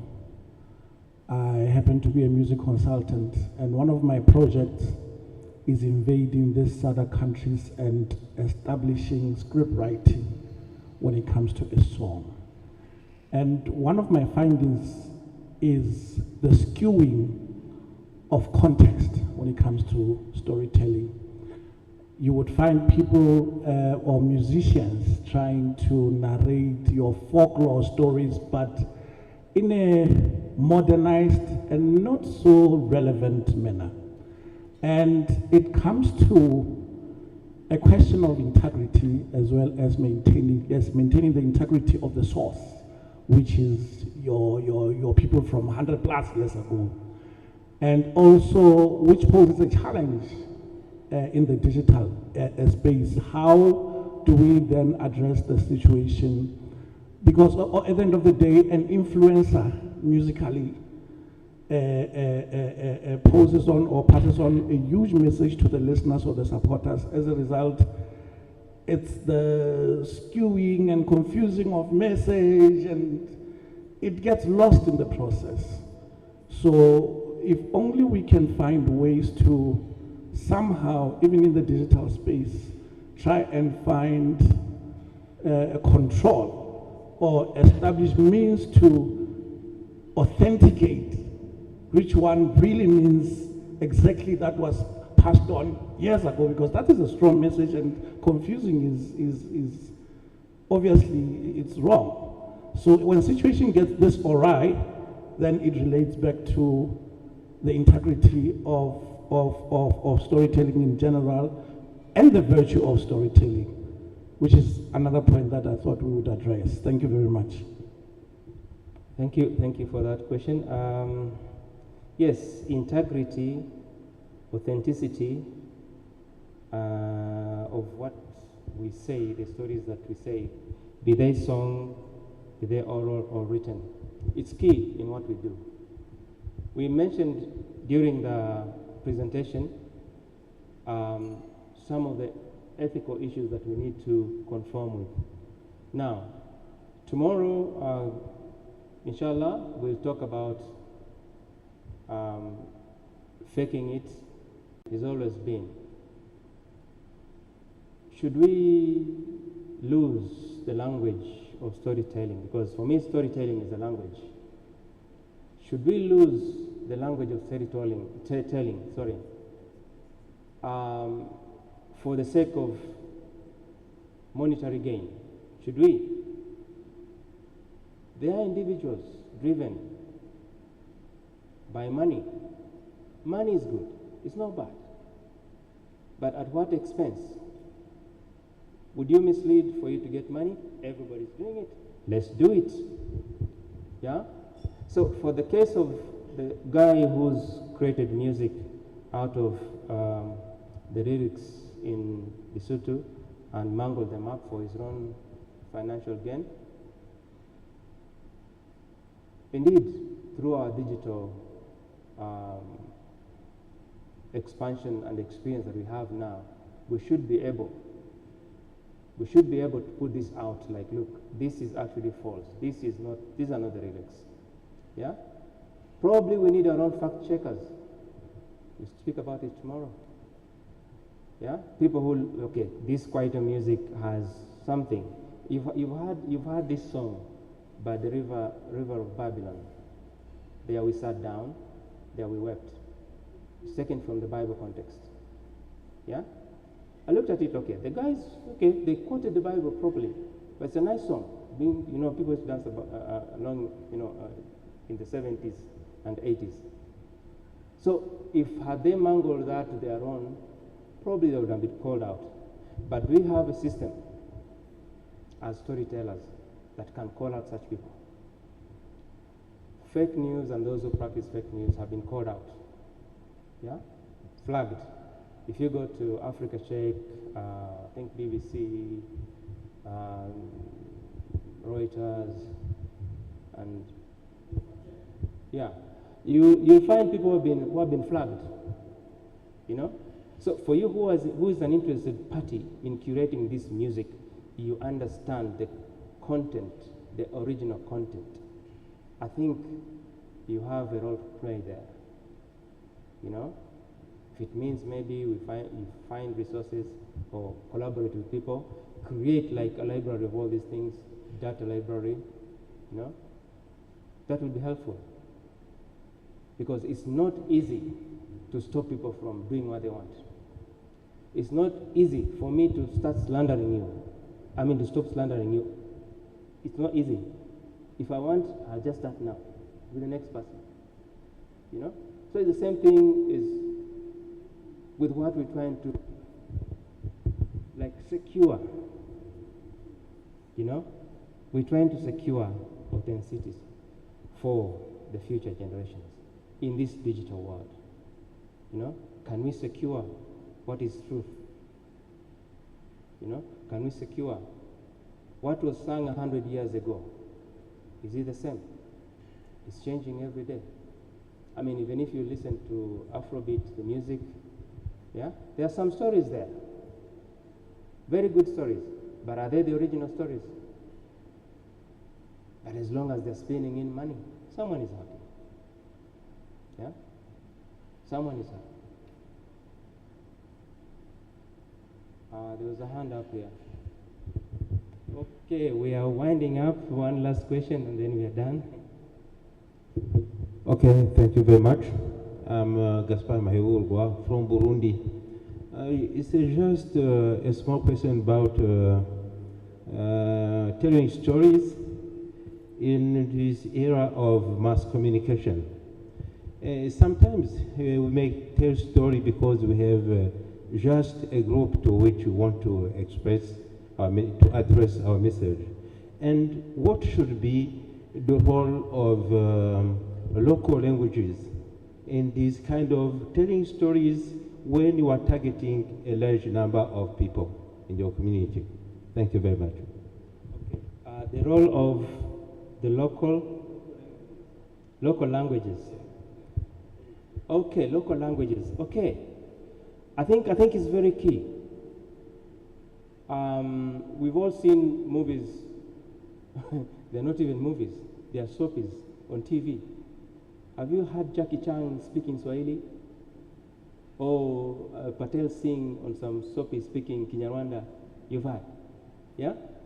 Okay, if you want to keep authenticity, I mean, keep your story in Kinyarwanda, you're free to do so. It's your choice. Yeah? But then, for someone who does not speak Kinyarwanda, now, the digital age gives you the ability to add subtitle. You see, some people translate, which I find disturbing because if an Indian is speaking my mother tongue, which has got a lot of ha, it sounds very weird. Yeah? Of course, it's not that they cannot speak the language, you know? But keeping it original is also key because in future, if this language dies, at least there'll be something. There'll be subtitles. Our children, who some of them don't even speak our languages now, yeah, can read the English version and still listen to Kinyarwanda or Kirundi or, you know. Yeah, so let's wind up. Okay, I think it has to be very intentional. Like what we do in Nigeria, like with the Nollywood. We have a station for Nollywood Hausa, Nollywood Yoruba, Nollywood Igbo, and they have translations. Whether you understand the languages or not, doesn't matter. And then the British Library, they have a knowledge program for people who want to save endangered languages, which you could apply for. There's even the Duolingo. So I think it's more about doing more research to put out there, but it's very important that we keep our language. Like, I'm from a bilingual community, so we speak one language and we use the other languages to sing songs. So that's how we go about preservation and everything. Fantastic. So we keep it real. I think we've come to an end of our... I see you nodding there. You want to take the mic now. Yeah, we've come to an end of the end of our discussion this afternoon. I hope you managed to capture something as a storyteller that will actually help you move forward. But I'm available. I'll be available on WhatsApp, online, email, so we can actually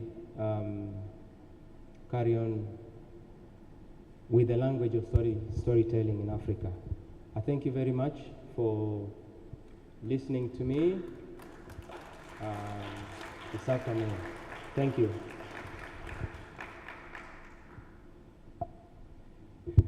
Thank you very much, Harrington.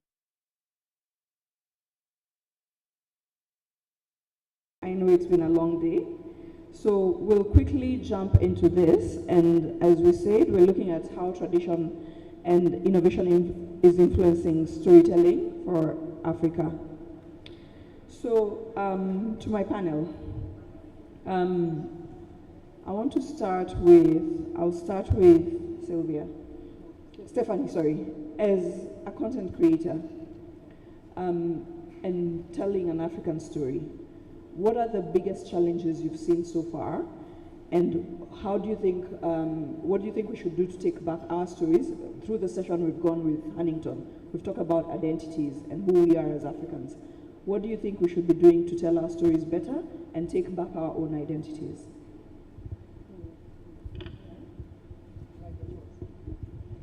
Thank you very much.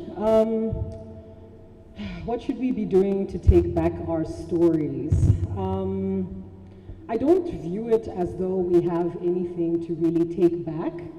I think with the introduction of online media, I think a lot of platforms have been doing a good job in that space, and I don't think it's a question of are there enough stories. I just think are we making the stories for the right sort of people?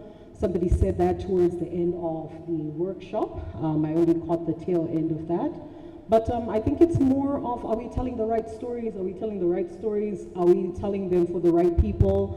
Are we dancing to the tune of the concept that we don't tell enough of our own stories? Or perhaps we're not looking at who needs to hear these stories more? So that's my contribution. Thank you. I'll ask each of you a different question. I'll go to Dexter. You're working with a lot of filmmakers and you're creating a lot of stories on that medium.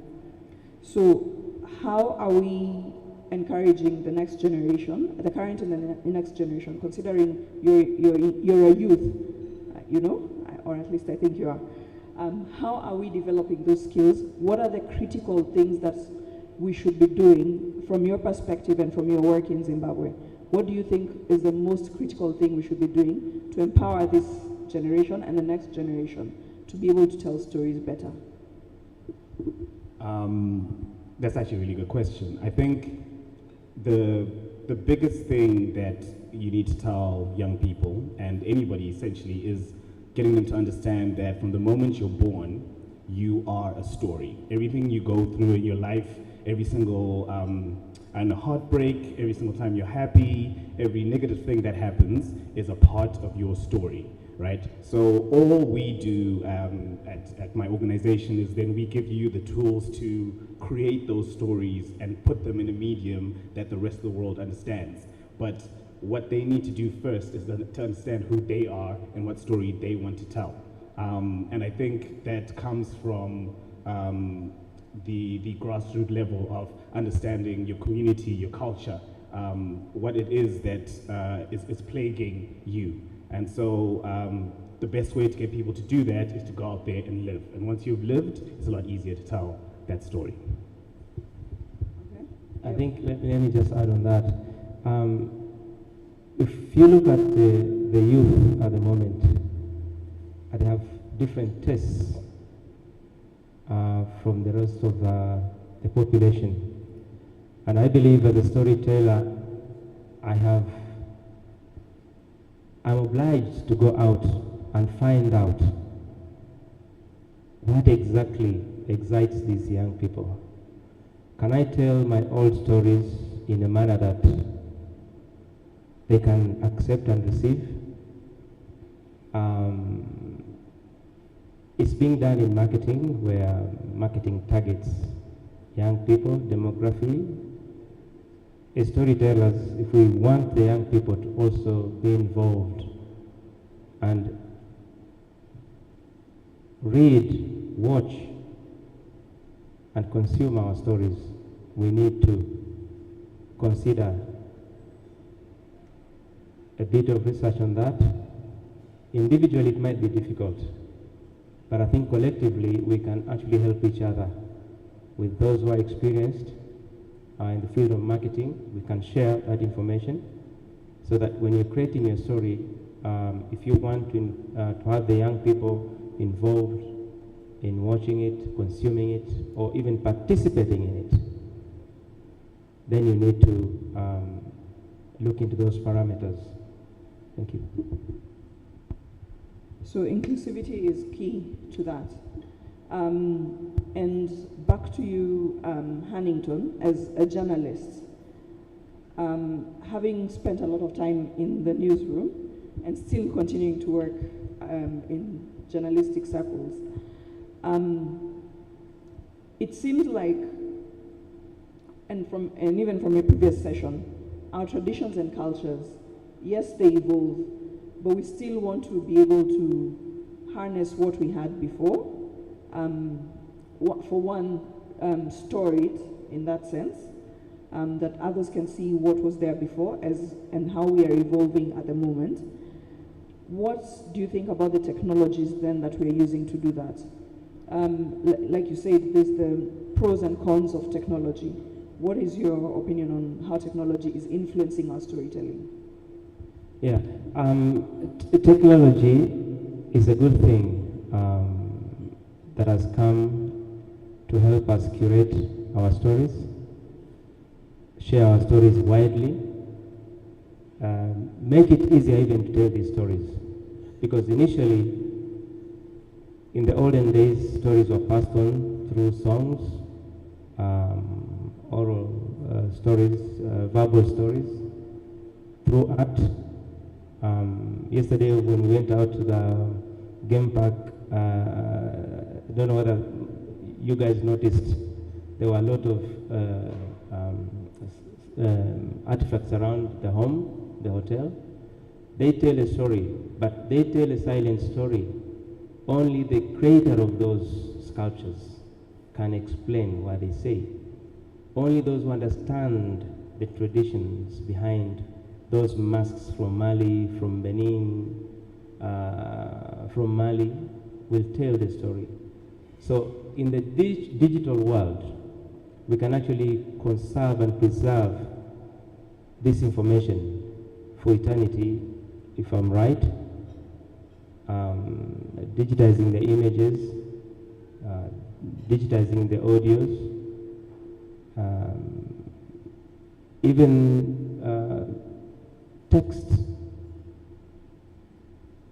All right, thank you. So there's clearly a lot of ways that we can make that happen. I just wanted to hop in there and just say, for our stories to be relevant, they must evolve. The concept that Africans are this indigenous, closed-off people that, sing around fires and primitive beings, we have evolved. We have evolved like all societies from across the planet have. We are more than traditional way. We are more than pottery. We are a people who are super duper diverse, super intelligent, and we have a lot more to offer in our stories than people in, I can't think of anything else except anyone who speaks Shona Hawaiian Nembe, which is traditional wear that barely just only covers your bits, We're more than that, and I believe that for our stories to have, when you intersect storytelling with tech, you also cannot leave out the culture and creative industries in that element. You cannot ignore the fact that the context of who we are has evolved and that our identity is not static. And earlier, again, I caught the tail end of the conversation where someone was saying, oh, but then why aren't, the songs are original, they must be, but then when you think about the virality of who we are and of our stories, for them to be consumable, even with our young population, which is 70 to 75% of the entire continent, it's not going to be a rabbit hare and tortoise story by the fire. It's got to evolve in a way that is consumable by the populace of this continent. So we must, I believe, for our stories to intersect with tech, we must incorporate the role of culture and creative industries, and we must most certainly evolve on the basis of how our culture as different countries and identities continue to evolve. Thank you. Salu, from Sierra Leone, what have you heard or encountered the different voices in storytelling? We have the nice stories, we also have the bad stories, but how are you and the people around you utilizing stories, not just to talk about us, but to champion activism, to champion governance, to champion stories that are a force for what the people want? Have you seen it in action, and could you give us an example, if you have? Thank you so very much, Sister Naomi. It's a very important question. And I feel from the country that I come from, when I was seated there during a workshop session led by our leader here, and or on the internet about Sierra Leone, is either Ebola, war, and the positive stories are not there. And then the question is why? So why Salome Messenger was founded was, I don't know if you see, is the injustice, Ebola, corruption, and nothing about our beautiful beaches. I was talking to our sister who visited us in Sierra Leone prior to the election, and she said that in her country, I think Ethiopia, right? She said that they don't have beaches there. And so when she went to our country, that was something that actually fascinated her. She was so happy to see the beauty of our country. But then what can we do as countries, as Africans, to focus more on what we want? But then if we do not use the available resources, that's why I'm so happy DCN is bringing us together. I believe with technology now, smartphones, we can all just do a video and the rest of the world will see what we are doing. So your question lies on what we want to tell as Africans. Right. So the question is, what do we want to tell? Still the war, or things that are now different, the positive stories.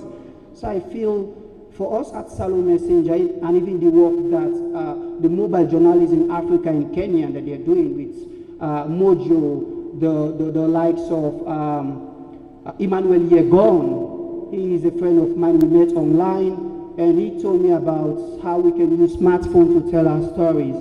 And for the most part of our work at Salome Messenger was inspired by mobile journalism in Africa, that we should now start using our smartphones to tell the world that we have good things too, not just the negative stories. I'll stop here for now. All right, thank you. Ora, do I have 1 minute? No. No, okay. So you have 20 seconds.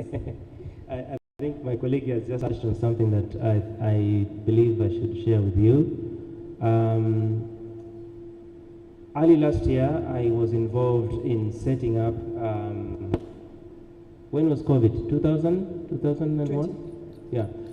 So I was involved in setting up a virtual newsroom for an organization.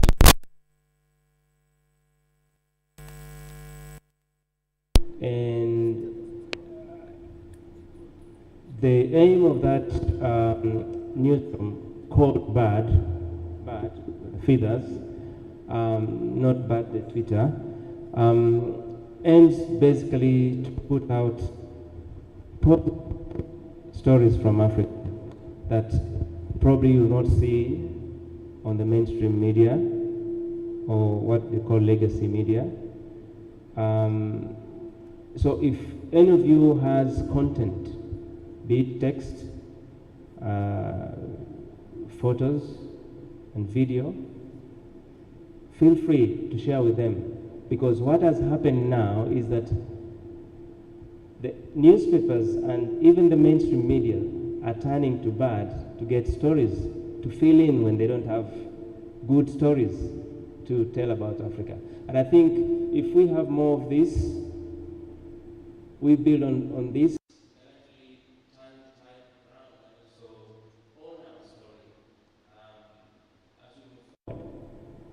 Thank you.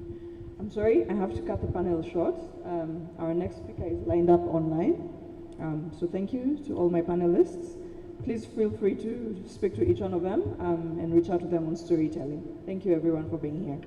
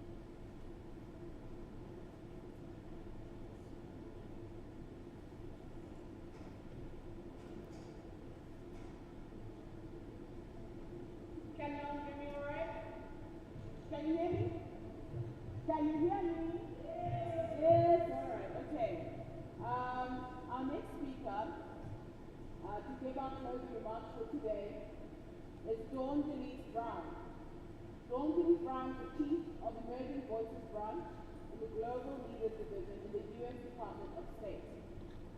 Now, before Dawn Jillies became the Chief of Emerging Voices, she was the project officer for DCN Global.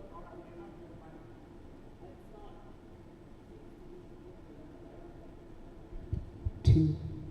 Thank you. Okay, can she hear me? All right, let me do it again. Okay, so our coming speaker is Dawn Jillies Brown. Now, Dawn Jillies Brown is going to be giving our closing remarks for today. And Dawn Jillies is the Chief of Emerging Voices Branch in the Global Leaders Division in the U.S. Department of State. Before Dawn Jillies became the Chief of Emerging Voices, she was the project officer for DCN Global. I think it's safe to say that DCN Global wouldn't be what it is today without the efforts and the commitment and the passion that came from Dawn Jillies Brown.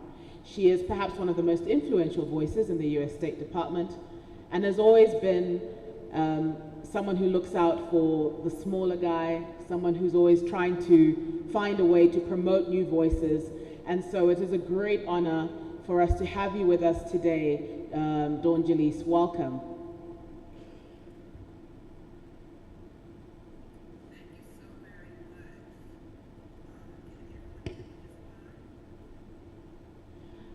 Okay, just give us a second. We can't seem to hear you clearly.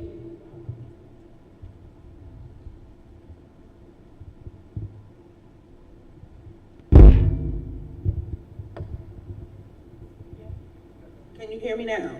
Yes, yes. Yes, we can. Okay, so everyone can hear me? Yes. Wonderful. Well, good afternoon, and you've already had a full day of programming, but welcome to the official launch of the Digital Communications Network in the Africa region. I'm very glad to be here with you virtually to mark the event these next 2 days. Last year, while in South Africa, U.S. Secretary of State Anthony Blinken noted that the digital connectivity requires openness, the creation of pathways for the free flow of ideas, information, and investments.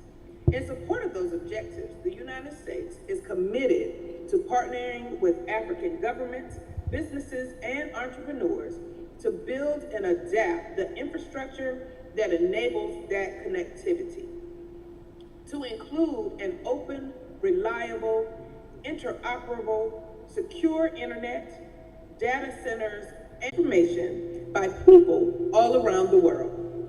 That's a big responsibility, but you're all here today because collectively we know you're up to the task, however daunting. How do we know this? Because the amazing things you've done already and accomplished, and because you're the company you are about to keep. For example, the COVID-19 response.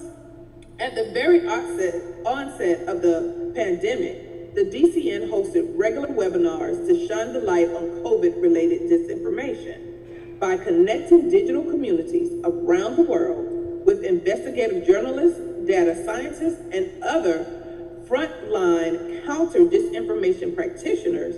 The webinar served as an important conduit for sharing accurate information about the virus. On behalf of the State Department, we look forward to supporting the DCN's growth throughout sub-Saharan Africa, and moreover, to supporting you in your efforts to support information integrity and bolster strong, free, and a more resilient information environments in your communities and throughout the region. As you decide the direction of the DCN and it will take in sub-Saharan Africa, the Department of State looks to being your partner. We can do that by providing content, using our convening power, or identifying resources to fund specific opportunities. It is our sincerest hope that you'll use this launch event to its fullest potential. forging new partnerships and platforms for advancing your work. In closing, I'd like to offer a special thank you to the DCN Global Board, some of whom are here today, for their commitment to making the DCN a truly global partnership. Thank you. And to all of our speakers, as well as each of you here in person or participating virtually, thank you for your enthusiasm and your willingness to build this network. I encourage you to harness all the rich experience and expertise in this room and keep the momentum going. We're proud of how far this network has come and cannot wait to see what you all do next. And with that, I say thank you again. Thank you. Thank you so much, Don Janice. I don't know whether you heard the hoops and hollering, but I think you inspired all of us. Thank you so much.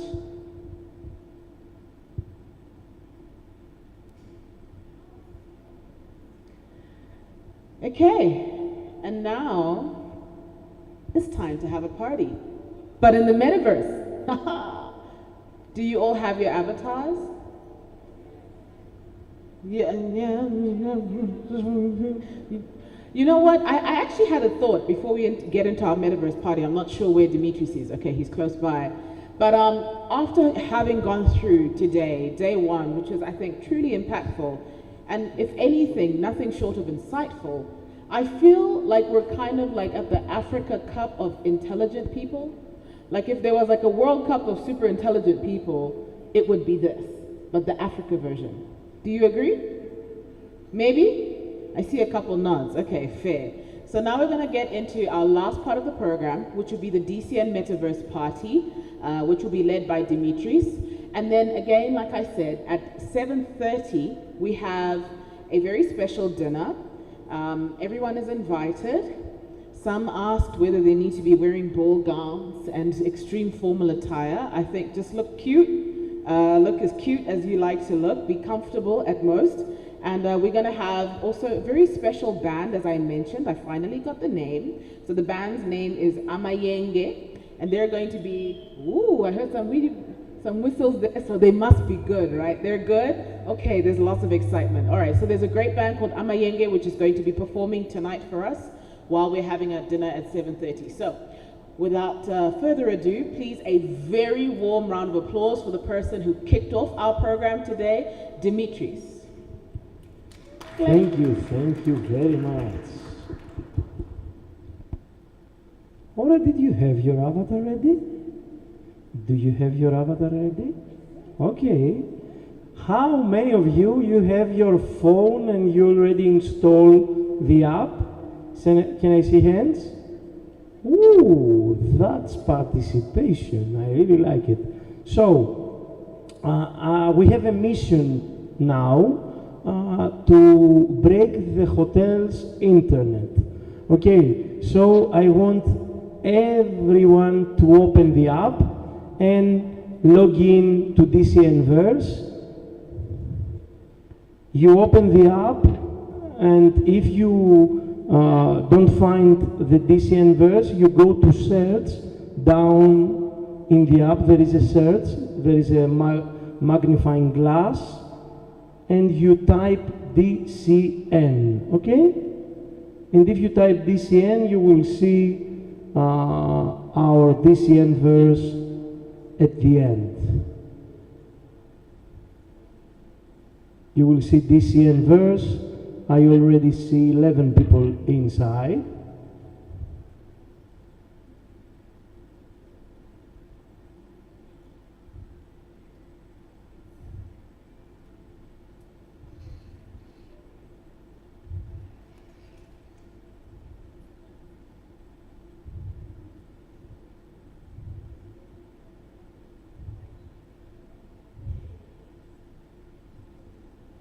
We are loading also the thing.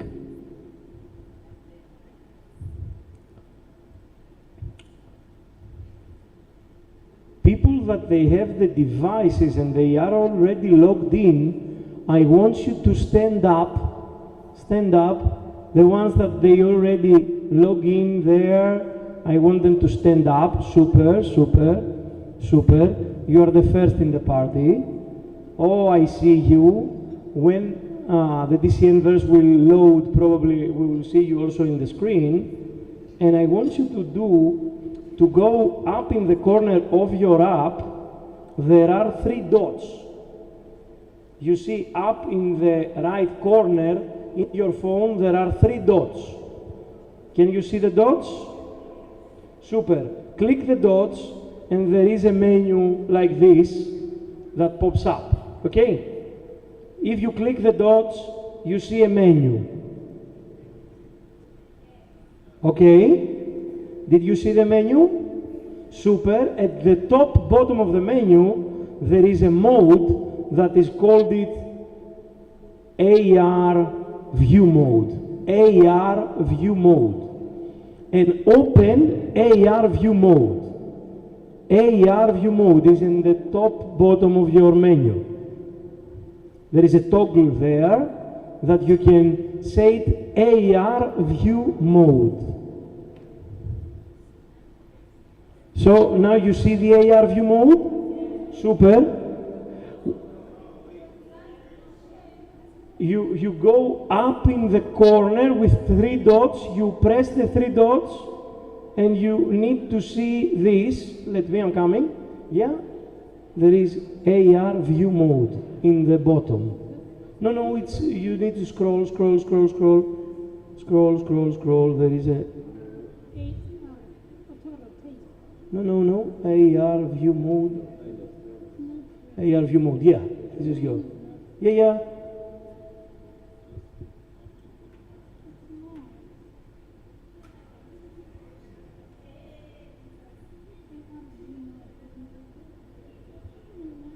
For those of you that you don't have AR view mode, we're okay. You can use the pads. You can use the joysticks and yeah. So joystick, exactly. So the ones that you have AR view mode right now, what you made your phone the eyes of your avatar. Okay.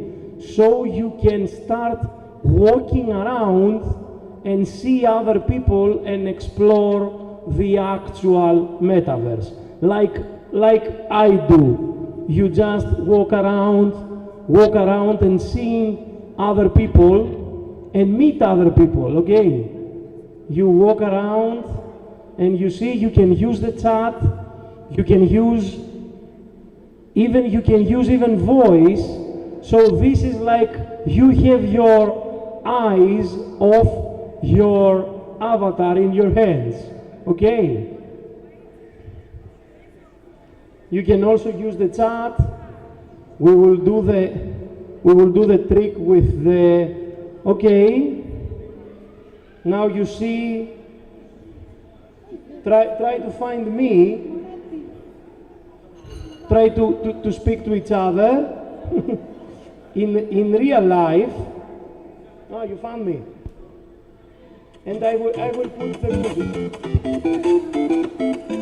Yeah, you can jump to by pressing this. Because it's the other way around. You see the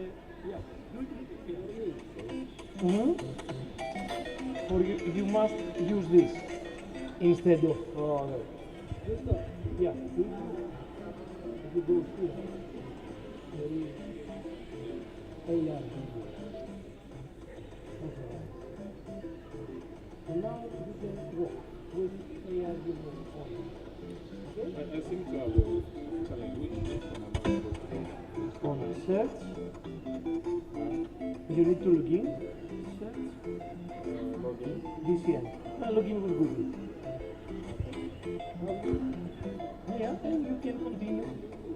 You can close the what do I do? Now you see. For me, it doesn't work. Which one do I log in? It's not working. Okay. You can choose.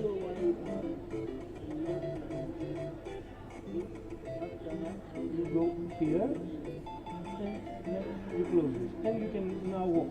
Yeah, it's not working. Search, DCN, search.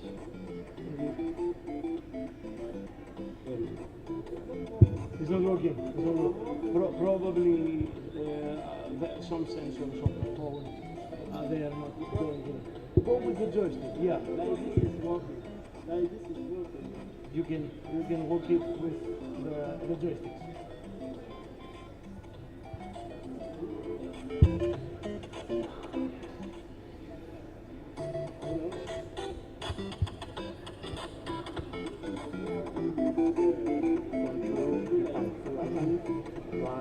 No, you just move. And mine will project on the left side. Probably something of the phone, of the sensor. If you do the calibration of the sensor, you get a full screen. Yeah, you get a full screen. It's working? It's working, but I can tell where I am. You are seeing from the eyes of from the eyes of the avatar. So you start working. No. You start working and you see people around you. No. Here. This was the app. Yeah, if you go to find that. Here.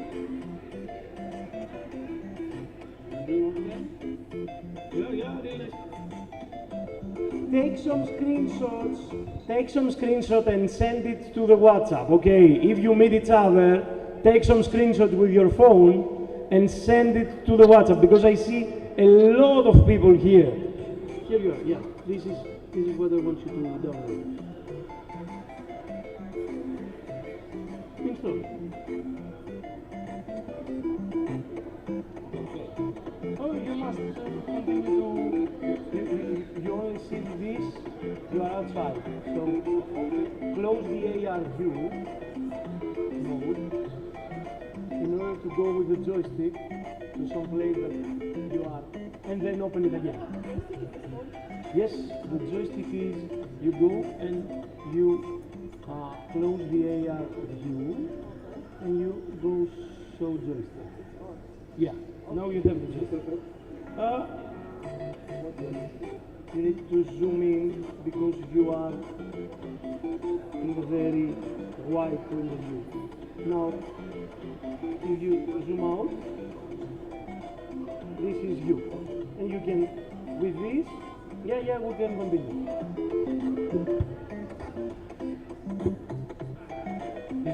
You need to walk like this or go to this and open the AR view.